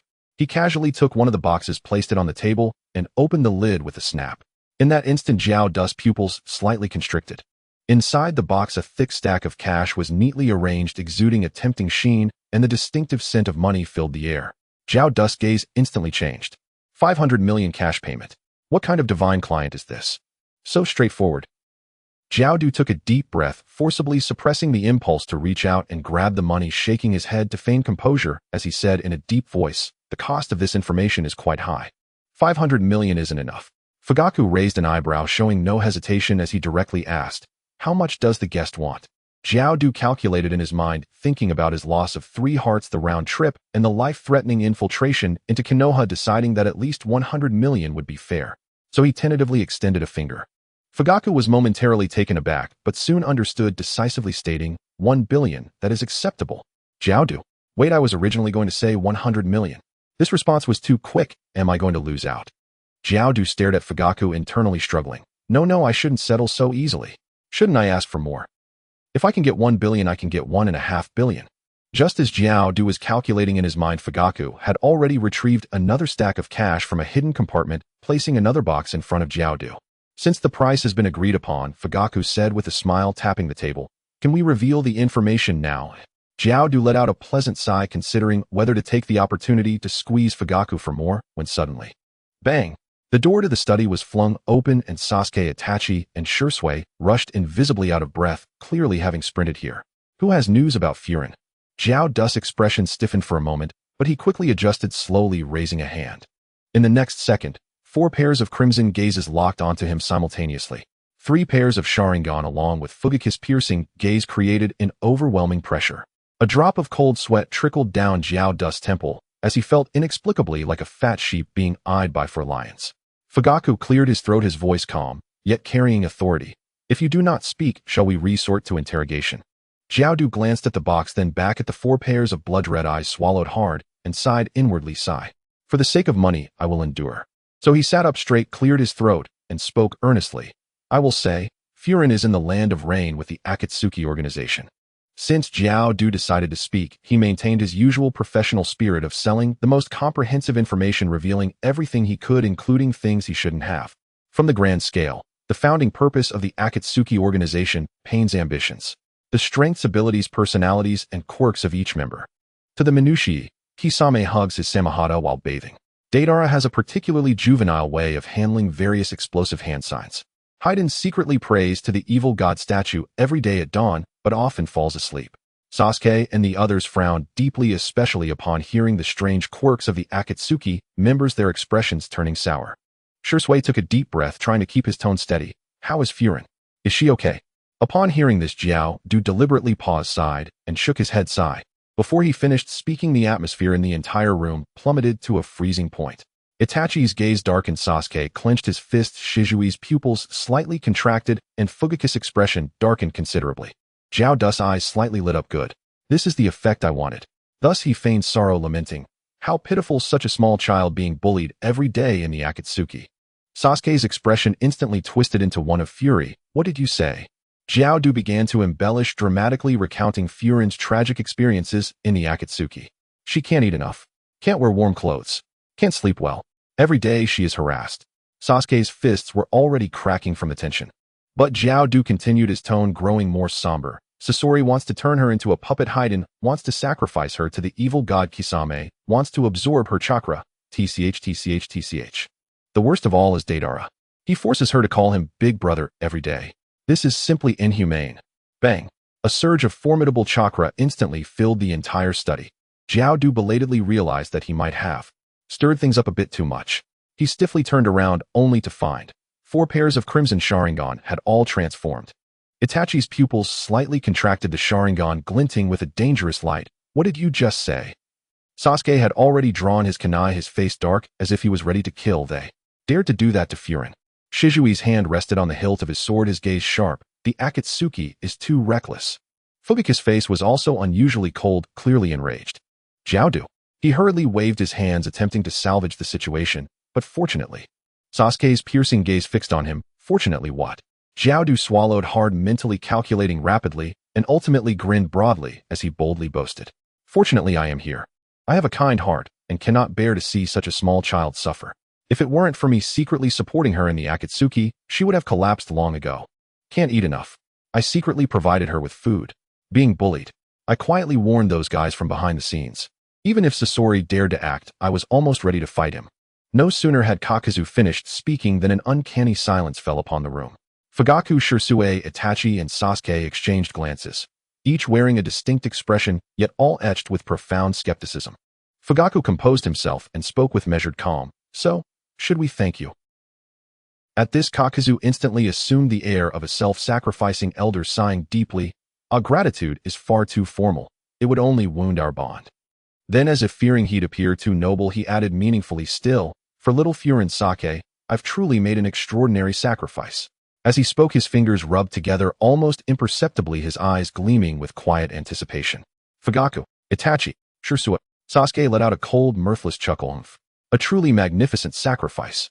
Fugaku studied Kakuzu for a long moment, then smiled faintly. Originally, I intended to offer you a token of appreciation. Kakuzu's eyes lit up. He sat upright, already raising his hand. Only for Fugaku to add, tone utterly placid, but since you decline, I'll withdraw the offer. Kakuzu froze mid-gesture. No, I do want it. I desperately want it. A faint twitch tugged at the corner of his mouth as he forcibly suppressed the urge to reverse himself on the spot. Fugaku had long since deciphered Kakuzu's nature, avaricious, profoundly so. A man who, given sufficient coin, would sell, even his own superior, without hesitation. If that were the case, then strike with gold. Strike until retreat becomes impossible. Fugaku's smile vanished. His voice grew solemn. You possess intimate knowledge of the Akatsuki's inner workings. Would you assist us in rescuing Furin? Kakuzu's face lit up, as if he'd been waiting precisely for those words, and he began to nod. When Fugaku added smoothly, naturally your compensation will be more than generous. Kakuzu narrowed his eyes, slightly paused in thoughtful silence, and then slowly raised a single finger. As it happens, I am inclined to accept. Now, what of the 80 billion? 80 billion. Fugaku remained utterly unruffled, his gaze as still and deep as still water. He did not reply immediately, merely lifted the teacup before him, sipped calmly, and set it down. The sum is genuine. Deliver my daughter safely back to Konoha, and the full 80 billion shall be yours, handed over with both hands. Kakuzu's heart lurched violently, a flash of raw avarice flickered across his eyes. 80 billion. An unimaginable windfall. One successful delivery, and he would ascend to wealth beyond dreams. He drew a slow, steadying breath, quelling the storm within, then adopted the stern, righteous bearing of a man moved solely by moral duty and declared gravely, very well. For the child Sake, I shall reluctantly intervene. A fruitful partnership. Fugaku offered a subtle, knowing smile, indeed, most fruitful. Sasuke's expression remained icy, his voice edged with deep mistrust. Father, I do not trust this man. Since we now know Furin's whereabouts, we can retrieve her ourselves. Not a single soul in the Akatsuki is worthy of trust. Itachi's voice was low but unyielding. Sasuke, compose yourself. How can I compose myself? Sasuke clenched his fists, eyes blazing with hostility. Furin has been seized by those monsters. Her life hangs in the balance. Itachi placed a firm hand upon Sasuke's shoulder, his gaze steady and unwavering. The Akatsuki's strength is no trifling matter. A frontal assault alone carries vanishingly slim odds of success. And have you considered, what if? What if Furin has already been relocated, or worse, subjected to unforeseen peril? Sasuke stiffened abruptly, his breath catching audibly. You know well enough, intelligence lag is the most perilous vulnerability of all. Itachi's voice dropped to a near whisper, yet pierced straight to the core. Rash action will only deepen Furin's peril. We require a plan of meticulous precision. Moreover, coordinated action from within and without remains the safest path forward. Sasuke held Itachi's gaze, emotions churning fiercely, until at last he unclenched his fists, closed his eyes briefly, and murmured, voice hushed, but resigned, I understand. Itachi exhaled softly, relief washing over him. Shisui placed a reassuring hand upon Sasuke's shoulder. Have faith. Furin will be safe.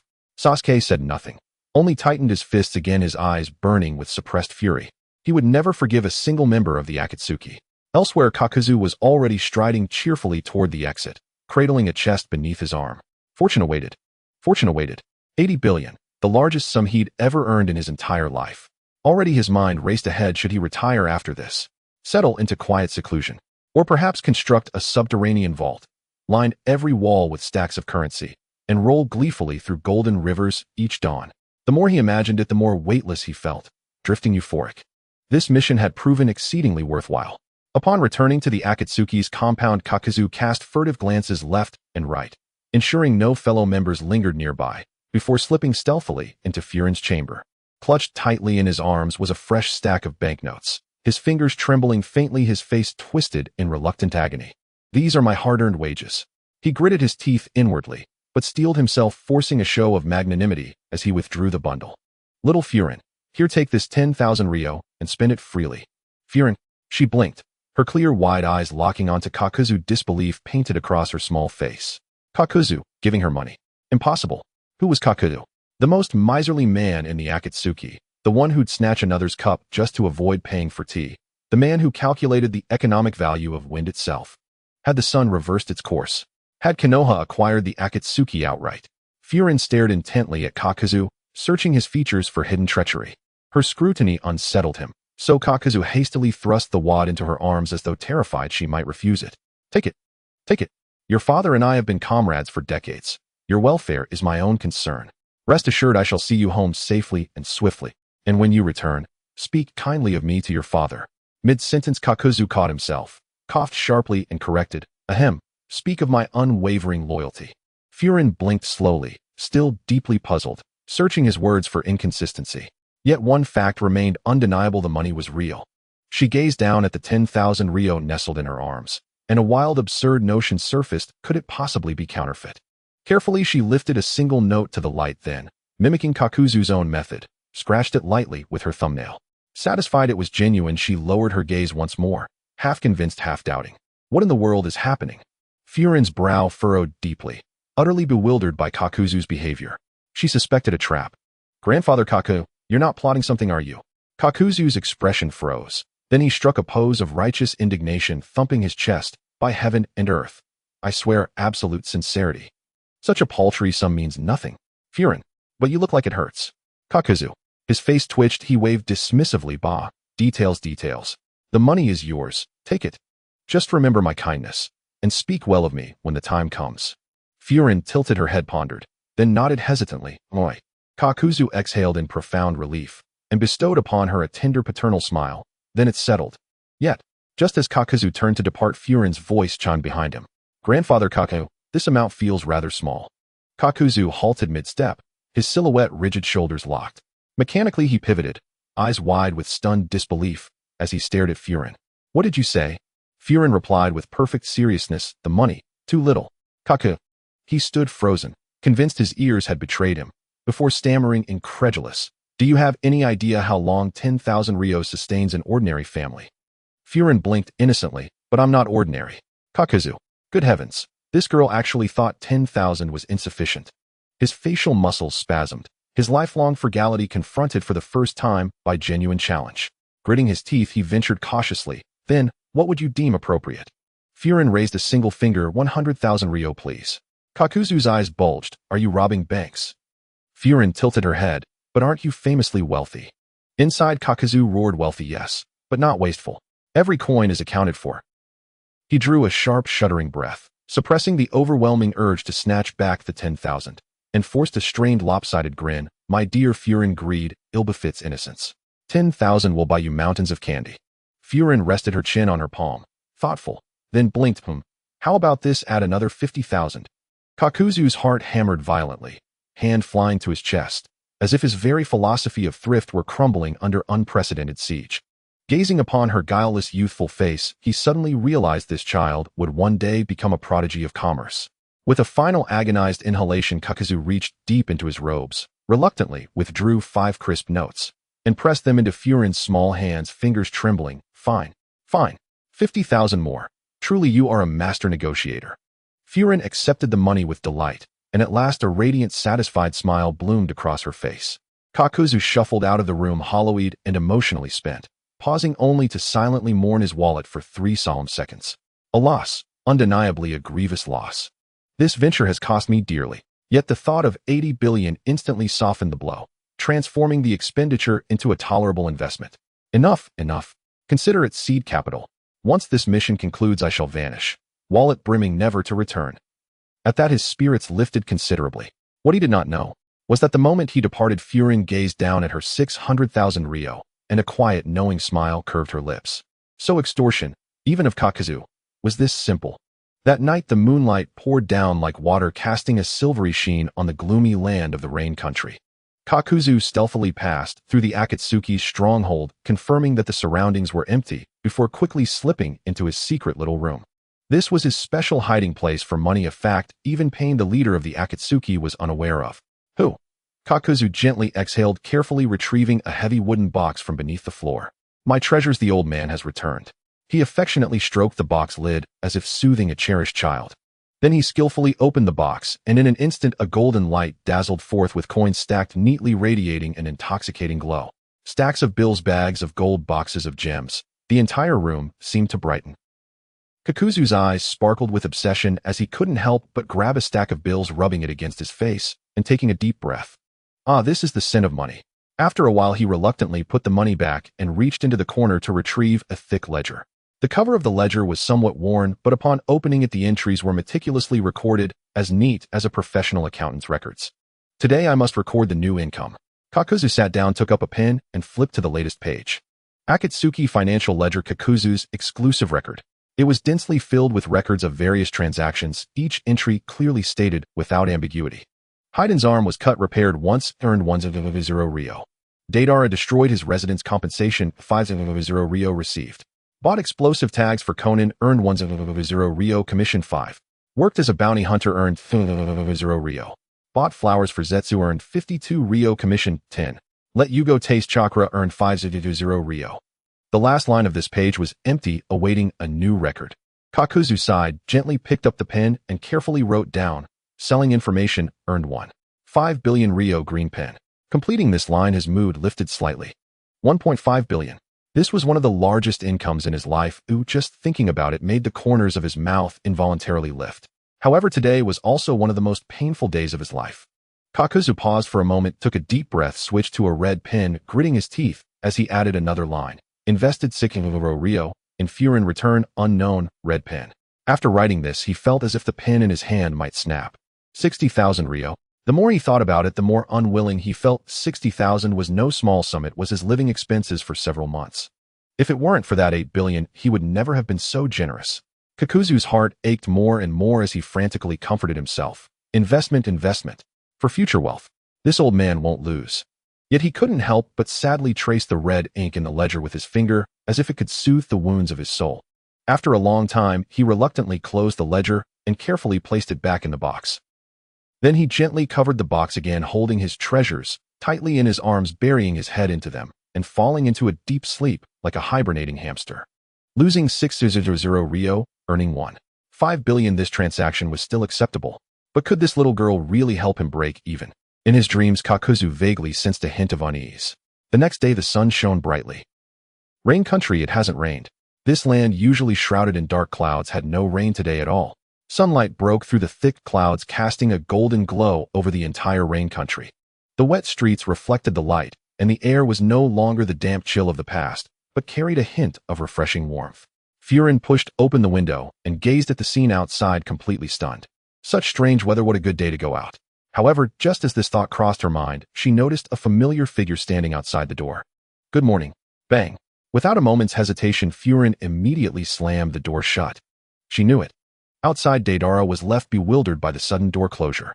However, he did not lose heart and continued knocking, his voice full of excitement. Furin, didn't you say that when it stops raining in rain country, we would play with explosions together? Furin pressed herself against the door, bracing it firmly. She had indeed said such a thing, but it was just a casual remark. Bang, bang, bang, bang. The door was knocked vigorously, causing Furin's arms to go numb. Come out already. Let art flourish. Furin shook her head frantically. Who knew when it would rain in rain country again? She could only silently call out in her heart, Lord Pain. Where is your rain tiger's freedom technique? Please restore normalcy soon. In the distance atop a high tower, Conan quietly observed the rare clear sky, puzzled as she asked, Pain, isn't it raining today? Pain, eyes closed, calmly replied, Give her a little time to adapt. Outside, Deidara persistently knocked for a full 3 minutes. Finally, he sighed and reluctantly lowered his hand. Forget it. He'll come back later. Hearing the footsteps fade away, Furin finally let out a sigh of relief, slumping against the door and patting her chest to reassure herself, It's all right, I finally made it through. But she waited for a long time and finally tentatively opened a crack in the door, peeking her head out to look. There was no sign of Deidara outside. Furin breathed a sigh of relief, thinking it should be safe now. Just as she was about to fully open the door, a whirlwind of orange suddenly charged over. Good morning. What? Furin instinctively stepped back, staring in horror at the familiar spiral mask before her. It was Haiden. Do you want me to take you out to plays? Furin's eyes widened in shock, her face turning pale. Something was off. This guy was even more dangerous than Deidara. Whoosh. Furin reacted swiftly, darting out the door, without caring about Haiden's reaction, sprinting away into the distance. Haydn stood there tilting his head. Why did she run? As Furin ran, she suddenly spotted someone standing ahead. It was Deidara. He had his back to her, walking with a slightly lonely step, as if abandoned by life. Furin halted, glancing back at Haydn, who was still dazed, then looking at the lonely Deidara. The market of the Rain country bustled with activity on this rare sunny day. Vendors shouted their wares, and the air was filled with the enticing aroma of hot food. Feng Ling walked side by side with Deidara, surrounded by a throng of people. She felt a twinge of regret, but since she had chosen to come out with Deidara, she decided to make the best of it. Tentatively, she said, "Little Deidara, can we keep it down a bit?" Deidara halted his steps, glanced at her, and replied with unwavering certainty. "No way. Art must be shocking." Feng Ling. She sighed deeply. All right, communicating with this guy is pointless. However, since they were already out, she wanted to indulge her own little wish.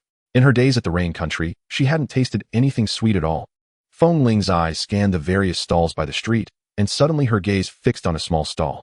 On the stall, crystal clear, tonghalu glimmered red under the sun, the sugar coating wrapped around hawthorn, looking both sweet and crunchy.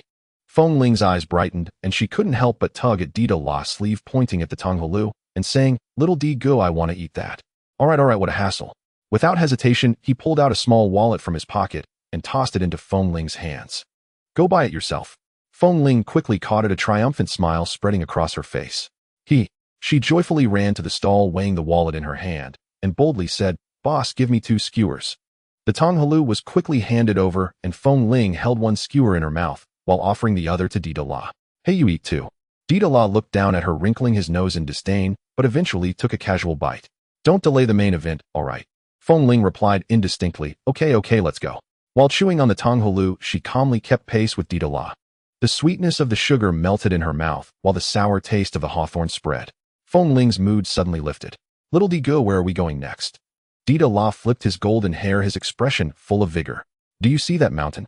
Feng Ling followed the direction he pointed. "Oh, I see it." Deidara's lips curled into an excited arc, his tone fervent. "Let's blow that thing up." Feng Ling, She stared at Deidara in shock, doubting whether she had misheard. What a big deal. Without hesitation, Deidara grabbed Feng Ling's hand, and with a leap, he jumped onto a giant white clay bird. Woo! Feng Ling didn't even have time to struggle, as she was pulled up into the sky by Deidara. The wind howled, and her clothes flapped wildly. In an instant, they stood atop the mountain peak. Deidara stood at the edge of the rock, arms crossed, gazing down at the mountain that was about to become a masterpiece. Excitement gleamed in his eyes, and his voice was filled with burning anticipation. "Are you ready? Prepare for my ultimate art." Feng Ling. Her hair stood on end as terrifying images flashed through her mind. It can't be C for Garuda, right? Or C0 self-detonation. No way. Really no way. Her expression changed, and she quickly clutched Deidara's arm, trying to sound rational and calm. "Little Deidara, let me do it instead." Deidara paused slightly, turning to look at Feng Ling, his excitement undiminished, and even. There was a glint of light in his eyes. "You? Double explosion." Feng Ling. Wait, what is double explosion? Why does he sound even more excited than before? But she gritted her teeth, silently weighing it in her heart. It's better for her to blow it up than to let Deidara do it. She took a long breath and resignedly extended her hand.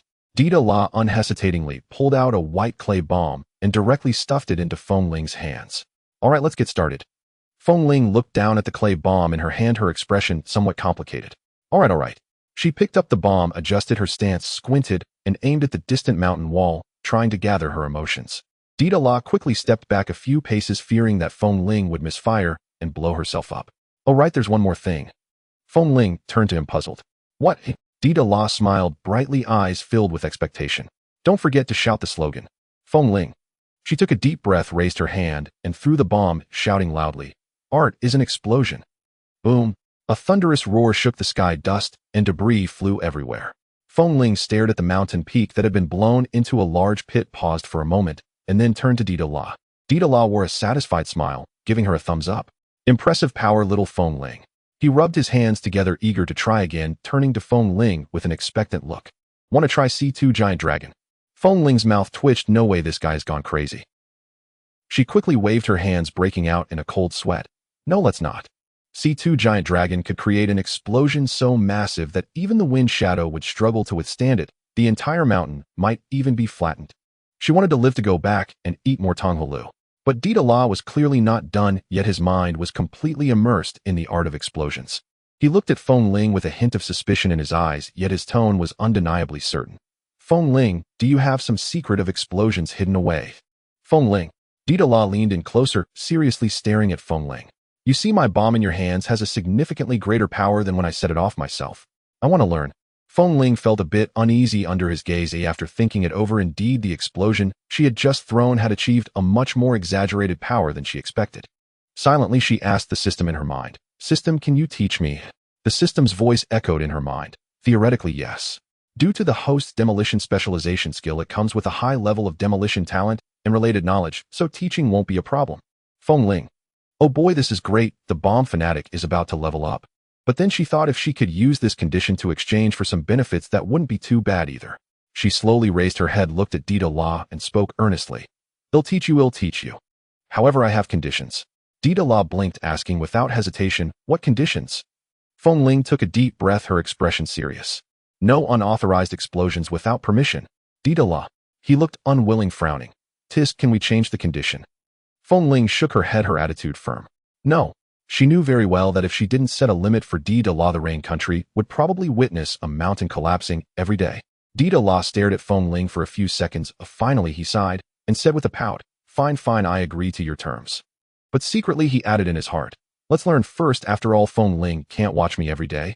We're sworn siblings. What's wrong with blowing up a mountain? Feng Ling extended her small hand, blinked her eyes, and spoke calmly. Hey, let me take a look at your bomb.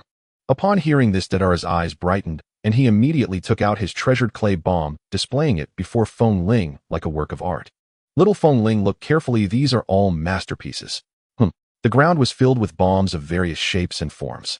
There was a spider, its long legs covered in cracks, clearly designed to shatter its target upon detonation, a centipede slender and wriggling, ready to burrow underground and explode at any moment, a bird, its wings spread wide, soaring through the air, agile and dangerous, and a chubby little dragon that tilted its head, looking nothing like a bomb, as well as a mini Daedalus doll grinning brightly while holding a small bomb. Feng Ling's eyes twitched as she felt that something extraordinary had mixed in. She quickly picked out the doll and the little dragon, her expression serious. I don't want these two. Daedalus protested, hugging his creations, his face full of grievance. I can't believe I got found out. Feng Ling rolled her eyes. How could she not notice? It was obvious he was trying to sneak in something strange. However, looking at the remaining conventional bombs like the spider, centipede, and bird on the ground, an idea suddenly sparked in Feng Ling's mind. She squinted her eyes and picked up a spider bomb, observing it closely. The explosion range is decent, but if we could add multiple shockwaves, the power should be even greater. She then picked up the bird bomb, pondering. The flying speed is good, but if we add an invisible chakra coating on the wings, it would be harder to detect. Feng Ling gradually got into the zone, becoming more excited as she researched, mumbling improvement plans. Daedalus watched her focused demeanor, unable to resist, swallowing hard. Did he really stumble upon a treasure? Feng Ling's eyes sparkled with excitement, the corners of her mouth slightly lifting as she gently tapped the wings of the clay bird. Little Digo, look, we can place small explosives on the spider legs, so when the spider explodes, the legs can explode too. The same goes for the centipede. Daedalus frowned in thought, then showed a look of agreement, stroking his chin and nodding. Interesting. Double explosion for a more thorough detonation. But Feng Ling did not stop. Pointing at the bird, she continued, and also let's add a device for dropping bombs to this bird. Daedalus pouted and shrugged. I know that I've done it before. Feng Ling shook her head, her eyes reflecting a kind of crazy obsession. Not fast enough. What I want is to hit the target in an instant, just like a very fast kunai. Daedalus squinted his eyes, clearly intrigued by Feng Ling's idea. Is it possible? Feng Ling confidently patted her chest. Of course. By utilizing the bomb's own impact force combined with a special explosive propulsion system, we can increase its speed several times. This way, the bird can not only drop bombs, but also accurately lock onto its target, just like a real Ninja World bomber. Daedalus was completely ignited by Feng Ling's idea. Fists clenched, his eyes filled with fervor for art. It can do that too. Of course. Feng Ling nodded firmly. Daedalus' eyes lit up, and he quickly took action, grabbing the bird bomb and smirking with arrogance. Quick, let's improve it. I can already see the Ninja World bomber making its debut. The two immediately focused on the modifications, with Feng Ling responsible for the design structure, while Daedalus, using his exceptional molding skills, transformed both sides of the bird's wings into launch devices with cannons. Feng Ling held the newly modified clay bird, her eyes sparkling. Let's try it. If it doesn't work, we can modify it again. Feng Ling nodded eagerly. Deidara was equally excited. He gently patted the bird's wings and whispered, "Little buddy, give us a good show later." With that, he infused chakra into the clay bird and gently tossed it, causing the bird to flap its wings and soar into the sky. Boom! The bird ascended into the air, flapping its wings and stirring up a gust of wind, tracing a graceful arc in the sunlight. Feng Ling tilted her head back, eyes brimming with excitement. "Are you ready? Our first round of bombing tests." Deidara waved his hand. "Give it the command." Feng Ling took a deep breath, her finger lightly tapping. "Bird, no. One fire." Whoosh! Whoosh! The newly added cannons on both sides of the bird instantly activated, launching several miniature bombs that shot straight towards the target like kunai. Deidara's eyes widened as he fixated on those bombs. Did it really work? Boom, boom, boom. The bombs accurately hit the distant target, and in an instant flames erupted, smoke billowing. Deidara was so excited, he almost jumped up. "Now that's what I call art."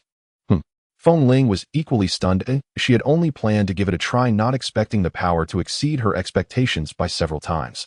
"Little D, good, did we invent something incredible?" Deidara enthusiastically nodded. "A new art has been born." The two exchanged excited glances, dancing and celebrating as if their hands were about to turn red from clapping. Feng Ling looked at the bird still circling in the sky. A flash of inspiration struck her. "Little D, go. What if we further improve the flight trajectory, allowing it to automatically lock onto targets?" Deidara's eyes lit up, and add a delayed detonation setting so the bomb explodes at the best moment. Feng Ling vigorously nodded. "Yes, yes, yes. This way it can not only strike accurately, but also disrupt the enemy's reaction time."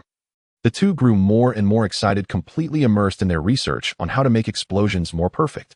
After several hours of modifications, the final version of the modified bird was completed.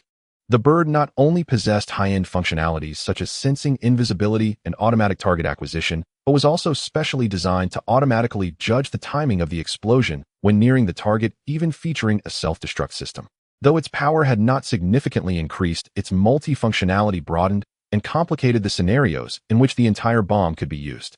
Deidara gazed at the bird, a fervor gleaming in his eyes. "Feng Ling, let me give it a try."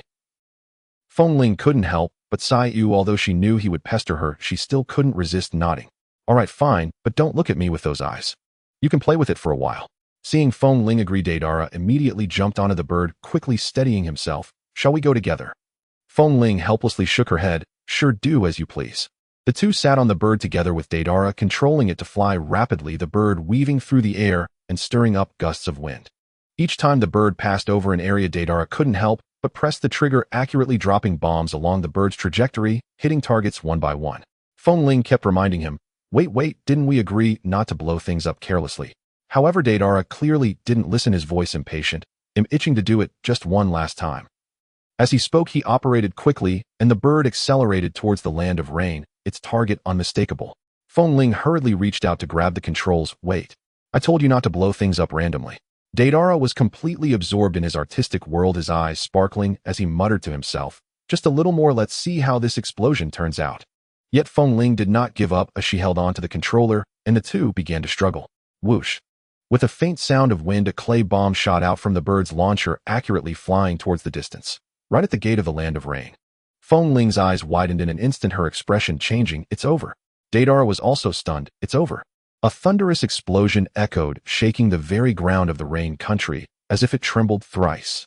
Thick smoke billowed and dust swirled. The once towering city gate now lay reduced to a bottomless pit, debris scattered everywhere. Even the plaque inscribed with Rain Country had been blasted away to an unknown corner. Feng Ling and Dita La sat on the flying bird, overlooking the chaos below, both falling into silence. The atmosphere turned subtly tense. After a moment, Dita La suddenly let out a wail, crouching down and holding his head, his face ashen. "Feng Ling, what should we do?" "I'm doomed." Feng Ling crossed her arms and scoffed, her eyes filled with indifference. "Humph, that's none of my business. You figure it out yourself." Dita La, panicking, stamped his feet, his face pale. "It's over, it's over. I'll definitely be tormented repeatedly by pain's universal pull and Shinra Tensei." Thinking of the terrifying alternating forces of attraction and repulsion being applied to him, Dita La couldn't help but shiver. "No way, I need a shield." In the next moment, Dita La lunged forward, tightly hugging Feng Ling's thigh. "Feng Ling, you can't leave me to fend for myself." Feng Ling was taken aback by this sudden display of desperation, looking down at Dita La, who clung to her thigh, without letting go, her temples throbbing. She lifted her foot, kicking while shouting, "Let go. You idiot." Dita La held on tightly. "No way. Think about it, we are siblings. We share fortune and misfortune together. Forget about sharing burdens." I'm not taking on your troubles. Feng Ling retorted angrily, you blew it up, not me. While the two quarreled, the situation on the ground had completely spiraled out of control. More and more Rain Ninja's townsfolk and merchants were drawn in by the deafening explosion, gathering around the giant pit at the city gate, discussing fervently. What the hell, our city gate is gone. Who did this? I can't see clearly, looks like one has yellow hair and the other white hair. This is bad, hurry and call for the angel. Clearly someone has come to our door. Upon hearing this, Feng Ling's heart sank and she suddenly jolted. Oh no. Sister Xiao Nen is coming. Her perfect obedient image, ruined. Sister Xiao Nen had always thought of her as a cute, obedient and soft child, but now she had gone and blown up someone's door. Feng Ling felt increasingly desperate, as if she could already see Xiao Nan's cold, disappointed gaze before her. No way. I can't let Sister Xiao Nen think I'm a bad child. Feng Ling snapped back to her senses, glaring fiercely at Dida La, who still clung to her thigh, her anger flaring. It's all your fault. Let go. Dida La's expression changed, and he clung on even tighter. No. I'm not stupid, he declared with righteous indignation. Feng Ling, don't try to shift the blame. You have a part in this explosion. Don't forget you helped modify the clay bird. Feng Ling. She was at a loss for words, but she absolutely refused to take the blame along with Dida La. I'll kick you to death. Feng Ling suddenly increased her force, kicking Dida La repeatedly. Dida La held on to her thigh, shouting, it hurts, it hurts. Stop kicking, it hurts. However, despite the protests, he gripped tighter than before. Feng Ling, I've been so good to you, you can't just let me die? Get lost. From now on we are done with each other. Just then the crowd erupted into even greater commotion. The angel is here. The onlookers, both civilians and Rain Ninjas, hurriedly stepped back, clearing a path. Feng Ling, who had been kicking Dida La, was momentarily struck by lightning. Upon hearing this, her movements stilled. She quickly composed herself, straightened her skirt, and instantly switched to obedient mode. Before them, white pieces of paper danced in the air like wings, unfurling, eventually forming a figure in midair, Xiao Nan. She wore the Akatsuki's red cloud-black robe, her expression icy, her amber eyes carrying a hint of pressure. As soon as she appeared, her gaze slowly swept over the chaos before her, finally landing on Feng Ling and Dida La. Her voice remained calm as always, but carried an undeniable authority. You two, who did this? The atmosphere instantly froze. Both pointed at each other in unison. It was Dida La who did it. Feng Ling accused with righteous fervor. It was Feng Ling. Dida La retorted earnestly. Feng Ling reacted even faster. She jumped down from the flying bird, dashed to Xiao Nan's side, raised her watery big eyes, looking up at her pitifully, her voice soft and weak, tinged with a hint of sobbing. Sister Xiao Nan, it really wasn't me. It was Xiao Digo. He insisted on dragging me to play with explosions. Even Senior Fei knows. As she spoke, she blinked hard, trying to squeeze out some tears, her eyes reddening instantly, looking utterly pitiful, like a small victim being bullied. He even shoved the bomb into my hands, not letting me run away. The more Feng Ling spoke, the more aggrieved she felt, ultimately throwing herself into Xiao Nan's embrace, lying softly and crying like a weeping willow. The surrounding onlookers began to murmur among themselves. So it was Dida La who did it. I've heard he blows things up every day. It's no surprise he blew up the city gate this time. No wonder Miss Feng Ling looks so aggrieved. Poor little Feng Ling. Dida La. He watched Feng Ling huddle in Xiao Nan's arms, feigning pity, and his mouth twitched violently. Good heavens. Little Feng Ling, this trick isn't bad. Too bad you picked the wrong person. His mouth curled upwards slightly, a glint of cunning flashing in his eyes. Then he spoke loudly. Xiao Nan, the gate is blown up. I have no heart to explain right or wrong. It's just a pity I didn't keep a closer eye on Feng Ling. I'm ashamed. Feng Ling. Onlookers. So it was this little sister who blew it up. Oh my god. I didn't expect Miss Feng Ling to do such a thing. One should not judge by appearances. Feng Ling was instantly dumbfounded, her eyes wide as saucers. What a clever retreat. Dida La, you truly are not an easy opponent. This move was a perfect counterattack. Feng Ling immediately looked up, wanting to explain, but before she could utter a word, she felt a warm hand gently land on her head. Xiao Nan slowly ruffled her hair, her tone surprisingly gentle. Feng Ling, no need to explain. I understand. Feng Ling. Dida La. Xiao Nan's gaze flicked between the two, eventually landing on Dida La. She narrowed her eyes slightly, her tone carrying a hint of coldness. Dida La, enough. Dida La. I've been seen through. How is that possible? No worries, I still have my grand self-destruct technique. Worst case scenario, we perish together. I confess, I was the one who blew up the city gate. The crowd held their breath, rendered speechless. But in the next moment, Deidara shifted his focus and pointed at Feng Ling. However, Feng Ling is also at fault. Feng Ling froze on the spot, her mind blank for 2 seconds before she suddenly understood Deidara's intention. Oh, so you can't outplay me and you want to drag me down with you. She initially thought she had achieved a perfect victory, but unexpectedly Deidara played a dragging someone down card. How despicable. So shameless. So very Deidara. Feng Ling ground her teeth in anger, glaring at Deidara with eyes sharp enough to pierce through, wishing she could nail him to the wall. However, Deidara paid no heed, continuing to speak with an air of sorrow and regret resembling a heartbroken elder brother. Hey, race, how it went. The onlookers exclaimed, oh, this is getting good. A group quickly settled down, munching on seeds, afraid of missing out on the exciting content. Deidara wore an expression that conveyed I am at fault, but not irredeemable, sighed deeply and slowly said, originally, I just wanted to play with Feng Ling and make some explosions. Suddenly, Deidara raised his voice, sweeping his gaze over the crowd with a tone of deep accusation. Feng Ling insisted on improving the bomb, saying she wanted to pursue a higher artistic realm. I couldn't bear to refuse her, so I went along with her suggestion. The crowd gasped in shock. So that's how it is. Little girl, it was actually you who did this. Feng Ling's heart sank, her expression shifting from fear to shock and finally to anger. Goodness, not only are you shifting the blame, but you're also embellishing the story, reinforcing the blame even more. But before Feng Ling could speak, Deidara was already in his element, continuing, yes, I originally planned to just blow up some small things and practice a bit. But Feng Ling, she told me that bombs can't just be about simple explosions, they need layers, techniques, and innovation. Wait, when did I ever say that? However, the onlookers were captivated, even Xiao and frowned slightly, seemingly pondering Deidara's words seriously. At this moment, discussions among the crowd heated up. Now that you mention it, it really is the little girl's fault. Yes, innovation is good, but there should be limits. Look at this city gate, it's gone. Oh dear little sister, if you're wrong, you should admit it. If you get punished, stand straight. Feng Ling's face turned red with urgency as she quickly tugged on Xiao Nan's skirt, her tone anxious and aggrieved. Sister, Xiao Nan, I didn't do it, he's lying. He's deceiving you. However, the crowd was already deeply immersed in Deidara's narrative, completely ignoring Feng Ling's explanations, nodding in agreement. A little girl listened to the advice. Recognizing one's mistakes can lead to great improvements. Feng Ling, are these people foolish? Isn't this obviously shifting the blame? But Deidara's performance wasn't over. He stood tall, his gaze heavy, looking at Xiao Nan. Hey race, how it is, Xiao Nan. I feel so ashamed. I didn't teach Feng Ling while leading her astray. Oh, I also bear responsibility. So I am willing to bear the punishment alongside her. Clap, clap, clap. The crowd erupted in enthusiastic applause. Well said. Let's have another segment. This is an artist indeed. Seeing Deidara twist the story around and successfully deceive everyone, Feng Ling felt utterly defeated. She jumped up, pointing at Deidara, her mouth nearly trembling with rage. You bastard. Deidara raised his chin, smiling confidently. Feng Ling admitted, the facts are right here. Seeing the situation turn extremely unfavorable for her, Feng Ling could only gaze at Xiao Nan, her face full of expectation, waiting for her judgment. Xiao Nan's expression turned serious, her tone leaving no room for dispute. All right. The crowd instantly quieted down, holding their breath, all waiting for the judgment from the angelic figure. Xiao Nan glanced at the city gate reduced to ruins, then looked at the two culprits standing beside her, pondered for a moment, and finally spoke. You two are responsible for repairing and compensating for the gate. Wah? Feng Ling's eyes brimmed with tears, looking as though the sky had fallen. That's amazing. Deidara, on the other hand, clapped his hands in cheers, his eyes filled with excitement. Feng Ling, what are you so happy about? Feng Ling looked at Deidara in disbelief, feeling as though she had been tricked again, while Deidara wore an excited expression, even fist-pumping in jubilation, clearly unconcerned about the gate repairs.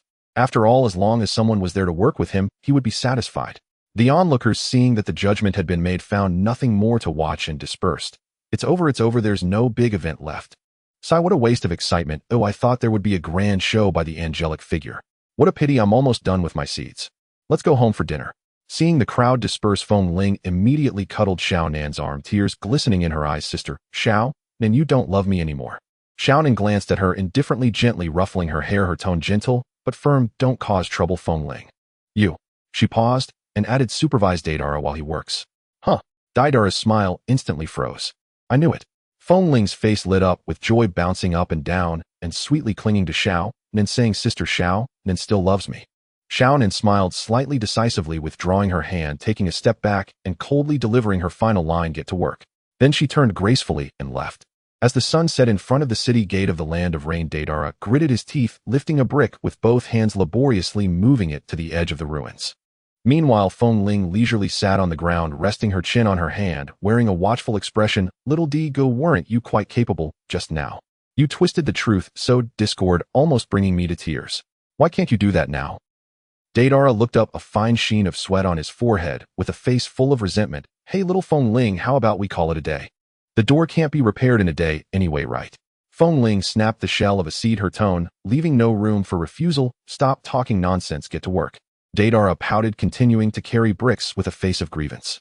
Crack. A brick was placed on the ground, and he paused to stretch, looking at Feng Ling with a melancholic gaze. Feng Ling, how much do you think this door will cost? Feng Ling tilted her head, counting on her fingers. 5 million. Deidara gasped, can you lend me some? You and Shrank Rogue Ninja from the Akatsuki organization actually have no money. Deidara cleared his throat, pretending to fix his hair, his tone casual. Cough, you know my art often incurs losses. Feng Ling. Alright, your explosive art equals loss-making art. Deidara leaned in closer, his eyes earnest. So Feng Ling, can you lend me some? Feng Ling looked at him with disdain. Go ask Kakuzu, he has money. Deidara's expression grew serious, as if recalling some terrifying experience, his lips twitching slightly. You don't know he charges exorbitant interest. Borrow once, and the interest compounds. By the time you realize it, you won't be able to pay back 5 million, let alone 50 million. Feng Ling thought carefully and found Deidara's words reasonable. Kakuzu is known for not sparing even his own people. When it comes to money, the interest would likely multiply several times. Feng Ling rubbed her chin, recalling something, muttering, but he did give me some money before. I wonder what he was thinking. Deidara perked up, immediately blinking at Feng Ling. How much? Feng Ling replied matter-of-factly, 60,000. Deidara stared in disbelief. Little Feng Ling, help me borrow some. Borrowing money is easy, but I won't do it without benefits. Feng Ling crossed her arms, appearing quite righteous. Doll that closely resembled Deidara. Feng Ling blinked, looking at the doll. Its golden braids, slightly upturned mouth, and that distinctive explosion mark, it looked like a miniature version of Deidara. This is my ultimate art. Deidara gritted his teeth, his face filled with reluctance. Feng Ling picked up the doll, examining it from every angle, and suspiciously asked, can it explode? Deidara crossed his arms, proudly raised his head, and declared passionately, within a 10-mile radius, no living creature remains, and not a blade of grass grows. Upon hearing this, Feng Ling's eyes instantly lit up. Deal. She waved her hand swiftly, tucking Deidara's ultimate art into her arms, then swaggered toward Kakuzu's residence. Deidara watched Feng Ling leave, feeling a bit empty inside. He slowly raised his hand to touch his chest and murmured, my ultimate art. Boo-hoo. Bang, bang, bang. Feng Ling knocked impatiently on Kakuzu's door. After a moment, the door creaked open slightly. A large hand covered in stitches reached out, and then Kakuzu showed half of his face. Upon recognizing her, his expression softened somewhat. Come in. Feng Ling quickly slipped inside, glancing around Kakuzu's room. It was bare, extremely cold. Forget about luxurious decorations. There wasn't even any extra furniture. Just a simple bed, a cabinet, a table, and a pile of densely packed ledgers. Kakuzu, Grandpa, where's your money? Feng Ling couldn't help but ask. Kakuzu looked at her and replied, it's stored in a safer place. Feng Ling pouted. Indeed, he was stingy, even his room was this bare. Kakuzu, however, was quite hospitable. Seeing Feng Ling enter, he immediately moved a stool in front of her and said, little Feng Ling, are you anxious to go home? Not at all. Feng Ling waved her hand. I'm not in a hurry to go home. Kakuzu frowned slightly. Then what is it? Feng Ling immediately leaned closer to Kakuzu, whispering and gesturing mysteriously as they quietly discussed for a while. Kakuzu listened attentively while silently processing Feng Ling's information. So you're saying that you and Deidara blew up the gate? Feng Ling nodded like a chick pecking at grains. Yes. And I will be responsible for the repairs. Kakuzu sneered. You responsible for repairs? Can you even lift bricks, little girl? Feng Ling confidently pointed outside. Deidara is responsible for moving the bricks, and I'm in charge of supervision. Kakuzu was speechless. But, wait, why was Feng Ling looking for him? Kakuzu keenly sensed something was off, his brow slightly furrowing. And then, Feng Ling innocently said, I came to find you. To borrow some money. Kakuzu immediately became alert, narrowing his eyes and asking, how much? Feng Ling cheerfully extended 5 fingers. Kakuzu calculated in his mind, 50,000. Feng Ling shook her head, her smile even brighter. 500,000. Kakuzu abruptly stood up, nearly knocking over his chair. What? 500,000. His face instantly darkened like the bottom of a pot, looking as if he had been struck by lightning. He took a deep breath, using all his patience to calm himself down. Kakuzu looked at Feng Ling and spoke in a calm tone. Feng Ling, is there a possibility that the repair costs for the city gate actually don't require this much? Feng Ling blinked, her tone extremely serious. Not needed. Are you saying that the gate of our rain country isn't worth 500,000? Kakuzu's brows twitched, sensing a hint of danger. Sure enough, the next second Feng Ling exaggeratedly added, does Lord Pain know about this? Dangerous words. Dangerous words. Kakuzu's expression instantly changed. Without waiting for Feng Ling to continue, he rushed forward, covering her mouth, nearly breaking out in cold sweat. Chill. Little ancestor, you can't say that. Kakuzu lowered his voice, looking around to ensure no one was listening, before sighing in relief. He squinted at Feng Ling. You must have been instigated by Dita La. Feng Ling shook her head defiantly. Not at all, I thought of it myself. Kakuzu was speechless. How could he be fooled by this little girl's innocent appearance? He took a deep breath, thinking he couldn't let Feng Ling lead him by the nose. He needed her to calm down and listen to his analysis. So he softened his tone and spoke in a senior's manner. Feng Ling, let me explain to you slowly. Feng Ling tilted her head, thought for a moment, then nodded, sitting up straight, looking like she was listening intently. All right, Kakuzu grandpa, you speak. Kakuzu nodded in satisfaction, secretly relieved. I can lend you 500,000, but I must charge some interest. I can't just lend it for free. Feng Ling immediately waved her hand. Isn't zero interest possible? Kakuzu sneered as if he had anticipated Feng Ling would say this. Dita La is borrowing, not you. Feng Ling raised an eyebrow. But little D and I are like siblings, dear friends. Are you asking me to harm my own family? Kakuzu's eyes lit up. You mean? I should add some money. Feng Ling nodded as if it were a matter of course. Exactly how could I let little D suffer more? Kakuzu nodded approvingly. All right, I'll give you half of the interest. Feng Ling smiled, so widely her eyes nearly curved, decisively making an okay gesture. Kakuzu pondered for a moment and continued, You need to pay it back within a month with a daily interest of 10. Feng Ling immediately frowned and shook her head. That's too little. Kakuzu was puzzled. Time was too little. He thought carefully. Then how about 2 months? Feng Ling smiled sweetly. Make the interest a bit more. Kakuzu was slightly taken aback, locking eyes with Feng Ling. After a moment, both of them nearly simultaneously revealed smiles of mutual understanding. How much? Kakuzu asked. Double it. Feng Ling blinked. Kakuzu replied, all right. With the deal settled, Kakuzu walked into the inner room and took out a heavy box, solemnly handing it to Feng Ling. This is 500,000. Be careful, if you lose it, you can't afford it. Feng Ling patted her chest. Don't worry, it's just 500,000. Can I not pay it back? Kakuzu stared at her for a while, feeling something was off. However, the money had already been lent, and he was too lazy to dwell on it. But Kakuzu was always cautious. After thinking, he still asked, what if Dita La can't pay it back, and runs away? Feng Ling gently patted the doll in her arms, confidently saying, I have his treasure in my hands, he can't run away. Kakuzu glanced at the Dita La's ultimate art doll in Feng Ling's arms, instantly filled with respect. He took a deep breath and solemnly patted Feng Ling's shoulder. Impressive. Feng Ling happily hugged the box, turned to leave, and before going she waved at Kakuzu grandpa, happy cooperation. Kakuzu watched Feng Ling's back, lost in thought. After a while he slowly exhaled, muttering to himself, the younger generation is to be feared. Feng Ling returned to her room and carefully opened the leather suitcase after closing the door. Inside, 5 million was neatly stacked, exuding an exhilarating aura. 1 million is enough to repair the city gate. For million will all be mine. With a slight smile at the corners of her lips, she unhesitatingly pulled out 4 thick stacks of cash from the box, carefully stuffing them into her small bag, while also touching her little vault. Hee, I'm rich now. After that she took a deep breath, swiftly adjusting her expression to one of gentleness and concern. To ensure the 4 million was flawless, it was time to put on a good show. As dusk approached, under the afterglow of the setting sun, Dita La was still laboriously moving bricks. Just as he sighed, with sweat pouring down his forehead, he suddenly saw Feng Ling walking over with light steps. His eyes brightened, and he tossed the brick in his hand aside, rushing forward. Did you borrow it? Feng Ling gently patted the suitcase, revealing a tender smile. I borrowed it. Dita La excitedly extended his hand. Great, we're saved. Quick, give it to me. However, Feng Ling shook her head, her tone dripping with sweetness. Little D, go leave the materials and hiring people to me. You've worked too hard today. Feng Ling feels for you. As she spoke, Feng Ling stood on her toes, gently wiping the sweat from Dita La's forehead with a handkerchief. In that moment, Dita La's heart trembled violently, feeling as if something had struck his soul. She is still wiping sweat for me. Clearly I pulled her into this. How can she treat me like this? What kind of angelic sister is this? Dita La stared blankly at Feng Ling, his heart filled with mixed emotions, and finally his conscience awakened. Feng Ling, you don't blame me. Feng Ling gently shook her head, displaying a charming expression. I've realized that I also have faults. Little D, go, I'm sorry. Having said that, she lowered her head as if truly feeling guilty. Dita La was stunned. Is she still apologizing to me?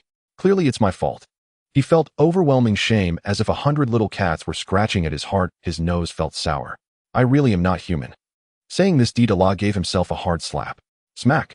Feng Ling hurriedly stepped forward, tenderly rubbing Dita La's face, her voice sweet enough to drip honey. Don't hit yourself, you'll feel heartbroken. Dida-La's heart instantly twisted into a knot. Is there such a good sister in the world? Feng Ling is simply an angel. He was nearly in tears, quickly grasping Feng Ling's hand with a face full of guilt, saying, Feng Ling, I am sorry. Feng Ling smiled, gently patting the back of his hand, her voice soft yet firm. Don't say that we are family. Family. Dida-La's eyes almost turned red, moved to the point of nearly bowing to Feng Ling. Feng Ling, don't worry, he'll take care of the money. Feng Ling blinked softly, saying, but Grandpa Jiao Du said that this money must be returned within a month with a daily interest of 20. Dida-La's face instantly stiffened. What? Feng Ling with an innocent expression. Is it too much for little Di-Gu? It's okay, Feng Ling will help you pay it back together. Dida-La. 20. Is this old man crazy? Usually he would only charge me 10. Why does it double when it comes to Feng Ling? Isn't this bullying? Dida-La's fists tightened, veins popping, angrily cursing Jiao Du in his heart. Damn, this old man Jiao Du thinks Feng Ling is easy to bully, huh? He usually charges me only 10, but when Feng Ling borrows it's 20. This is obviously bullying her because she's younger. You bastard, you won't get a single cent from her. Dida-La gritted his teeth, already having made a decision. He suddenly grabbed Feng Ling's shoulders, his gaze resolute. Feng Ling, listen to me, I want pay this money back. Feng Ling blinked, huh? But Grandpa Jiao Du. Dida-La waved his hand fiercely. What Grandpa Jiao Du? He is a heartless moneylender. We cannot indulge him with such high interest. Feng Ling looked conflicted, but wouldn't that be not so good? Dida-La snorted, gritting his teeth. Don't worry with me here, he won't dare to do anything to you. Leave this to me, I'll make sure he doesn't get a single cent. Seeing Dida-La's furious and vengeful demeanor, Feng Ling felt a mix of emotions. Oh no, this performance is getting a bit over the top. She originally just wanted Dida-La to obediently pay back the money and earn a little more, but unexpectedly, Dida-La rebelled and simply refused to work. This won't do. If this continues, her interest will also go to waste. Feng Ling quickly wiped her tears and remedied the situation. Little Di-Gu, let's work hard to earn money to pay it back. Dida-La frowned, his tone firm. Why? Feng Ling. Why? Of course, because my share is included in the interest. But this couldn't be said out loud. So she forced out 2 drops of tears, her eyes slightly red, trembling as she said, because he. As she spoke, Feng Ling suddenly collapsed, covering her face, her shoulders shaking. Feng Ling woo peak acting skills. Dida-La, seeing this, became anxious, his heart tugging in distress. Feng Ling is crying. What has she been driven to by Jiao Du? Dida-La angrily clenched his fists, gritting his teeth. Hurry and tell me you're driving me crazy. Feng Ling lowered her head, sobbing. He said that if the money isn't returned, he will reunite me with my family. Dida-La. Boom. Dida-La's mind exploded with a flash of fire. Family. Isn't Feng Ling an orphan? To reunite her with her family. Isn't that a threat to make her die? Jiao Du, you old beast. There's a limit to bullying. Dida-La's fury soared to the heavens, veins popping, his gaze dark and heavy as if ready to blow up a mountain. You Jiao Du, how dare you bully Feng Ling to such an extent? He took a deep breath, squinted, and a dangerous smile crept onto his lips. Since you love money so much, then I must let your money achieve artistic sublimation. Feng Ling was taken aback upon hearing this. Wait, things seem to be taking a strange turn. Little Di-Gu, you aren't planning to blow up Jiao Du's treasury, are you? What about the interest I painstakingly obtained? Before Feng Ling could stop him, Dida-La excitedly said, Feng Ling, I have a bold idea. Feng Ling's heart skipped a beat, sensing that this guy surely had no good ideas, but she couldn't help but ask, what idea? Dida-La's eyes lit up, a wicked smile curling on his lips. Let's steal Jiao Du's money, and then use his money to pay him back. Feng Ling, can this be done? Steal his money, then use his money to repay the debt. Isn't this a zero-cost scheme? No, it's about stealing all his possessions and making him earn money for her at the same time. Feng Ling's eyes brightened, and her smile couldn't be hidden. If that's the case, wouldn't she be able to earn even more? Thus Feng Ling immediately broke into a smile, clapping her hands innocently. Good. Dida-La, seeing Feng Ling smile, felt even more like he had done a tremendous good deed, nodding repeatedly. That's right, Feng Ling, don't be afraid, little Di-Gu will protect you. Feng Ling MMHM, protect me while making money. In the deep of night, in the land of rain, fine raindrops pattered down as water dripped continuously from the eaves. 2 shadowy figures crouched by the window, their heads squeezed together, fixated on the interior. Through the window, a faint candlelight flickered inside, but it was completely empty. Didera furrowed his brows and lowered his voice, asking, Where is Kaku? Feng Ling squinted, a meaningful smile curving at the corners of her mouth. As far as I know, he might have run to the real base. Didera asked. Feng Ling patiently explained, Would Kakuzu hide money in such an obvious place? Didera pondered for a moment and shook his head. No. Feng Ling nodded, her expression firm. So the real hiding place isn't here. Didera's heart sank and his gaze sharpened. Are you saying We were played. Feng Ling crossed her arms looking smug. The cunning rabbit has 3 burrows, such a simple principle, how could a 100-year-old monster not understand? Didera gritted his teeth. Damn it, we were set up. Feng Ling patted his shoulder with confidence. But we still have a chance. Didara's eyes brightened. What chance? Feng Ling's expression changed, and a confident smile appeared on her lips. I have a plan. After listening to Feng Ling's lengthy explanation, Didera fell into deep thought. After a while he slowly uttered, so, you mean I need to pretend to fall out with you? Feng Ling nodded earnestly yes. Didera asked again, and I need to chase you down recklessly? Feng Ling continued to nod exactly. Didera grew increasingly uneasy, narrowing his eyes. Best to make it known to everyone. Feng Ling gave a thumbs up, of course. Didera stared at Feng Ling's overly confident expression, feeling an inexplicable chill, sensing that things were heading in a very dangerous direction. He looked at her suspiciously. Why do I feel that the real danger is me? Feng Ling replied matter-of-factly, what are you afraid of? The danger is for me, not you. Didara's expression turned serious. No, I feel like I'm the one in danger. Feng Ling patted his shoulder, speaking earnestly. Little Didara, don't worry, this plan is flawless, it will definitely work. Didera sighed, looking helpless. All right. But don't let me down.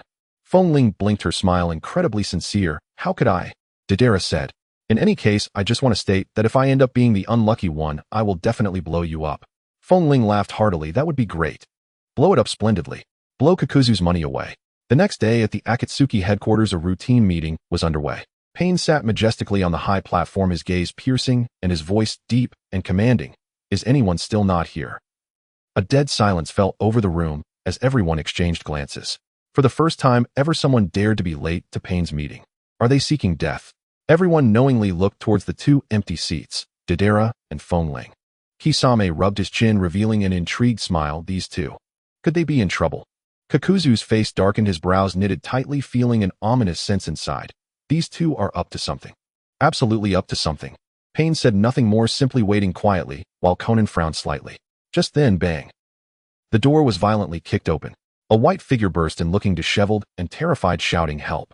Murder. It was Feng Ling. Everyone. What is going on? Before anyone could digest this sudden turn of events, another furious roar came from outside. Feng Ling, you traitor, I trusted you so much. Immediately after, a clay bomb, glowing with an eerie light, was hurled in from outside. Feng Ling let out a scream, and with a gust of wind she rolled quickly behind King, grabbing onto his clothes, tears in her eyes as she shouted, Grandpa, you have to protect me. Little Didera has gone crazy. Kakuzu turned pale. He looked down at Feng Ling hiding behind him, his feelings complex. What does your issue with Didera have to do with me? But the problem was, Feng Ling cannot die, because that 8 billion hasn't been deposited yet. Thinking of the money, Kakuzu's expression softened slightly, and he unconsciously took a step forward, his body slightly leaning toward Feng Ling, indicating a subtle protection. Didera was sweating profusely, thinking, am I really going to blow up a bomb in front of Leader Pain? But now that the arrow is on the bowstring, I have no choice but to blow it up. Feng Ling, come out and die. Didera threw a few C1 bombs, and Feng Ling continued to dart behind Kaku, skillfully dodging, staging a scene of the honest person being forced to protect his young. The scene became chaotic.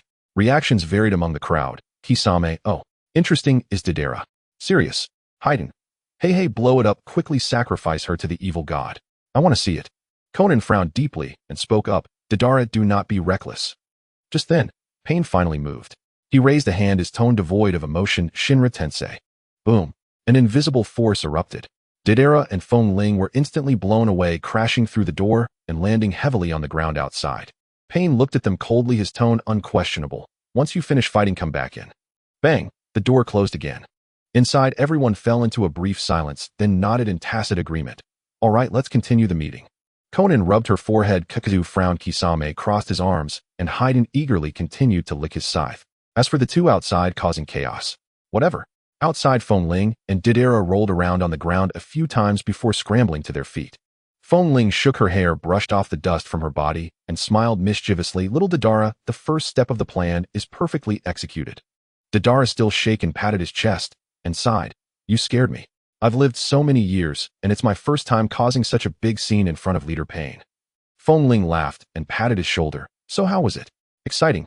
Didera recalled Pain's gaze just now and couldn't help but shiver, then raised his fist excitedly. Exciting. Feng Ling blinked. So what do we do next? Didera replied, what else can we do? Run. Feng Ling curled her lips. No, next.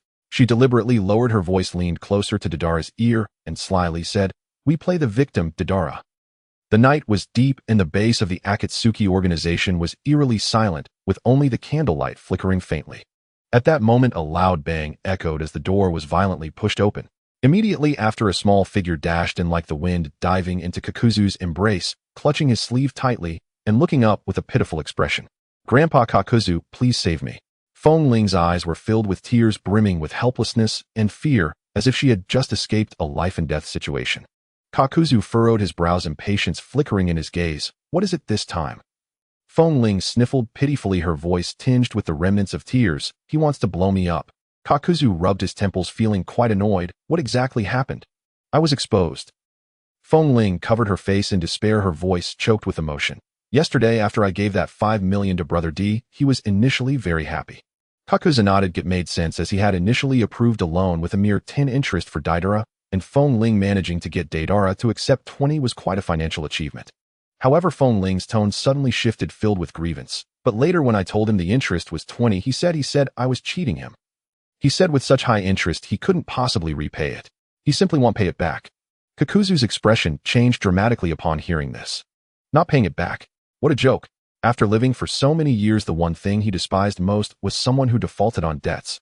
Kakuzu's gaze turned icy, his tone laced with danger. And then, Feng Ling bit her lip, her eyes slightly red, continuing to embellish the story. He even said, "I must have colluded with you to cheat him, that you should also be blown up." Kakuzu's eyebrows twitched violently.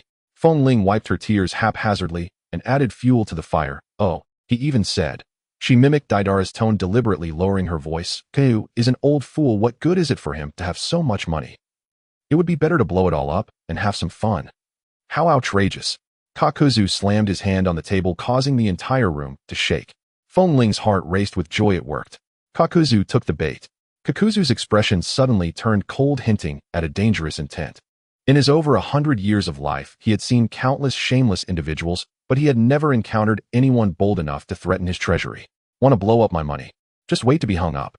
Kakuzu took a deep breath, trying to calm himself down, and turned to Feng Ling, his tone slightly softer. "And what about you? Where's the money?" Feng Ling lowered her head, displaying a look of shame and self-reproach, her voice trembling. "Grandpa Kakuzu, I am really useless. That 5 million might not be able to be returned." "Whoa, Kakuzu, you really are useless." Just as expected, this little girl was still too naive, unable to handle even a Deidara. Feng Ling sneered internally. "Fine, I was initially a bit guilty about stealing the money, but now that feeling is completely gone."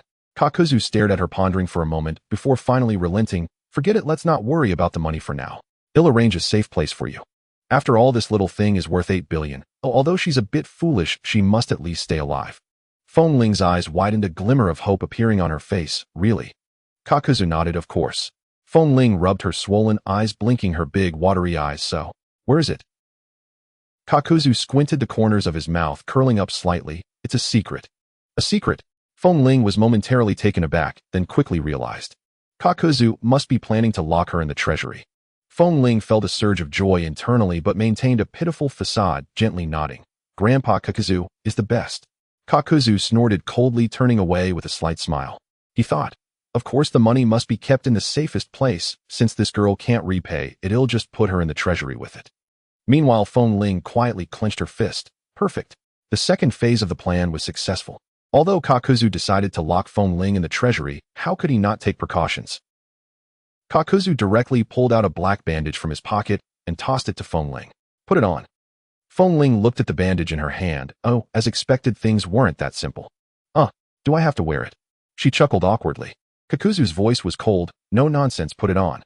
Feng Ling pouted, deciding to pretend to comply, and obediently covered her eyes with the bandage. Feng Ling was escorted by Kakuzu, the sound of their footsteps echoing in the long corridor. She perked up her ears, trying to capture the surrounding environmental changes. The ground beneath her feet changed, becoming harder and colder. A faint smell of rust filled the air, mingled with a heavy scent, the scent of money. Finally, with a heavy boom, the door was pushed open, and a series of crisp metallic clinks rang in Feng Ling's ears. Kakuzu reached out and removed her blindfold. Feng Ling blinked, adjusting to the light, and then she was utterly dumbfounded. Before her was a dazzling sea of gold, shining like the galaxy. Before her stood a massive treasury with walls embedded with countless sparkling gems. The ground was covered in gold coins and mountains of stacked contracts loomed high, with various debt receipts neatly bound into volumes arranged like small pyramids. Feng Ling's eyes went wide. This was simply an ocean of wealth. Countless thoughts flashed through her mind. I'm going to get rich. If I grab it all, I'll instantly become the richest person in the world. No, this old monster is right next to me. Oh, I must hold back and pretend to be calm. She quickly adjusted her expression, pretending to swallow hard. Kakuzu glanced at her and snorted. What's wrong? Never seen so much money before. Feng Ling said with a smile. Haha, how could that be? Money is just a number. But her eyes betrayed her, fixated on the huge pile of gold coins on the ground, itching to pounce and roll around in it. Kakuzu nodded in satisfaction. Ooh, although this little girl was a bit foolish, at least her reaction to money was acceptable. You stay here for now, Kakuzu said. I will prepare food, clothing, and necessities for you. Feng Ling eagerly nodded in agreement. Okay, Grandpa Kakuzu, you are so kind. Kakuzu snickered. No more nonsense, just stay put and don't touch anything. With that, he turned and walked out of the treasury, the door slowly closing with a resounding boom. Feng Ling stood in the center of the vault, surveying her surroundings. The entire room was airtight, with only a thick door in the middle leading to the outside. The defenses are quite tight. Feng Ling pondered while stroking her chin. It seems I won't be able to get out in the short term. I can only take action from within. She rubbed her little hands, her eyes sparkling with mischief. Hee. Let's start by picking some easily portable treasures. The operation began. Feng Ling quickly searched the vault, targeting small, clever, and valuable items. A bag of gold coins. 2 heavy pass. A box of gems. 2 large pass. IOUs and bonds. Not easy to cash out pass. I must find something special. Her gaze shifted and she finally spotted an inconspicuous corner where a safe was placed. Feng Ling squinted. The money in the safe is piled up like a mountain of garbage, but this safe is locked up properly. As she leaned closer, she noticed the safe was covered in intricate sealing techniques. Feng Ling, this raises some suspicion. There must be a big secret inside. A smile crept across her lips as she confidently said, good thing I've studied this. She flexed her fingers and began to unlock the seals. Pop, pop, pop.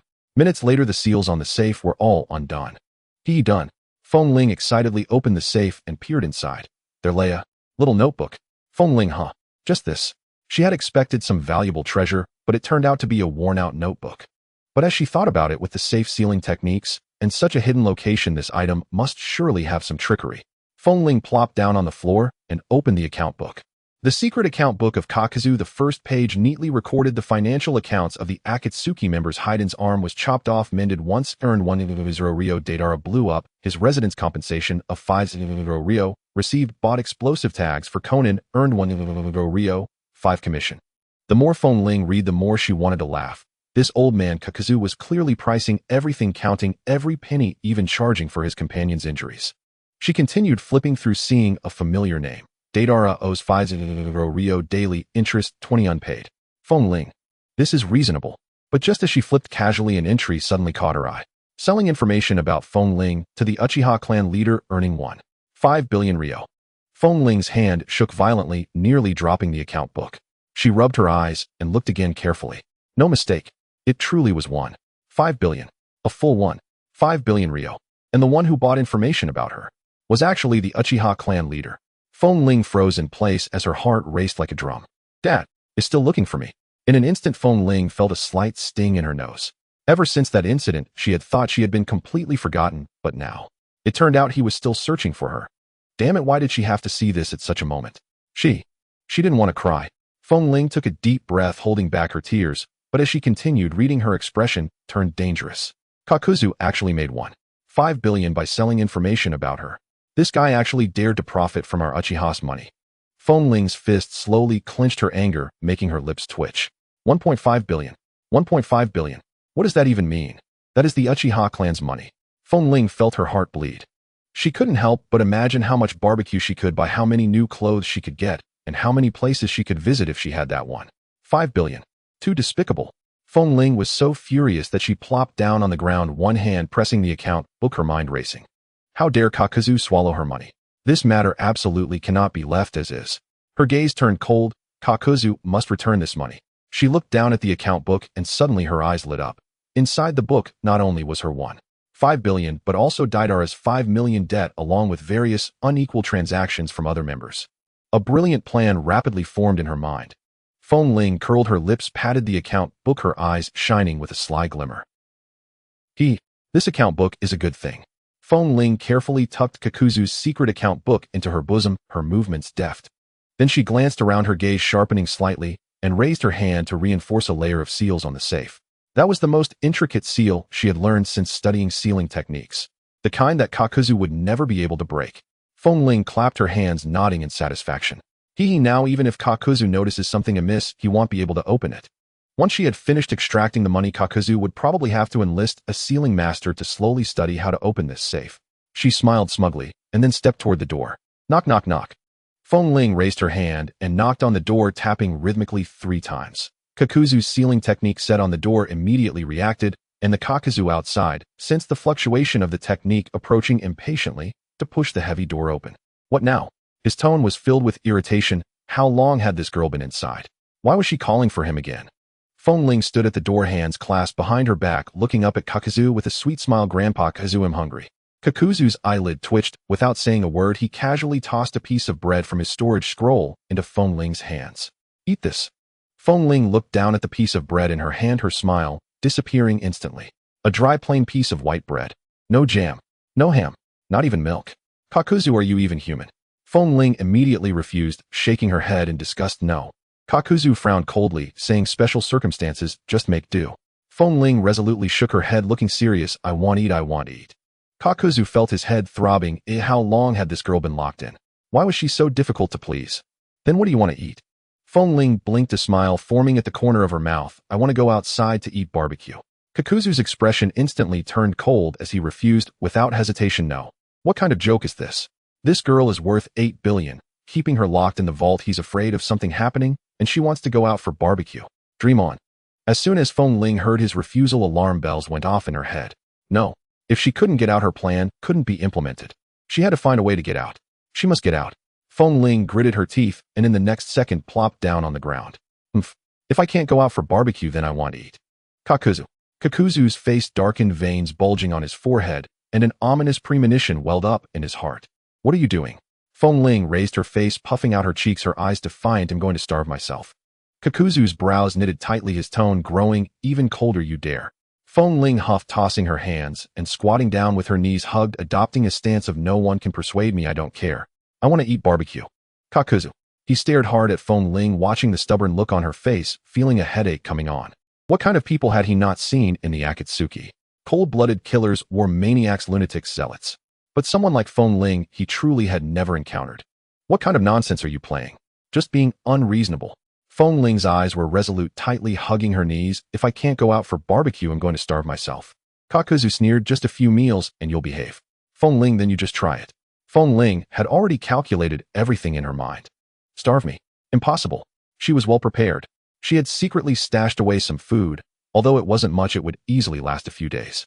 As long as she dragged it out for a day and a half, Kakuzu would definitely panic and have to compromise. Feng Ling thought smugly, but her face maintained a defiant expression of I absolutely will not compromise.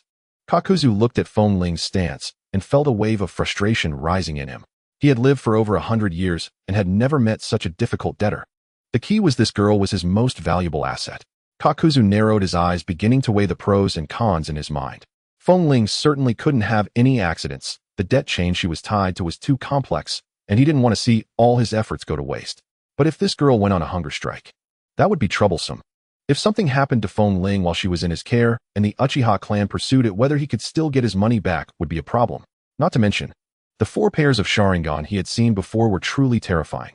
Kakuzu's expression fluctuated, pondering for a moment before finally making a decision. He took a deep breath, his face dark as he stared at Feng Ling, his voice low. At most 2 hours, finish and come back immediately. Feng Ling's eyes lit up, secretly cheering in her heart. She succeeded, but she did not show it on her face. Instead, she pretended to bite her lip, looking as if she were still hesitating, slowly raising her head. Really? Kakuzu's face darkened. Really? Feng Ling then grinned widely, extending her pinky finger. Then let's make a pinky promise. Kakuzu. How humiliating. Kakuzu actually have to make a pinky promise with a little girl. But to preserve the 1.5 billion profit, he endured it. Kakuzu took a deep breath, extending his finger, and perfunctorily made a pinky promise with Feng Ling. Feng Ling's eyes turned into crescent moons as she cheerfully stood up, patting her backside. Then let's go. Kakuzu snorted coldly, not bothering to say more, and led Feng Ling out of the vault. Zhao Du had never felt such pain for his wallet in his entire life. Originally, he was utterly unwilling, but he could not withstand Feng Ling's incessant crying and tantrums, ultimately having no choice but to agree to take her to the most expensive barbecue restaurant in the Rain Country. But as soon as he sat down, he began to regret it. It was too expensive. So expensive it made his scalp tingle. Jiao Du stared at the numbers on the menu with a pained expression, constantly keeping an eye on Feng Ling, ready to stop her from splurging at any moment. That's too much, we can't finish it, it'll go to waste. Enough, it's too expensive. Order less. Save money. Feng Ling completely ignored Jiao Du's nagging, her face full of anticipation as she looked at the menu, excitedly pointing. Not this, not this. Jiao Du's eyes showed a hint of satisfaction. At least she had some conscience, knowing to save money. But in the next moment, Feng Ling raised her head with a smile. I want the rest. Jiao Du. I knew it. This brat couldn't possibly be this obedient. That's enough. Didn't you hear me? Jiao Du slammed his palm on the table, his face turning as dark as coal. Feng Ling paused, tilting her head to look at him with innocent eyes. Then let's go with these. Jiao Du's chest heaved with anger, wishing he could storm out and refuse to pay. But he held back. It was just a meal, just spending a little money. Money can be earned back. With that thought, he took a deep breath, silently took out his money pouch, and settled the bill. He watched as a large stack of premium beef secret sauces and exquisite side dishes were successively brought to the table, feeling a tremor of pain in his heart. Feng Ling leaned back in her chair in a great mood as she surveyed the layout of the restaurant, her eyes sparkling with calculation. She had specifically chosen this spot. Outside the window was the most prosperous luxury commercial street in the Rain Country. As soon as anything happened, everyone in the Rain Country would know. She secretly felt proud. Now she just had to wait for Xiao Digo to perform. But before that, she needed to enjoy a good meal. As the waiter brought out the first plate of fragrant grilled meat, Feng Ling's eyes lit up. Without hesitation, she picked up a piece and placed it on the grill, making a sizzling sound. The aroma of the grilled meat quickly filled the air, the beef fat slowly melting under high heat, seeping into the secret sauce, emitting an enticing fragrance. While expertly flipping the meat, Feng Ling grabbed a large portion for Jiao Du, smiling sweetly. Grandpa Jiao Du, eat up, it's really delicious. Jiao Du's face had turned as black as night. How could it not be delicious? It was so expensive. But he kept a cold expression, staring fiercely at the plate of meat, struggling internally. To eat or not to eat? If he didn't eat, Feng Ling would eat alone, and that would be a loss. If he did eat, although it would still be a loss, it wouldn't be as bad.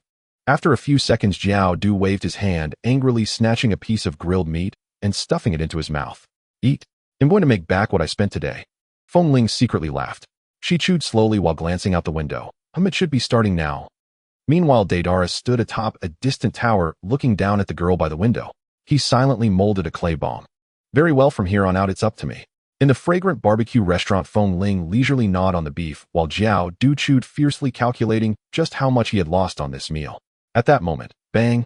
The door was kicked open, slamming against the wall with a loud crash. The entire barbecue restaurant fell into instant silence. Everyone turned to look at the entrance, where a blonde youth stood holding a clay bomb in his hand, his face darkened, as if he was about to blow up the place. Where's Feng Ling? His eyes burned like fire, intensely staring inside the restaurant, a dangerous cold smile playing at the corners of his mouth. The diners exchanged glances, then silently lowered their heads, quietly slicing their meat, not daring to interfere in this bloody storm. The Akatsuki's ruthless members were not to be trifled with. Feng Ling was leisurely chewing on her grilled meat when she heard this furious shout and nearly spat out the meat in her mouth. She looked up, meeting Deidara's murderous gaze, and her heart suddenly leaped with joy. Here it comes, here it comes. Xiao Di's performance is about to start. Jiao Du immediately stood up when he heard the commotion, frowning tightly.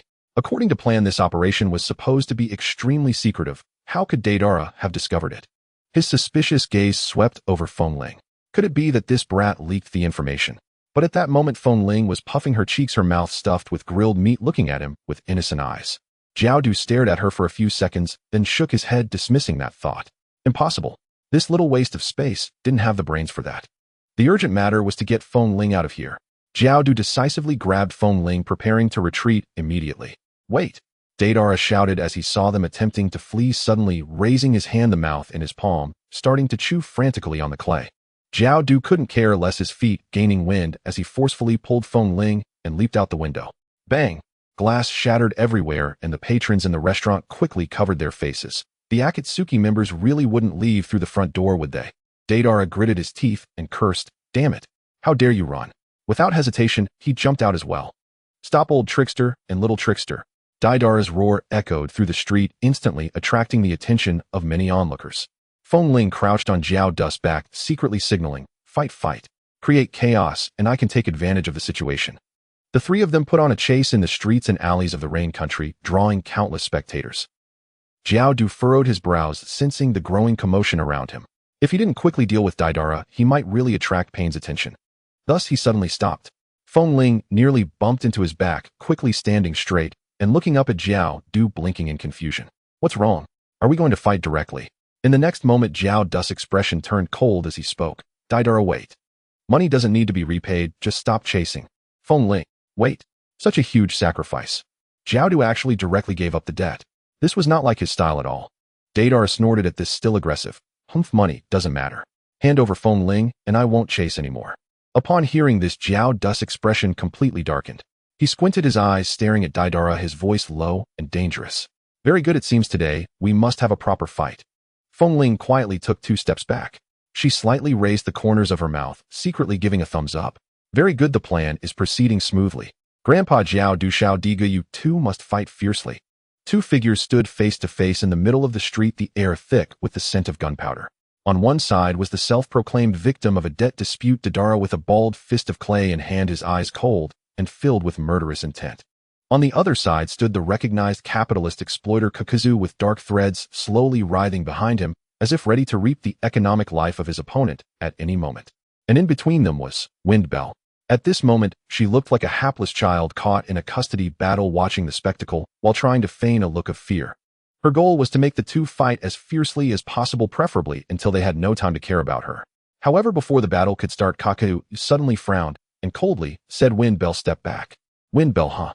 Before she could react, she saw Kakuzu effortlessly whip his dark threads directly, throwing her towards a distant rooftop. Hey, I wasn't ready yet." Windbell tumbled through the air a few times before landing steadily on the eaves. She got up and dusted off her clothes, looking up. Deidara had already made the first move. "Go. C2 Dragon." Deidara suddenly threw forward, releasing a small white clay dragon from his hand, which instantly expanded several times, rushing towards Kakuzu with bared fangs and claws. Seeing this, Kakuzu unhesitatingly reached out his hand, and several dark threads surged forth like venomous snakes, entwining around the clay dragon. "Is that all?" Deidara sneered, closing his hand with one motion, and shouted, "Go." Boom. A violent explosion instantly engulfed the street, sending shockwaves that shook the buildings around. However, as the smoke cleared, Deidara's expression changed. Kakuzu was completely unscathed. Kakuzu stood there, his dark threads intricately woven together, forming a massive shield that absorbed all the explosive force. "If you think you can blow me up, you're still too naive," Kakuzu said coldly. In the next moment, 4 monstrous masks appeared behind him, each representing one of the 4 elemental chakras: wind, lightning, fire, and water. Windbell, watching this scene from the rooftop, instantly felt her eyes light up. Here it comes. Kakuzu's ultimate skill. This battle is bound to escalate beyond control. Lightning, release false darkness. Earth, release earth, grudge, fear. C3 number 18. The two instantly clashed, the technique's brilliance intertwining as the shockwaves from the bombs continued to destroy the surrounding buildings, making the battle scene increasingly intense. Soon the entire street of the Land of Rain was left in ruins. Windbell squatted on the rooftop, silently nodding. Good, the street has turned into a wasteland, and the attention of the entire Land of Rain has been drawn here. But it wasn't chaotic enough. At this moment, Windbell stealthily pulled out an explosive tag, flicked her wrist, and quietly stuck it to the nearby building. Bang! A new explosion suddenly erupted at the periphery of the battlefield. Kakuzu and Deidara were momentarily stunned, both exclaiming in unison, "What? Who did that?" Windbell immediately covered her mouth, innocently shrinking into the corner. Deidara frowned. "Hey, Kakuzu, you actually set up an ambush. Despicable." Kakuzu's pupils constricted, his face turning completely cold. "You're the one who brought in outside help. Despicable." The anger between the two skyrocketed, making the battle even more intense. Windbell nodded in satisfaction, quietly taking out Kakuzu's ledger. Given the destructive power of this battle, the Akatsuki organization would definitely investigate the responsible party. And the one responsible for compensating the building repair costs would be Kakuzu. Should I take a cut from the repair funds when the time comes? She pondered for a moment, then a smile crept onto her lips. The battle between Kakuzu and Deidara grew increasingly fierce, with various techniques and bombs flying everywhere, expanding the battlefield to several main streets of the Land of Rain. The Akatsuki members were finally alerted. As an irresistible, powerful force descended, the two figures were suddenly slammed down to the ground. Universal pull. Bang! The ground cracked under the immense impact, raising a cloud of dust. Didera sprawled on the ground, his eyes glazed over. It's over, completely over. Kakuzu was half buried in the ground, his mouth twitching. This is bad, I underestimated them too much. Wind Bell stood by watching as the situation was instantly turned upside down, a smile creeping onto her face. Hee, it's finally here. With light steps, she approached the only shelter in the crowd, Conan. Sister Conan. Whoa, I'm so scared. Saying this, she directly pounced into Conan's embrace, pressing her whole body against her like a frightened little rabbit. Conan was taken aback, looking down at Wind Bell, who was sobbing in her arms, then glancing up at the almost ruined land of Rain. Her expression darkened slightly. If this injures someone, won't there be pieces everywhere? Just thinking about how Wind Bell was also in the center of the battlefield earlier, almost caught in the crossfire, softened Conan's heart. She gently patted Wind Bell's back soothingly, saying, "Don't be afraid, I'm here." Pain stood not far away, his expression grim as he watched the chaotic scene before him, feeling conflicted. He sighed silently. This troublesome kid, why is it her again? Pain's Rinnegan coldly swept over the two who were pinned to the ground, his tone calm, yet unyielding. Explain. Kakuzu quickly shirked responsibility, speaking rapidly. Didera attacked first. Didera would not back down either, abruptly raising his head and shouting in anger, "That old scammer charged me high interest." Pain coldly glanced at them. One has a history of explosive offenses, the other is money-hungry. Neither is trustworthy. Windbell, you speak. Didera's lips curled slightly. Perfect, Kakuzu, you're doomed. Windbell is on my side. Kakuzu frowned, focusing intently on Windbell. No way. I just treated her to such expensive grilled meat, she shouldn't betray me, right? Both of them frantically made faces at Windbell, trying to convey their meaning through their eyes. Didera, Windbell, don't forget our plan. Kakuzu, little girl, I treated you to grilled meat. Windbell watched the absurd yet desperate hints from the two, almost bursting out in laughter. Oh dear, this is really a dilemma. Which side to choose? Of course she would stand on neither side. Windbell blinked, innocently pretending to be naive, then looked up at Pain. The two held their breath, waiting for the final verdict. Pain's gaze was calm and authoritative. Speak the truth. Windbell lowered her head, twisting the hem of her clothing, feigning hesitation for a second. Then, taking a deep breath, she suddenly looked up, her eyes teary. Boss Pain, they too teamed up to scam me out of money. Kakuzu, Didera. The air instantly froze for 3 seconds. Pain. Conan. Kakuzu was completely stunned, his face almost cracking from shock. What the hell? I treated you to grilled meat. How could you betray me like this? Didera also looked at Windbell in shock, his face full of disbelief. No way. This wasn't the plan. Pain was silent for a second, then raised a hand, pointing at Kakuzu and Didera. Shinra Tensei. Boom. In the next moment, the two were directly blasted away by a powerful repulsive force, crashing heavily into the distant ruins, dust flying everywhere. Windbell nestled obediently in Conan's embrace, revealing a triumphant smile. Perfect. Another victory. Pain frowned, staring at her for a few seconds, feeling that something was off, but unable to pinpoint what. Windbell immediately put on a pitiful expression, her eyes red, as if she had been bullied. Pain ultimately chose to let her go and turned to leave. Conan helplessly patted Windbell's head, sighing. Don't cause trouble again in the future. Windbell obediently nodded him. I understand. But in her heart, she was silently calculating. I still need to find a chance to get back that 1.5 billion. The moonlight spilled over the broken ruins as Jiao Du and Dida sat side by side on a pile of rubble, their faces filled with sorrow, resembling a pair of forlorn souls lost in the world. This doesn't make sense. Why am I the one carrying bricks again? Dida's mouth twitched, his expression one of utter despair. Who told you to be poor? Jiao Du replied coldly, but his tone was laced with deep despair. He lowered his head to look at the fine he held in his hands trembling. He had to pay compensation. Compensation? This was worse than being killed. My heart is shattered. Jiao Du covered his chest with his stitched hand, his gaze hollow and lifeless. Dida sighed beside him.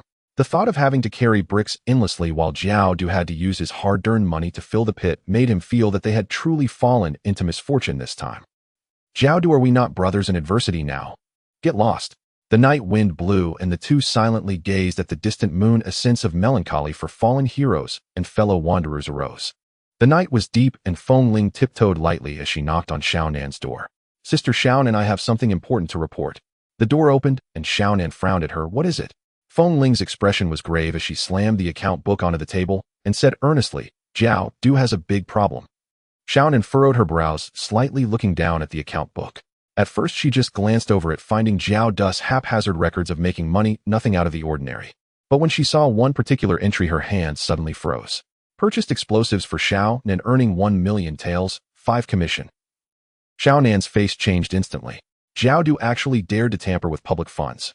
How many children could be fed with 1 million taels? Xiao Nan's brows furrowed tighter and a fire ignited within her heart. But this wasn't the end. She continued flipping through, suddenly spotting an even more shocking entry. Sold information about Feng Ling to Uchiha clan leader profiting 1.5 billion taels. Xiao Nan's pupils shook. She almost instantly understood what this 1.5 billion meant. Feng Ling's information was worth 1.5 billion. No, that wasn't the point. Jiao Du actually dared to sell information about the Akatsuki members. Xiao Nan's expression darkened completely. She slowly closed the account book, took a deep breath, and looked at Feng Ling.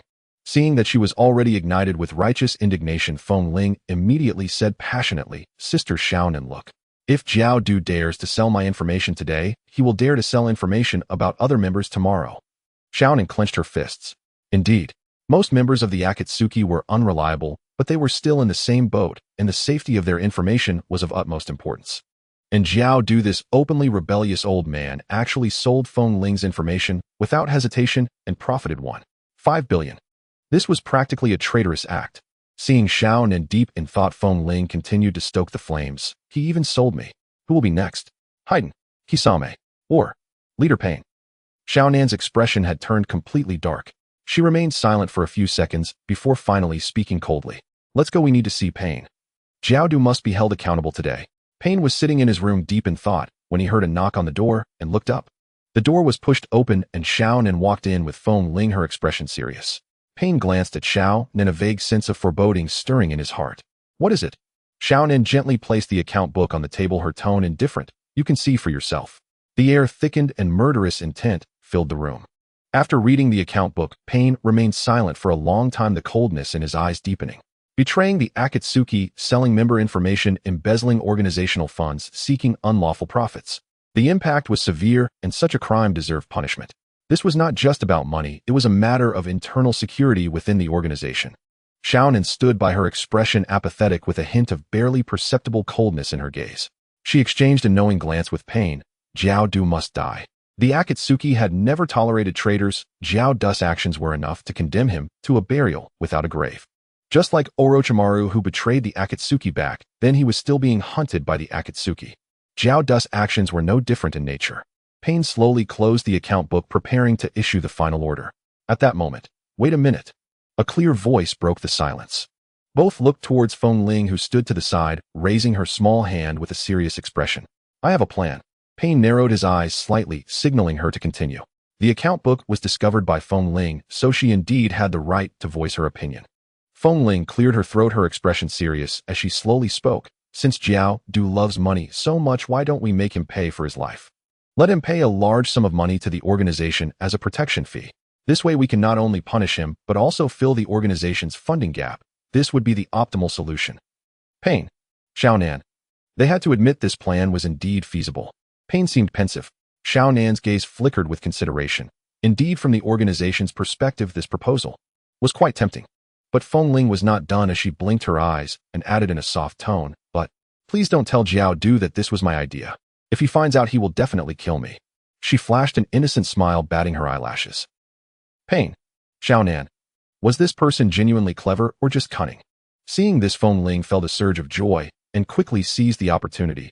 "I have a small request." Pain looked at her, signaling her to continue.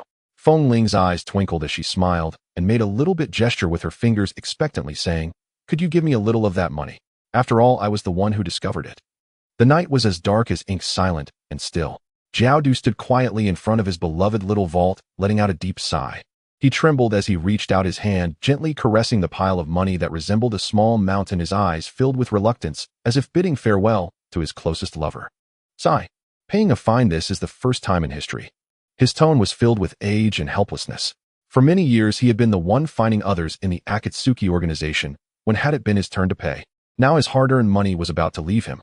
Jiao Du sat on the pile of money, heartbroken, holding his account book ready to document this painful experience. Recorded on this day, I have been deceived. He then stood up, picked up the safe containing the account book, and skillfully formed a seal, using the unlocking technique he remembered. However, there was no response. Jiao Du frowned, squinting at the safe. "Wait a minute. How could I forget a password I've remembered for decades?" He rubbed his eyes and tried again. Still no use. Jiao Du, not believing in evil, took a deep breath, his hands moving at lightning speed as he frantically attempted to unlock it. Beep. Beep. Beep. Failed 5. The safe remained unmoved, the sealing technique glowing faintly, as if silently mocking him. Zhao Du's face turned completely dark. He finally calmed down and seriously considered the possible reasons. Could it be that someone tampered with it? But the only ones who could access his little vault were Zhao Du's brows furrowed sharply, and a lively, cute, sunny, yet extremely cunning figure, Feng Ling, appeared in his mind. However, did that little brat Feng Ling have the ability to do this? Zhao Du calmed down and recalled carefully. This sealing technique was a high-end technique he had researched for decades, incredibly complex. Even the top sealing technique expert of the Akatsuki organization would need several days to crack it. And Feng Ling was only 12 years old. No matter how gifted she was, it was impossible for her to reach this level. The more Zhao Du thought about it, the more uneasy he became, and his anxiety grew stronger. Thus he stared at the safe, staying awake all night.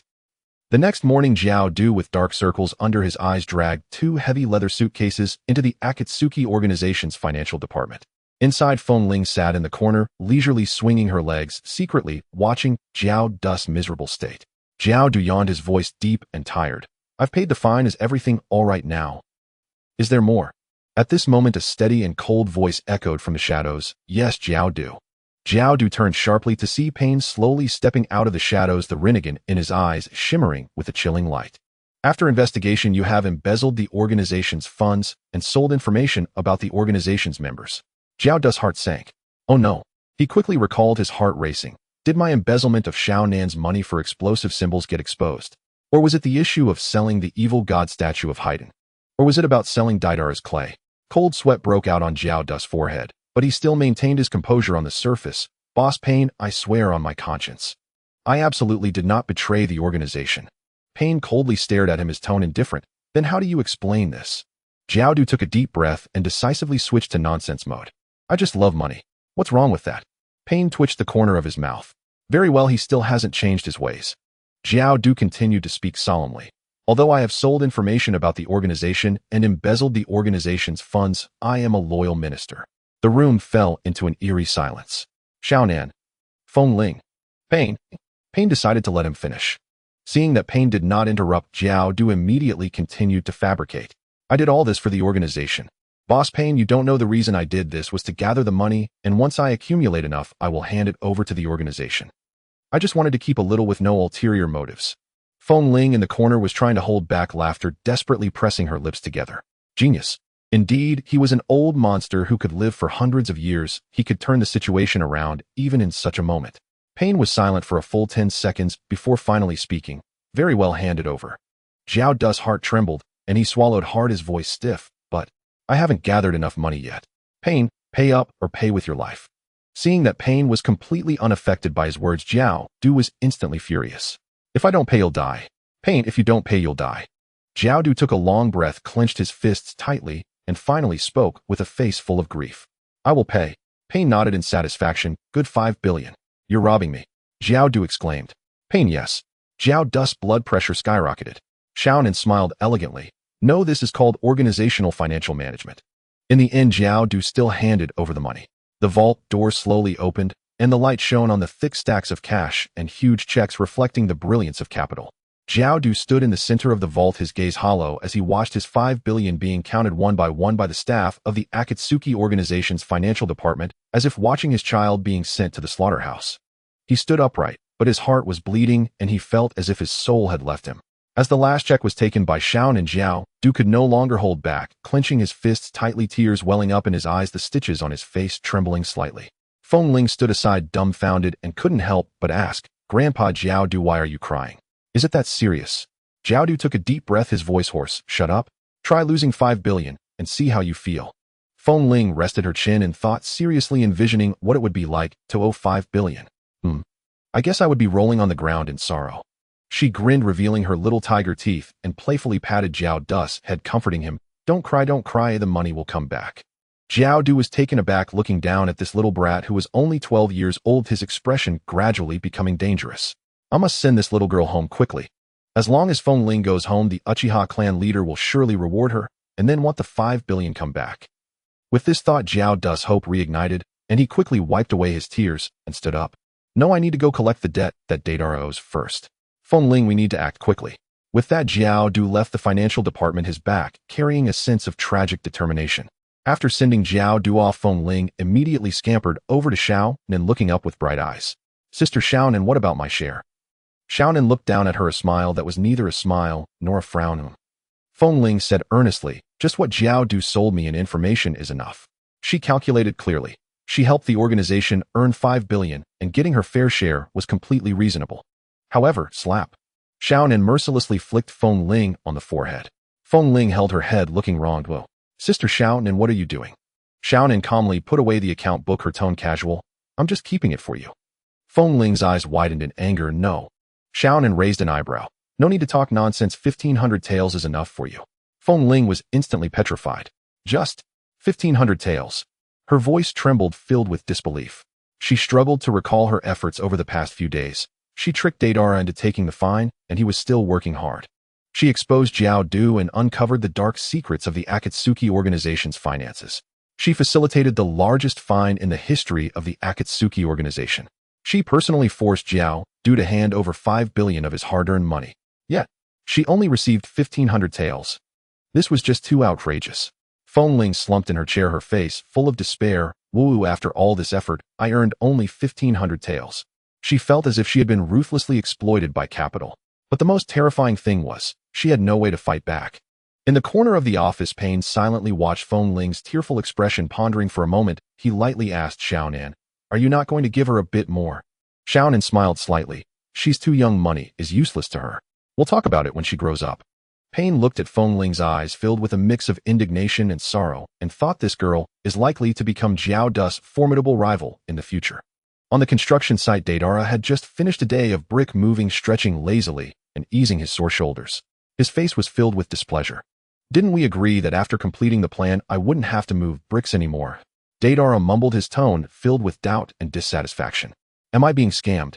However, before he could think further, a familiar figure stormed onto the site with a fierce aura.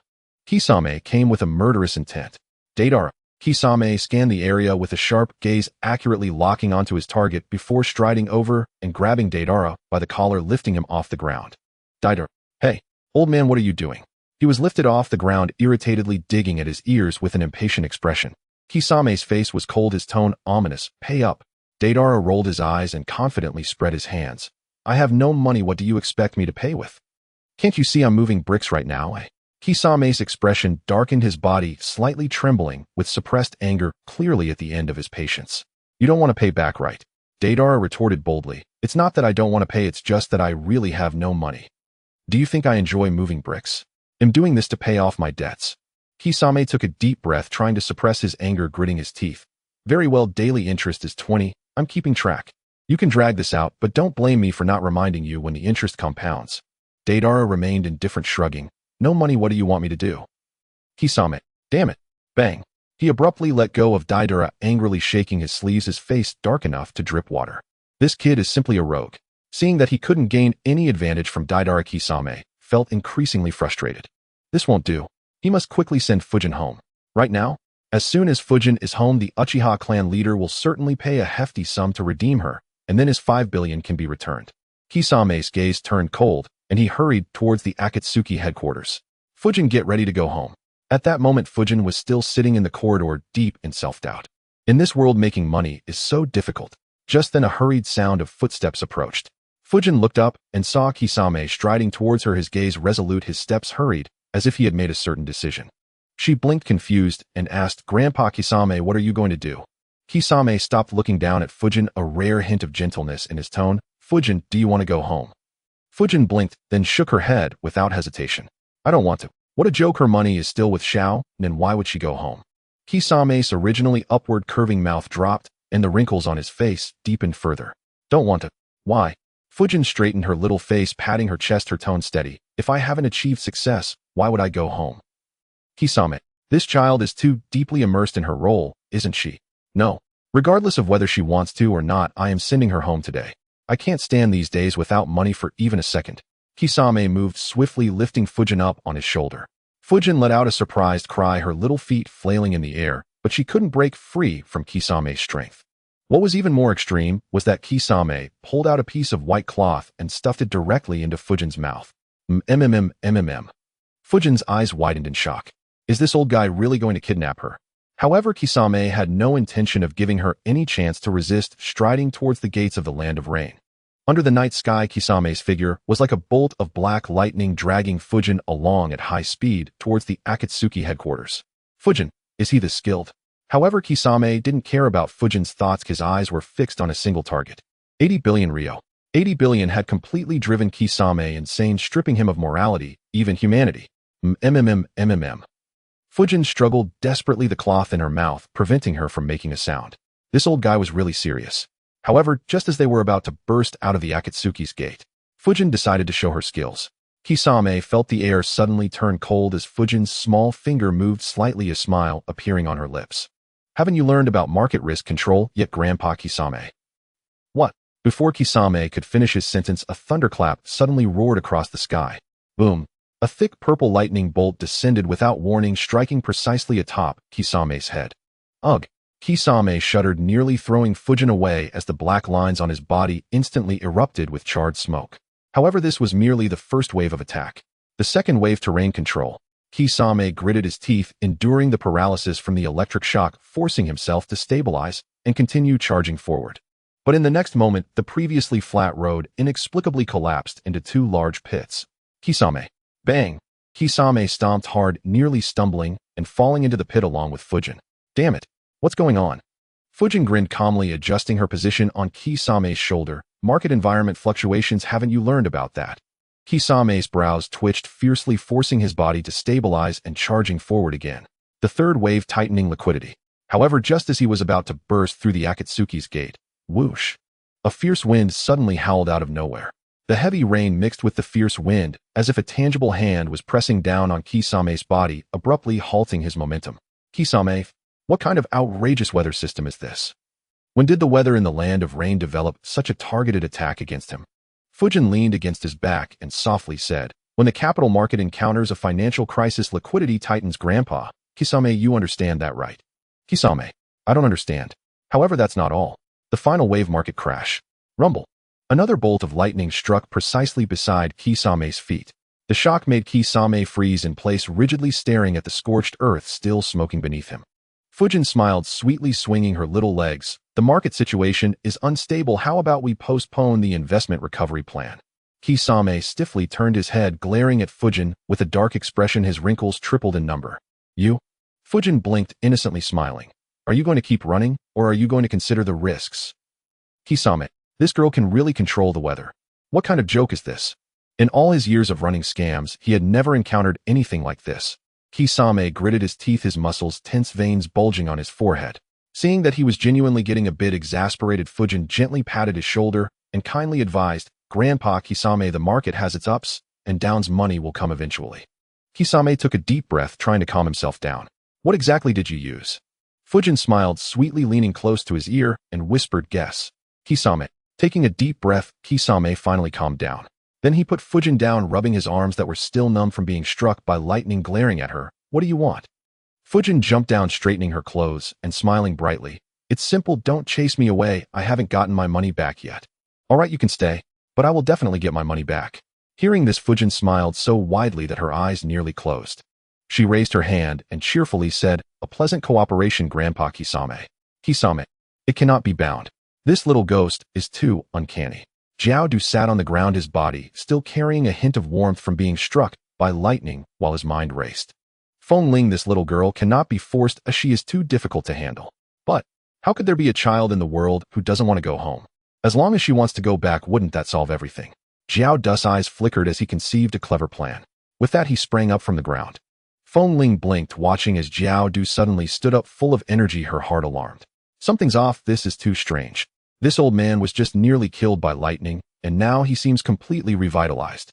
Jiao Du suddenly revealed a gentle smile. That smile looks just like that of a kidnapper. I won't force you anymore, Jiao Du said slowly, his tone unexpectedly gentle. Whenever you want to go home, just remember to find me. Feng Ling. Has he suddenly become so easy to talk to? No, this is absolutely wrong.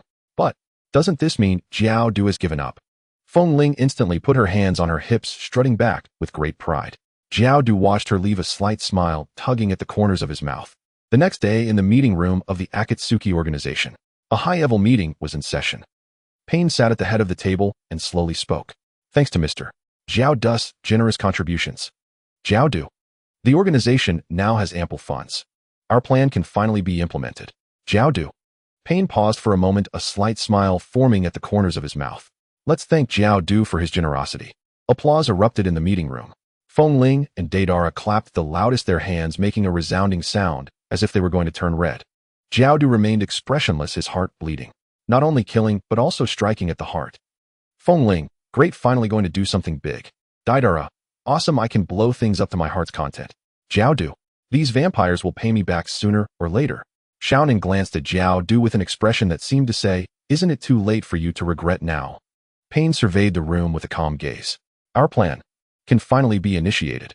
Everyone held their breath waiting for his announcement. Payne slowly began to speak. The first step is to collect information on the tailed beasts. The room was silent for a second. Then, Feng Ling. Huh. Deidara. Is that it, eh?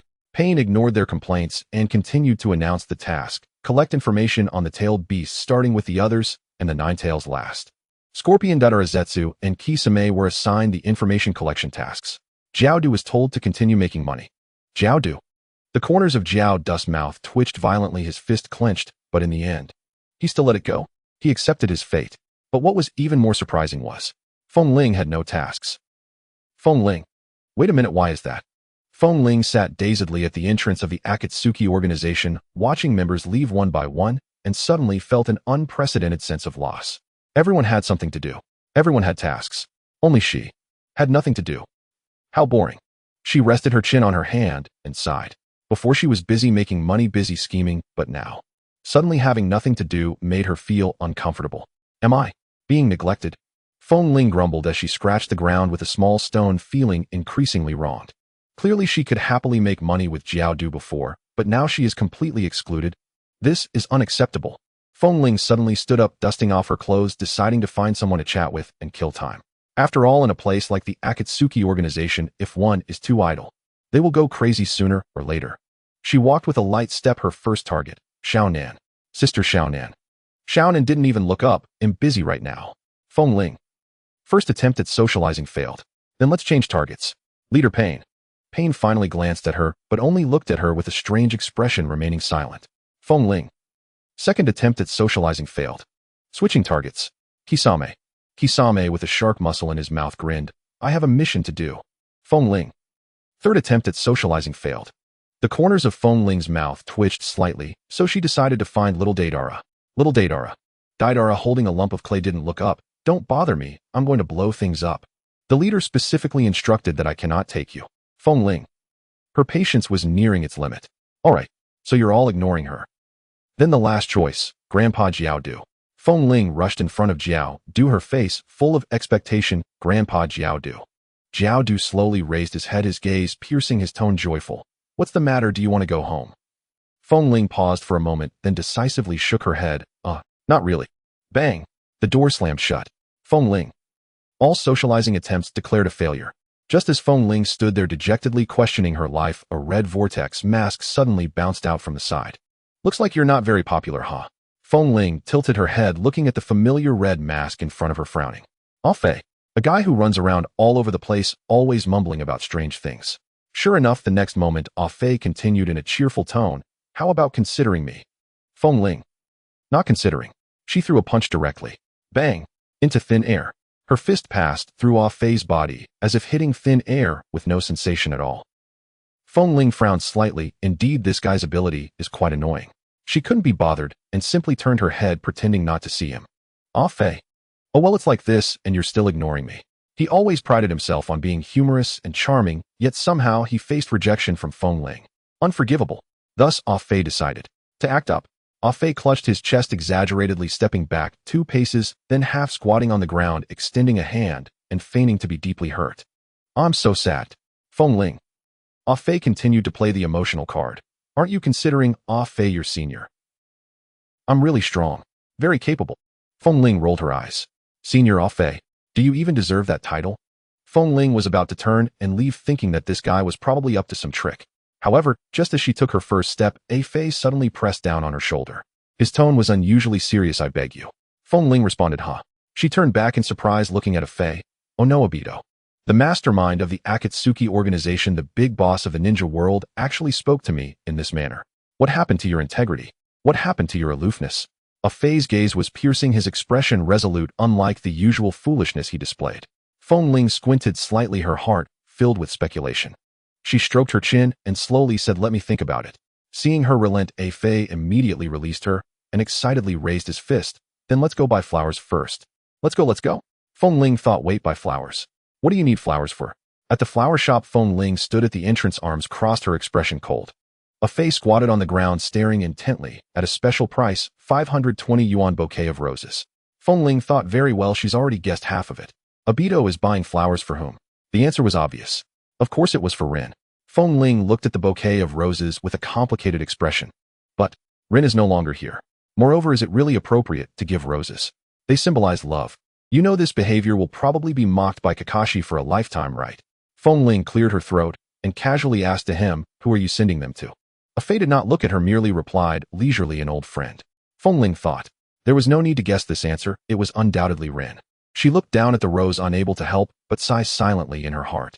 Some people may die, but in the hearts of those still living, they have never left. But the question is it really appropriate for you to give this flower?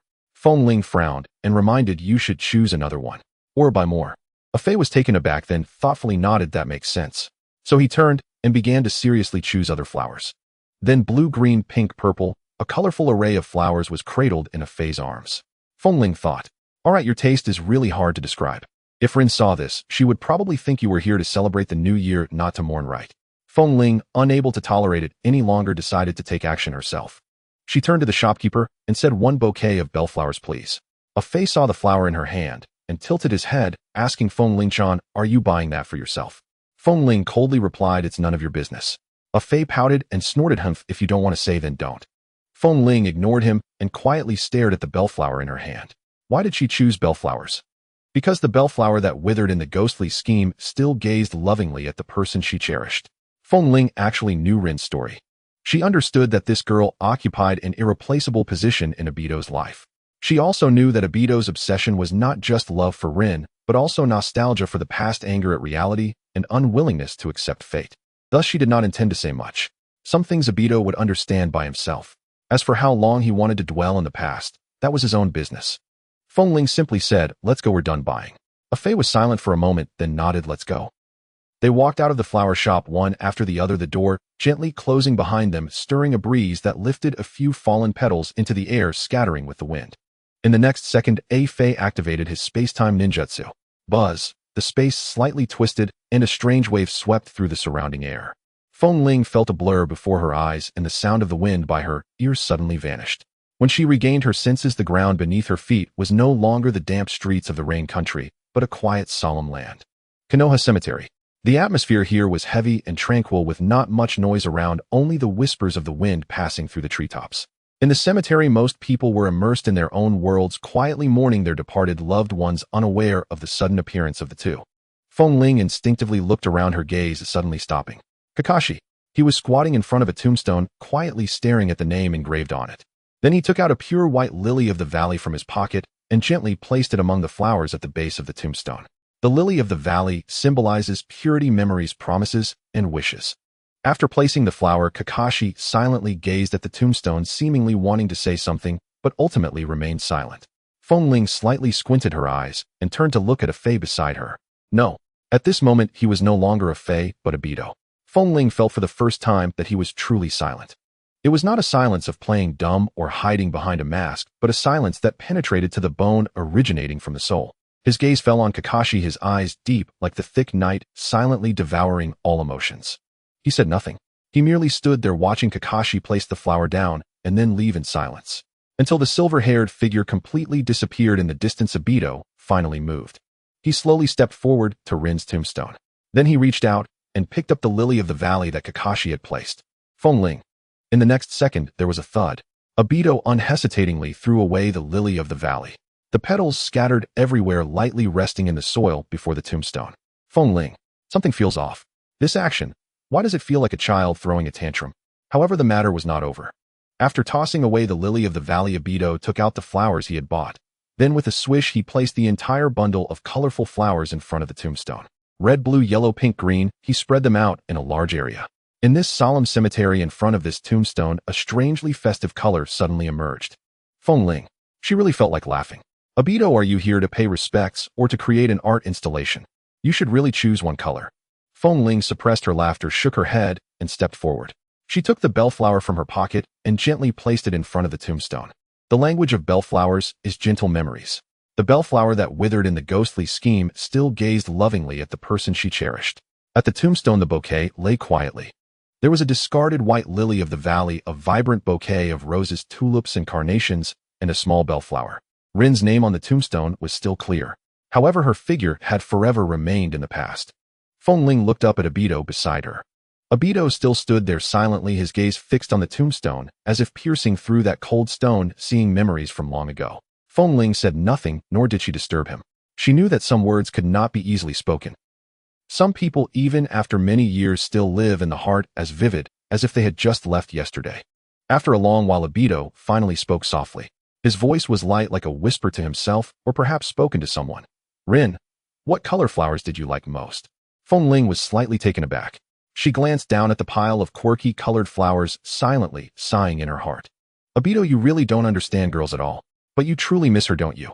Feng Ling smiled slightly, raised her hand, and gently brushed the bellflower. Sister Rin would probably like this, she said softly. Abito turned his head and glanced at her.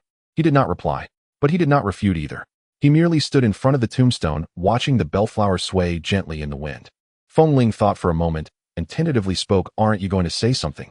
Abito remained silent, and after a long while he gently uttered, she wouldn't care about these things. Feng Ling was taken aback for a moment, then nodded thoughtfully. Yes, since she is no longer here, how could she care about these? Only the living care. Feng Ling turned her head and secretly glanced at Abito's profile. He stood there quietly gazing at Rin's tombstone as the gentle breeze stirred a few fallen leaves. At this moment he was neither the aloof mastermind nor the cheerful Fei, but rather like a boy still lost in the past. She did not speak again, as she simply stood quietly beside him for a while. A breeze passed through the cemetery, lifting a leaf that fell at Rin's grave. The sunlight filtered through the trees, casting a light golden glow on their shoulders, giving this brief silence a touch of warmth. They stood like this until Feng Ling stretched lazily, breaking the silence first. Hey, Feisenpai. Are we going back now? Abito glanced down at the tombstone, then looked at the bellflower, and finally nodded gently. Let's go. They left the cemetery as if they had never been there. The bellflower swayed gently in the breeze. The lily of the valley still lay quietly on the ground, covered by fallen flowers. The speed of Shenwei was astonishingly fast. In an instant, Feng Ling had already returned to the rain country. By the time she realized what was happening, she found herself standing at the familiar entrance of the Akatsuki base, with the rain mercilessly drenching her, as if mocking her impulsive actions. Feng Ling. She was stunned for 2 seconds, then smacked her forehead, feeling she had made a huge mistake. After finally returning to Konoha, she had foolishly paid her respects to Lin, only to be brought back again. She was utterly frustrated, her lips pouting as if they could hold a water bottle. She hadn't even gone home to take a look. Her parents and those silly brothers must be missing her a lot. Standing nearby, Fei noticed Feng Ling's expression and couldn't help but shrug casually, saying, You said you wanted to come back, so don't blame me. Feng Ling. Suddenly she remembered the scene from earlier, her face clouded with dissatisfaction. Damn it, it seemed she really was the one who said that. If she had known, she wouldn't have felt sorry for that guy.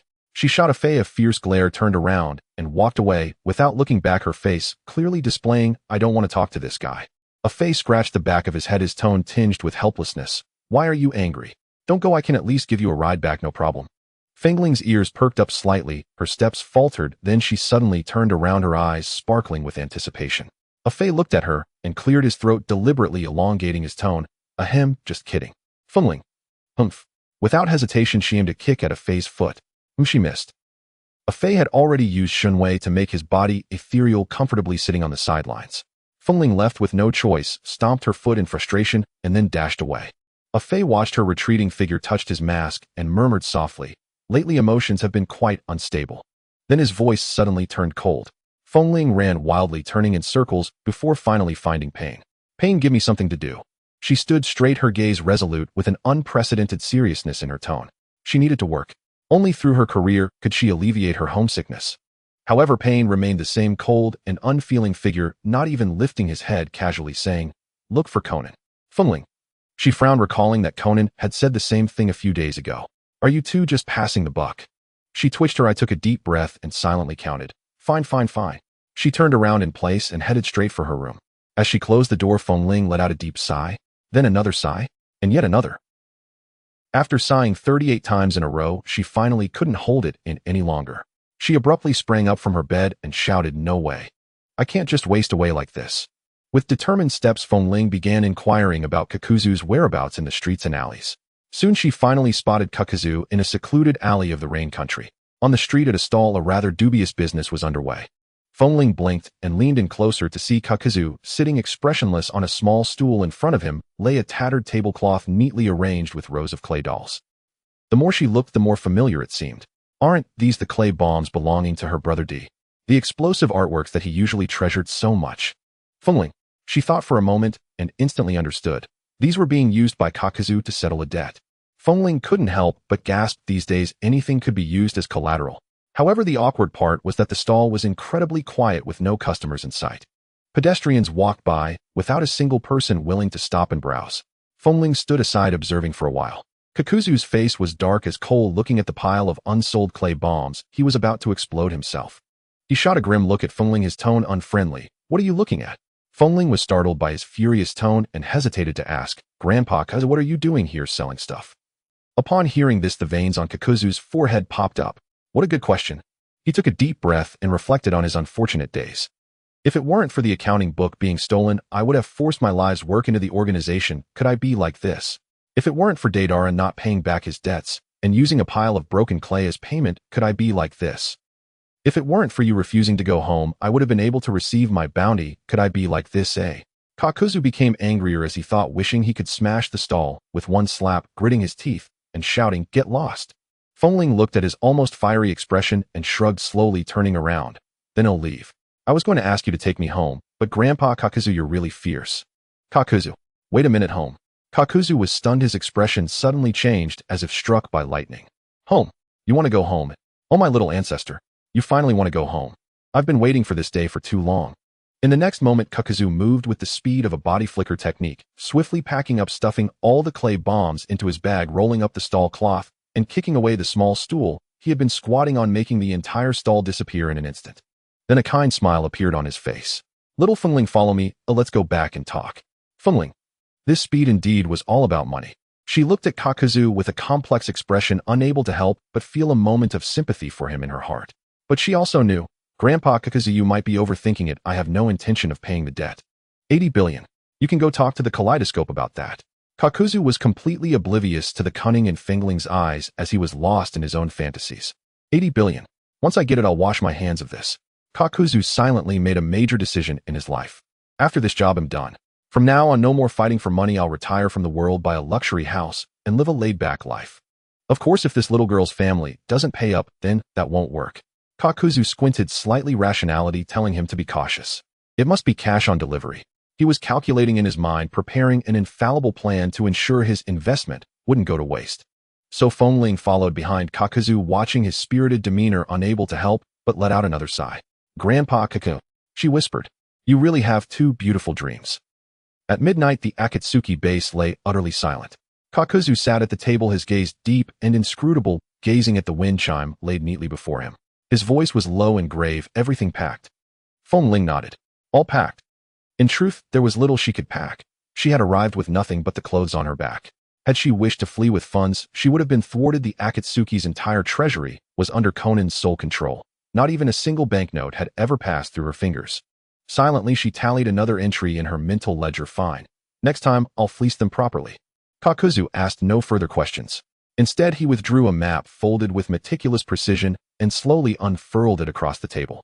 Leaning forward, Feng Ling saw that the map bristled with densely annotated routes, hidden passages, and meticulously devised escape strategies. Clearly, Kakuzu had long since prepared a comprehensive exfiltration plan.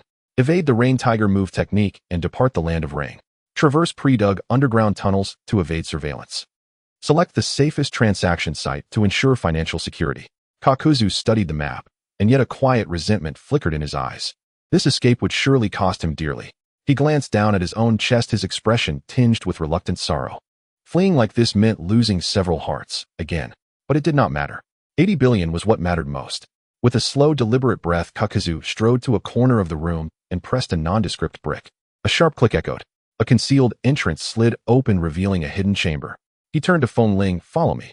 Then, without hesitation, he seized her firmly and tucked her beneath his arm. Feng Ling. "Wait, could we try a different method?" Kakuzu, "No." Feng Ling. Kakuzu uttered no word, only slammed his chest with a thunderous boom. Chibaku Tensei full-speed sprint mode, activated. Before Feng Ling could even flinch, she felt herself stuffed into a courier parcel. A tiny bewildered cat hurled violently through pitch-black tunnels. Left, right, up, down. Full 360-degree spins. 90-degree hairpin turns. 180-degree drifts. Her very form blurred into a streak of afterimage. Jolting. Darkness. Vertigo. Nausea. Feng Ling, ugh. Yet Kakuzu remained utterly unaffected. Nothing more than a black gale tearing through the subterranean dark. The ordeal lasted a full hour. By then, Feng Ling had already begun drafting her personal guide, the Kakuzu Escape Experience Review Manual. Abysmal experience. Comfort level negative infinity. Recommendation: if you must flee, show some basic human decency. 1-star review mandatory. At last. Crash. A tunnel exit burst open. A black silhouette shot forth like a meteor, soaring upward before landing with flawless, unshaken poise. Feng Ling was hurled clear and landed flat on her back in the grass, limbs splayed wide in a perfect big character. Sunlight spilled warmly over her. She stared blankly up at the azure sky and drifting clouds, murmuring hollowly, "Have I ascended to heaven?" Kakuzu, you have exactly 1 minute to rest.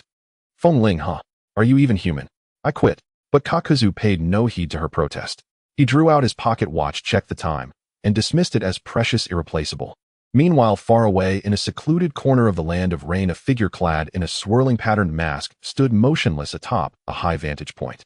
Obito lowered his gaze to the Kimui mark on his hand and raised a faint, curious eyebrow. Why has it suddenly moved beyond the land of rain and is now heading toward the land of fire? Obito, had he returned? He paused in silence, tilting his head slightly. No matter. I'll retrieve him again in a few days. After all, letting him remain within the Akatsuki only invited further chaos. With a lazy yawn, he dissolved into the shadows, leaving only sunlight behind. Beneath that same sun, Feng Ling lay sprawled on the earth, her eyes vacant, as though she had just traversed life and death itself. Kakuzu stood beside her, glanced once more at his pocket watch, and spoke without inflection. 1 minute's up. Let's go. Feng Ling, no. Go. Kakuzu, then stay here. I won't babysit you. Feng Ling. Fine. I surrender. Struggling upright, Feng Ling brushed dust from her clothes, swallowed the urge to berate Kakuzu, and spoke as calmly as possible. Grandfather Kakuzu, your escape methodology lacks scientific rigor. I'm on the verge of vomiting. Could we please adopt an alternative approach? Kakuzu. Feng Ling pressed on. Even if you disregard my comfort, consider efficiency. Should I faint mid-flight, your escape speed will suffer, and that loss falls squarely on you. Kakuzu. There was perhaps merit in her reasoning. Feng Ling seized the moment. Besides, I am your client. Where is your customer service ethos? Kakuzu frowned in contemplation. Feng Ling suppressed a triumphant smile. Her silver tongue had finally prevailed. Moments later, he relented. Fine. Forget it. We'll switch to piggyback. Feng Ling. Excellent. At last, no more being swung about like a sack of rice.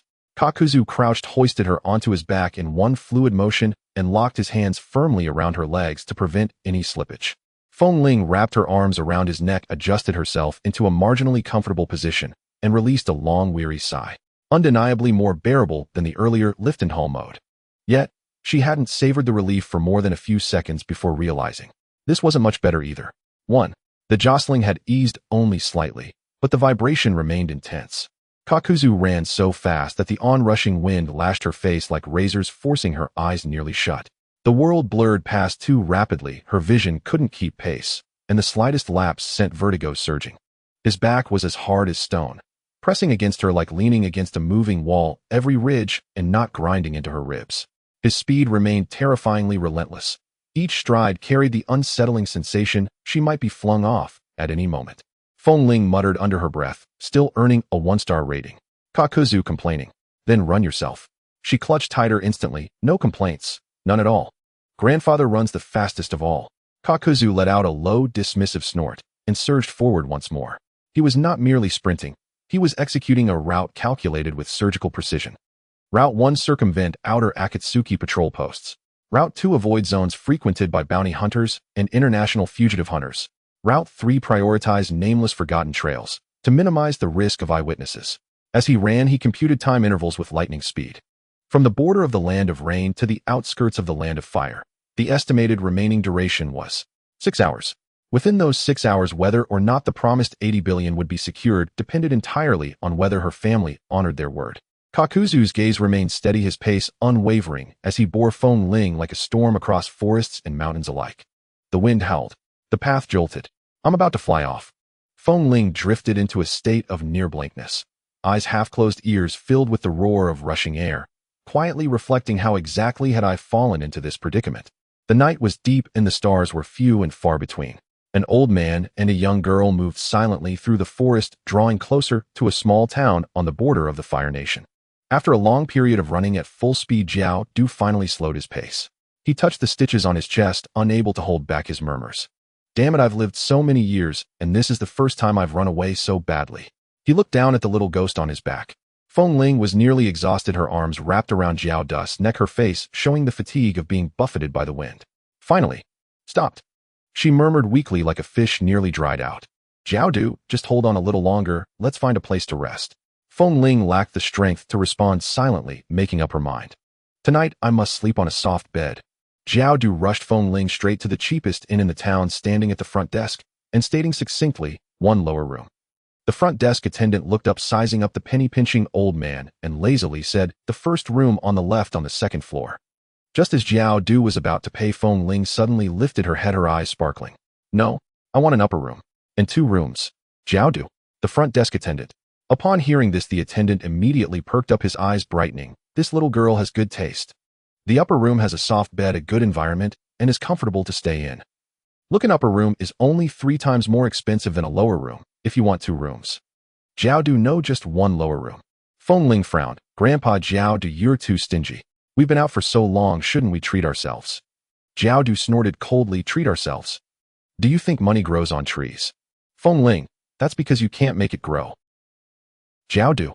The front desk attendant watched the two exchange barbs and couldn't help but interject. Hey buddy, your granddaughter is quite charming. Staying in a lower room isn't suitable for her. The upper room doesn't cost that much more. Let's stay more comfortably, okay? Jiao Du's face darkened. I don't have such a wasteful and extravagant granddaughter. Feng Ling, hands on her hips, fumed. Stingy, picky miser. The front desk attendant. He blinked and finally couldn't help but ask, what is your relationship exactly? No relationship, they both said in unison before starting to argue again. Feng Ling, 2 upper rooms. Jiao Du, 1 lower room. The front desk attendant. Feng Ling puffed her cheeks, looking defiant. Grandpa Jiao Du, I want to sleep in a big bed. Oh, I don't want to squeeze into a lower room with you.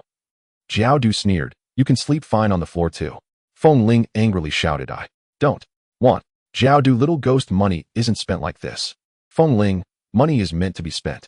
Jiao Du, money is meant to make money. Feng Ling, every penny you spend now is a loss for the future, Jiao Du said earnestly. You're still young, you don't understand. Feng Ling, I don't understand. I just know that I might have to run again tomorrow, so I must sleep well tonight. Jiao Du, rest assured I can guarantee you'll sleep like a dead pig in a lower room. Feng Ling, you're the dead pig. The two were at a standoff, and the atmosphere was tense. The front desk attendant's eyes darted between them, feeling he had witnessed the strangest grandparent-grandchild argument of his life. I'll pay. Feng Ling finally gritted her teeth. I'll pay for myself. I'll sleep in the upper room. If you want to sleep in the lower room, then go ahead. Jiao Du squinted, revealing a meaningful smile. Where's the money? Feng Ling. She patted her pocket, realizing she had no money. Her money had all been taken care of by Xiao Nan. Damn, if I had known, I would have taken out some money before running away. Feng Ling stiffly turned to look at Jiao Du. Jiao Du crossed his arms, his gaze filled with disdain for the sight of a poor person. Didn't you want an upper room? Pay for it yourself. Feng Ling glared at him, gritting her teeth. Why are you such an annoying person? Jiao Du snorted. What, out of money? Out of money, and still so arrogant. Feng Ling. She took a deep breath, forced herself to calm down, and then grabbed Jiao Du's sleeve, shaking it vigorously. Grandpa Jiao Du, can't we at least stay a little better? Jiao Du, no. Feng Ling, just a little. Jiao Du, no. Can't we at least have a window? Jiao Du hesitated for a moment, but eventually nodded. All right, Feng Ling. She wanted to curse, but in the end she held it back. Forget it, at least there's a window, I won't suffocate. She slumped onto the counter, looking at the front desk attendant. Then, just 1 lower room. The front desk attendant. You two fussed all this time just for this. In the end, Jiao Du and Feng Ling stayed in a lower room with a window. Feng Ling lay angrily on the bed, arms crossed, tossing and turning in a huff. Miser. Dead miser. Jiao Du sat cross-legged nearby, starting to calculate. This time running away cost XX taels accommodation X taels, and tomorrow we still have to. Feng Ling covered her ears. Enough. I don't want to hear it. She wrapped herself in the quilt, took a deep breath. Forget it at least. I can finally sleep. Jiao Du glanced at her and said lightly, we have to continue running early tomorrow. Don't sleep too soundly. Feng Ling. She felt that as soon as she touched the bed, she was already having nightmares about running away. The night was as deep as ink, with only the moonlight outside spilling into the room, casting a cold glow on the dust in the corners. The inn's room was simple, the bedboard hard, and the floor somewhat damp, but none of this affected Jiao Du's sleep. He lay down on the floor, his hands behind his head, and sighed. Sigh, little ghost, you really know nothing about saving. Back in the day when I first became a ninja, the sky was my blanket, the earth my bed, and the whole world was my home. Feng Ling curled up in her blanket, rolled over comfortably, and lazily replied, oh, how pitiful. Jiao Du. Damn it, why can't I communicate with this girl? This attitude of pitying him is too perfunctory. Jiao Du ignored her, closed his eyes, and planned to sleep. But unexpectedly Feng Ling suddenly spoke, curiosity lacing her tone. Grandpa Jiao Du, I've always been curious, why do you love money so much? Jiao Du opened his eyes, paused for a moment, then slowly turned his gaze toward the window. The moonlight cast a cold shadow on his face, and for once there was a hint of nostalgia in his tone. This matter. It has to start from back in the day. Feng Ling perked up, turning to look at him. Were you very poor before? Jiao Du sneered. Back in my day, I was quite the talented person. Feng Ling. Are you kidding me? Don't look at me with that expression. Jiao Du shot her a glance. Back then, I wasn't a ninja, my hobby was reading, and I was once a well-known scholar. Feng Ling's eyes widened, clearly in disbelief. You a scholar? What? Do you look down on intellectuals? Jiao Du. Feng Ling, no. It's just that your current demeanor really doesn't match the word scholar. Jiao Du. Fine, he admitted that his current image was indeed more like a cold-blooded capitalist than a dashing literati. But that's not important. Jiao Du gazed at the ceiling, his eyes distant, and slowly said, my dream back then was to hold a pen and travel the world. That sounds quite romantic, Feng Ling said, resting her chin on her hand, captivated. And then, oi. Jiao Du's lips curled slightly. Then I met a woman. Feng Ling instantly perked up, her eyes sparkling as if ignited by the flames of the bagua, staring intently at Kaka. A woman. Is she beautiful? Were you childhood sweethearts? Kakuzu, you didn't actually have a romantic relationship, did you? Kakuzu fixed her with an expressionless gaze, his eyes deep like a chasm. Feng Ling immediately stopped talking, wisely closing her mouth and sitting up straight, displaying a demeanor of, I won't speak anymore, you go ahead. Kakuzu huffed softly and began to speak, his tone laced with a hint of nostalgia. She was a bookseller, her family ran a bookstore. At that time I was very poor and couldn't afford to buy books. I would pretend to buy books just to read them, often spending several hours at a time. Feng Ling couldn't help but imagine the scene. A younger Kakuzu, tall and thin, dressed in old clothes, hiding in a corner of the bookstore, flipping through book after book like a diligent student eager to learn. She couldn't help but ask, did you never get caught? Kakuzu lightly snorted, so obvious who wouldn't notice. Feng Ling asked, and then Kakuzu looked out the window, the moonlight casting a gentle ripple across his deep-set eyes. One day she just sat next to me watching me. Feng Ling's breath involuntarily lightened.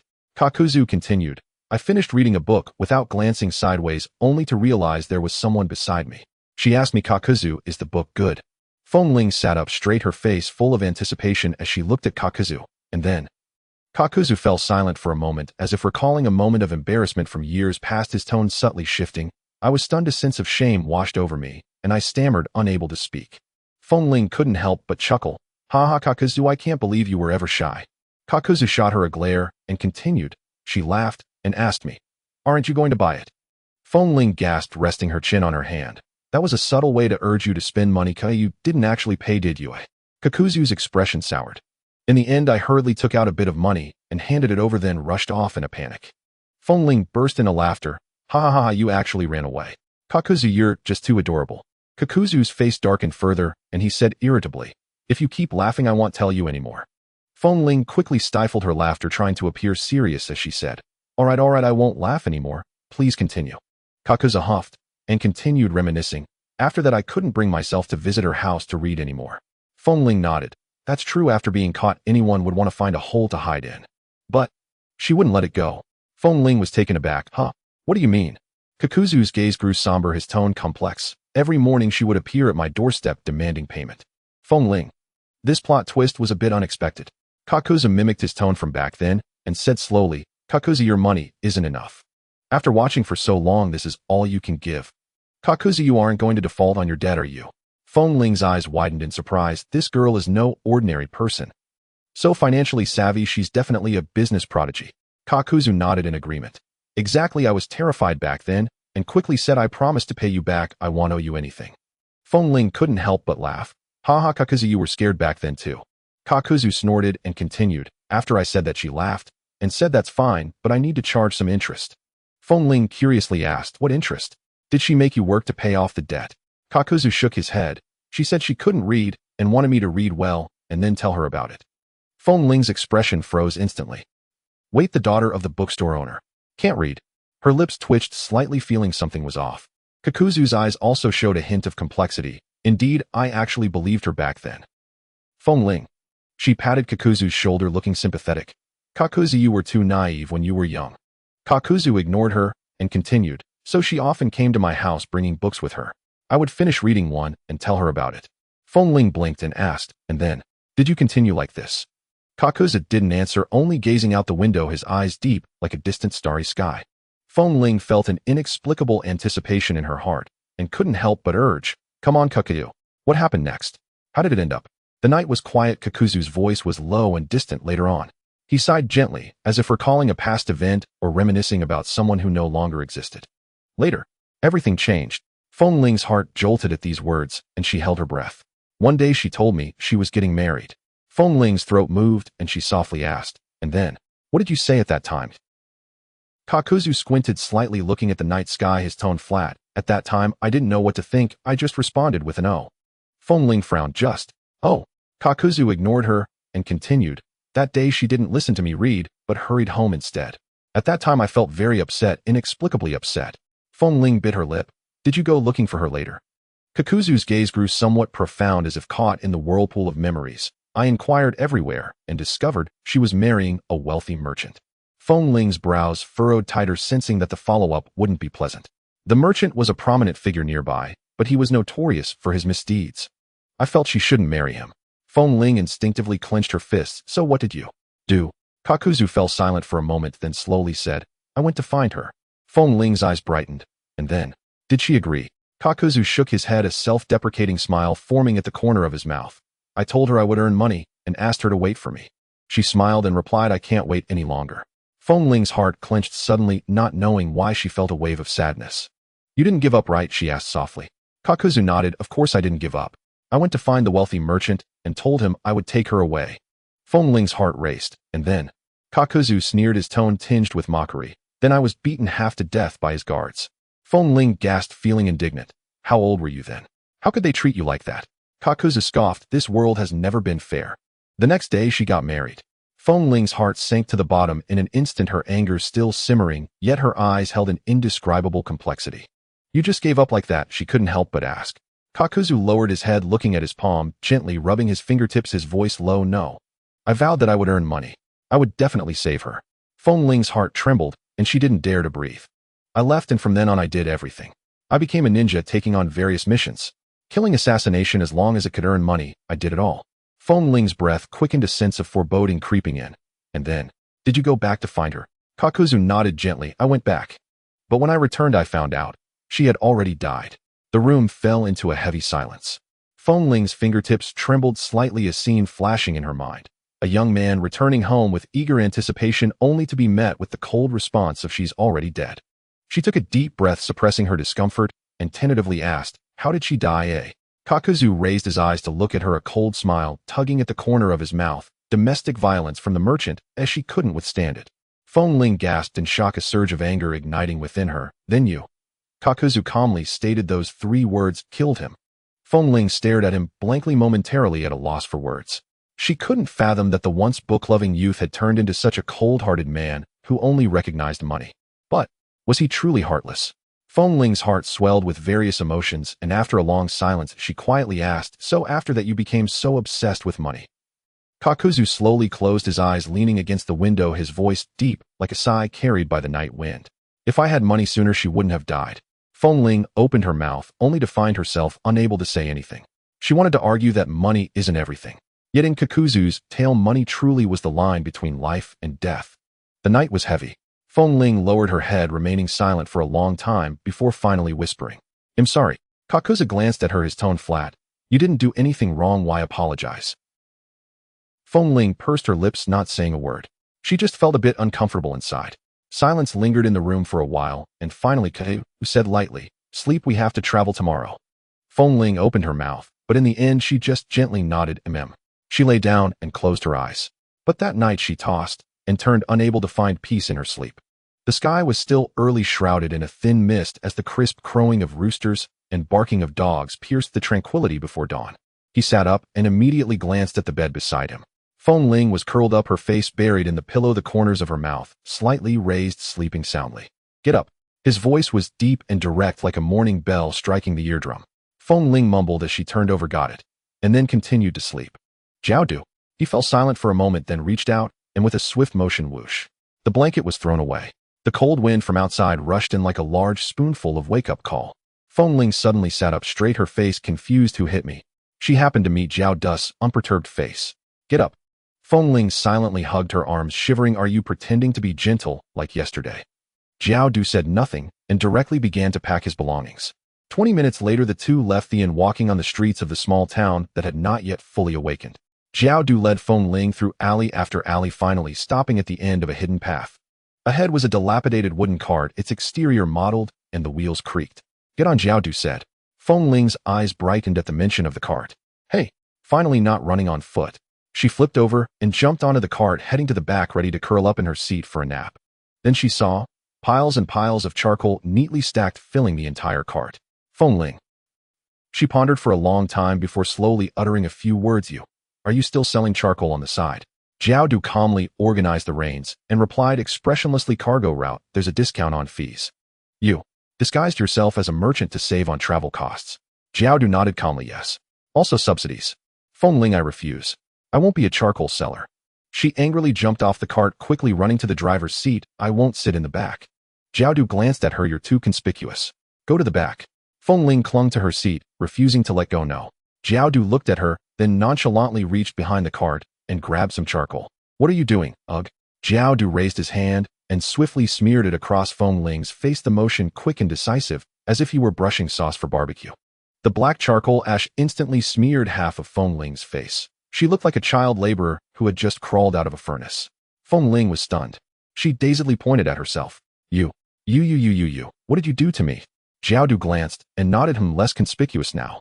Feng Ling wanted to draw her knife. If only she had won. "I've never been humiliated like this in my life." Feng Ling was so angry her teeth were grinding. Jiao Du calmly pulled the reins, softly summarizing, "Pretty good looking. Get down and I'll fight you. I'll take you home to collect the reward first." The cart creaked along the official road while Feng Ling angrily rubbed at the black ash on her face, trying to clean it, only to find the more she rubbed, the blacker it got. Fuming, she looked at the edge of the cart and saw her face black with a hint of red and her hair a mess. Jiao Du, while driving, glanced at her and said calmly, "Don't rub, we'll soon reach the checkpoint." Feng Ling pouted, mumbled something under her breath, and angrily withdrew her hand, sitting back on the pile of charcoal, hugging her knees.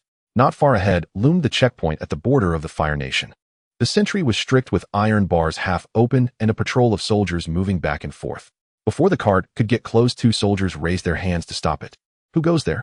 The cart slowly stopped, and Jiao Du had already switched roles, instantly transforming into a weary, shrewd-looking charcoal seller. He clasped his hands together, his voice hoarse and weathered. "Officer, I'm delivering charcoal from the town behind the mountain, going to the city to make a delivery." The soldier's eyes briefly scanned Jiao Du before shifting to the back of the cart. Feng Ling was sitting on the pile of charcoal, hugging her knees, her face blackened like a pot bottom. "Is she your daughter?" Jiao Du, "No, she's my granddaughter." Feng Ling was about to retort, but Jiao Du shot her a cold glance. She immediately changed her words, "Yes, Grandpa." The soldier nodded but furrowed his brow. "However, this charcoal doesn't seem very good. The quality is lacking." As he spoke, he squinted, stretching his tone. "If this doesn't meet the standards, it will have to be reported." Jiao Du frowned, then pretended to be pained as he pulled out a crumpled stack of bills from his pocket, counted them, added another, and handed it over. "Certificate of qualification." The soldier felt the thickness of the bills, smirking. "Oh, it's indeed quite qualified." He casually pocketed the money, patted the edge of the cart. Go on, go on." Jiao Du pulled the reins, and the cart creaked forward again. The cart slowly drove out of the checkpoint, and the soldiers turned back to glance at the darkened Feng Ling, clicking their tongues. Really, in this day and age, The child still has to help carry charcoal for the family. How hard it is. Yes, indeed, very filial. What a pity. Her face is so dirty. The cart rolled over the dirt road in the woods, bouncing all the way, and Feng Ling felt like her waist was about to break. But finally it was smooth sailing, and the sky was getting dark. Jiao Du took out a map, frowning at the red circled area. It was close, really close. But can we go in? Definitely cannot. What if they don't pay and beat us up? After weighing the options, Jiao Du decisively pulled the reins and turned the cart, veering off the main road onto a small path tangled with branches and overgrown with weeds. Feng Ling swayed, nearly toppling off the charcoal pile, quickly grabbing the edge of the cart. Hey, why did we turn? I can see the mountain ahead. We're about to enter. Jiao Du did not answer, only said, my patrols have intensified. We're not going in. Coward, Feng Ling muttered under her breath. Jiao Du raised an eyebrow. I'll take that as you complimenting my caution. The cart finally stopped in a secluded spot, an abandoned shrine surrounded by dense forest. Cobwebs flew about and birds chirped. Truly an excellent hideout. Jiao Du surveyed the surroundings and nodded. This is it, quiet. And if you really want to go home, I'll have to hand you over and collect the money. You're a slippery little one. I must be cautious. Feng Ling jumped off the cart, brushed off the charcoal dust on her clothes, and looked up at the dilapidated shrine. Are we going to stay here? What if my family comes to pick me up? Jiao Du expressionlessly knelt on one knee, slapped his palm on the ground, instantly kicking up a cloud of dust. Summoning technique. In a puff of white smoke, a crow flapped its wings and flew out, landing on the ground. Feng Ling, recognizing the familiar black feathers, couldn't help but brighten her eyes. Hey, isn't this Itachi's crow? The crow turned to look at her, instantly recognizing her with a flap, its dark eyes flashing with a hint of surprise. Then it hopped lightly twice and landed on her shoulder. Caw. Feng Ling looked pleasantly surprised and gently stroked its head. Jiao Du snorted coldly. You think I wanted this after feeding it for 3 months? Your brother insisted, saying it can be useful, and stuffed it to me. Crow caw. Feng Ling smiled down. Itachi does like to do such things. Jiao Du pointed at Feng Ling. Quick, write a letter and tie it to its leg to send it home. Feng Ling, how do I write it? If I suddenly write a letter, my parents would definitely be shocked first. Should I sell it a bit? Write that you are alive, healthy, and temporarily detained, and need a ransom. Make it warm. Don't write it like a ransom note. Are you sure it's not a ransom? Jiao Du, it's a trade. Feng Ling sighed, sitting at the edge of the cart, contemplating how to start.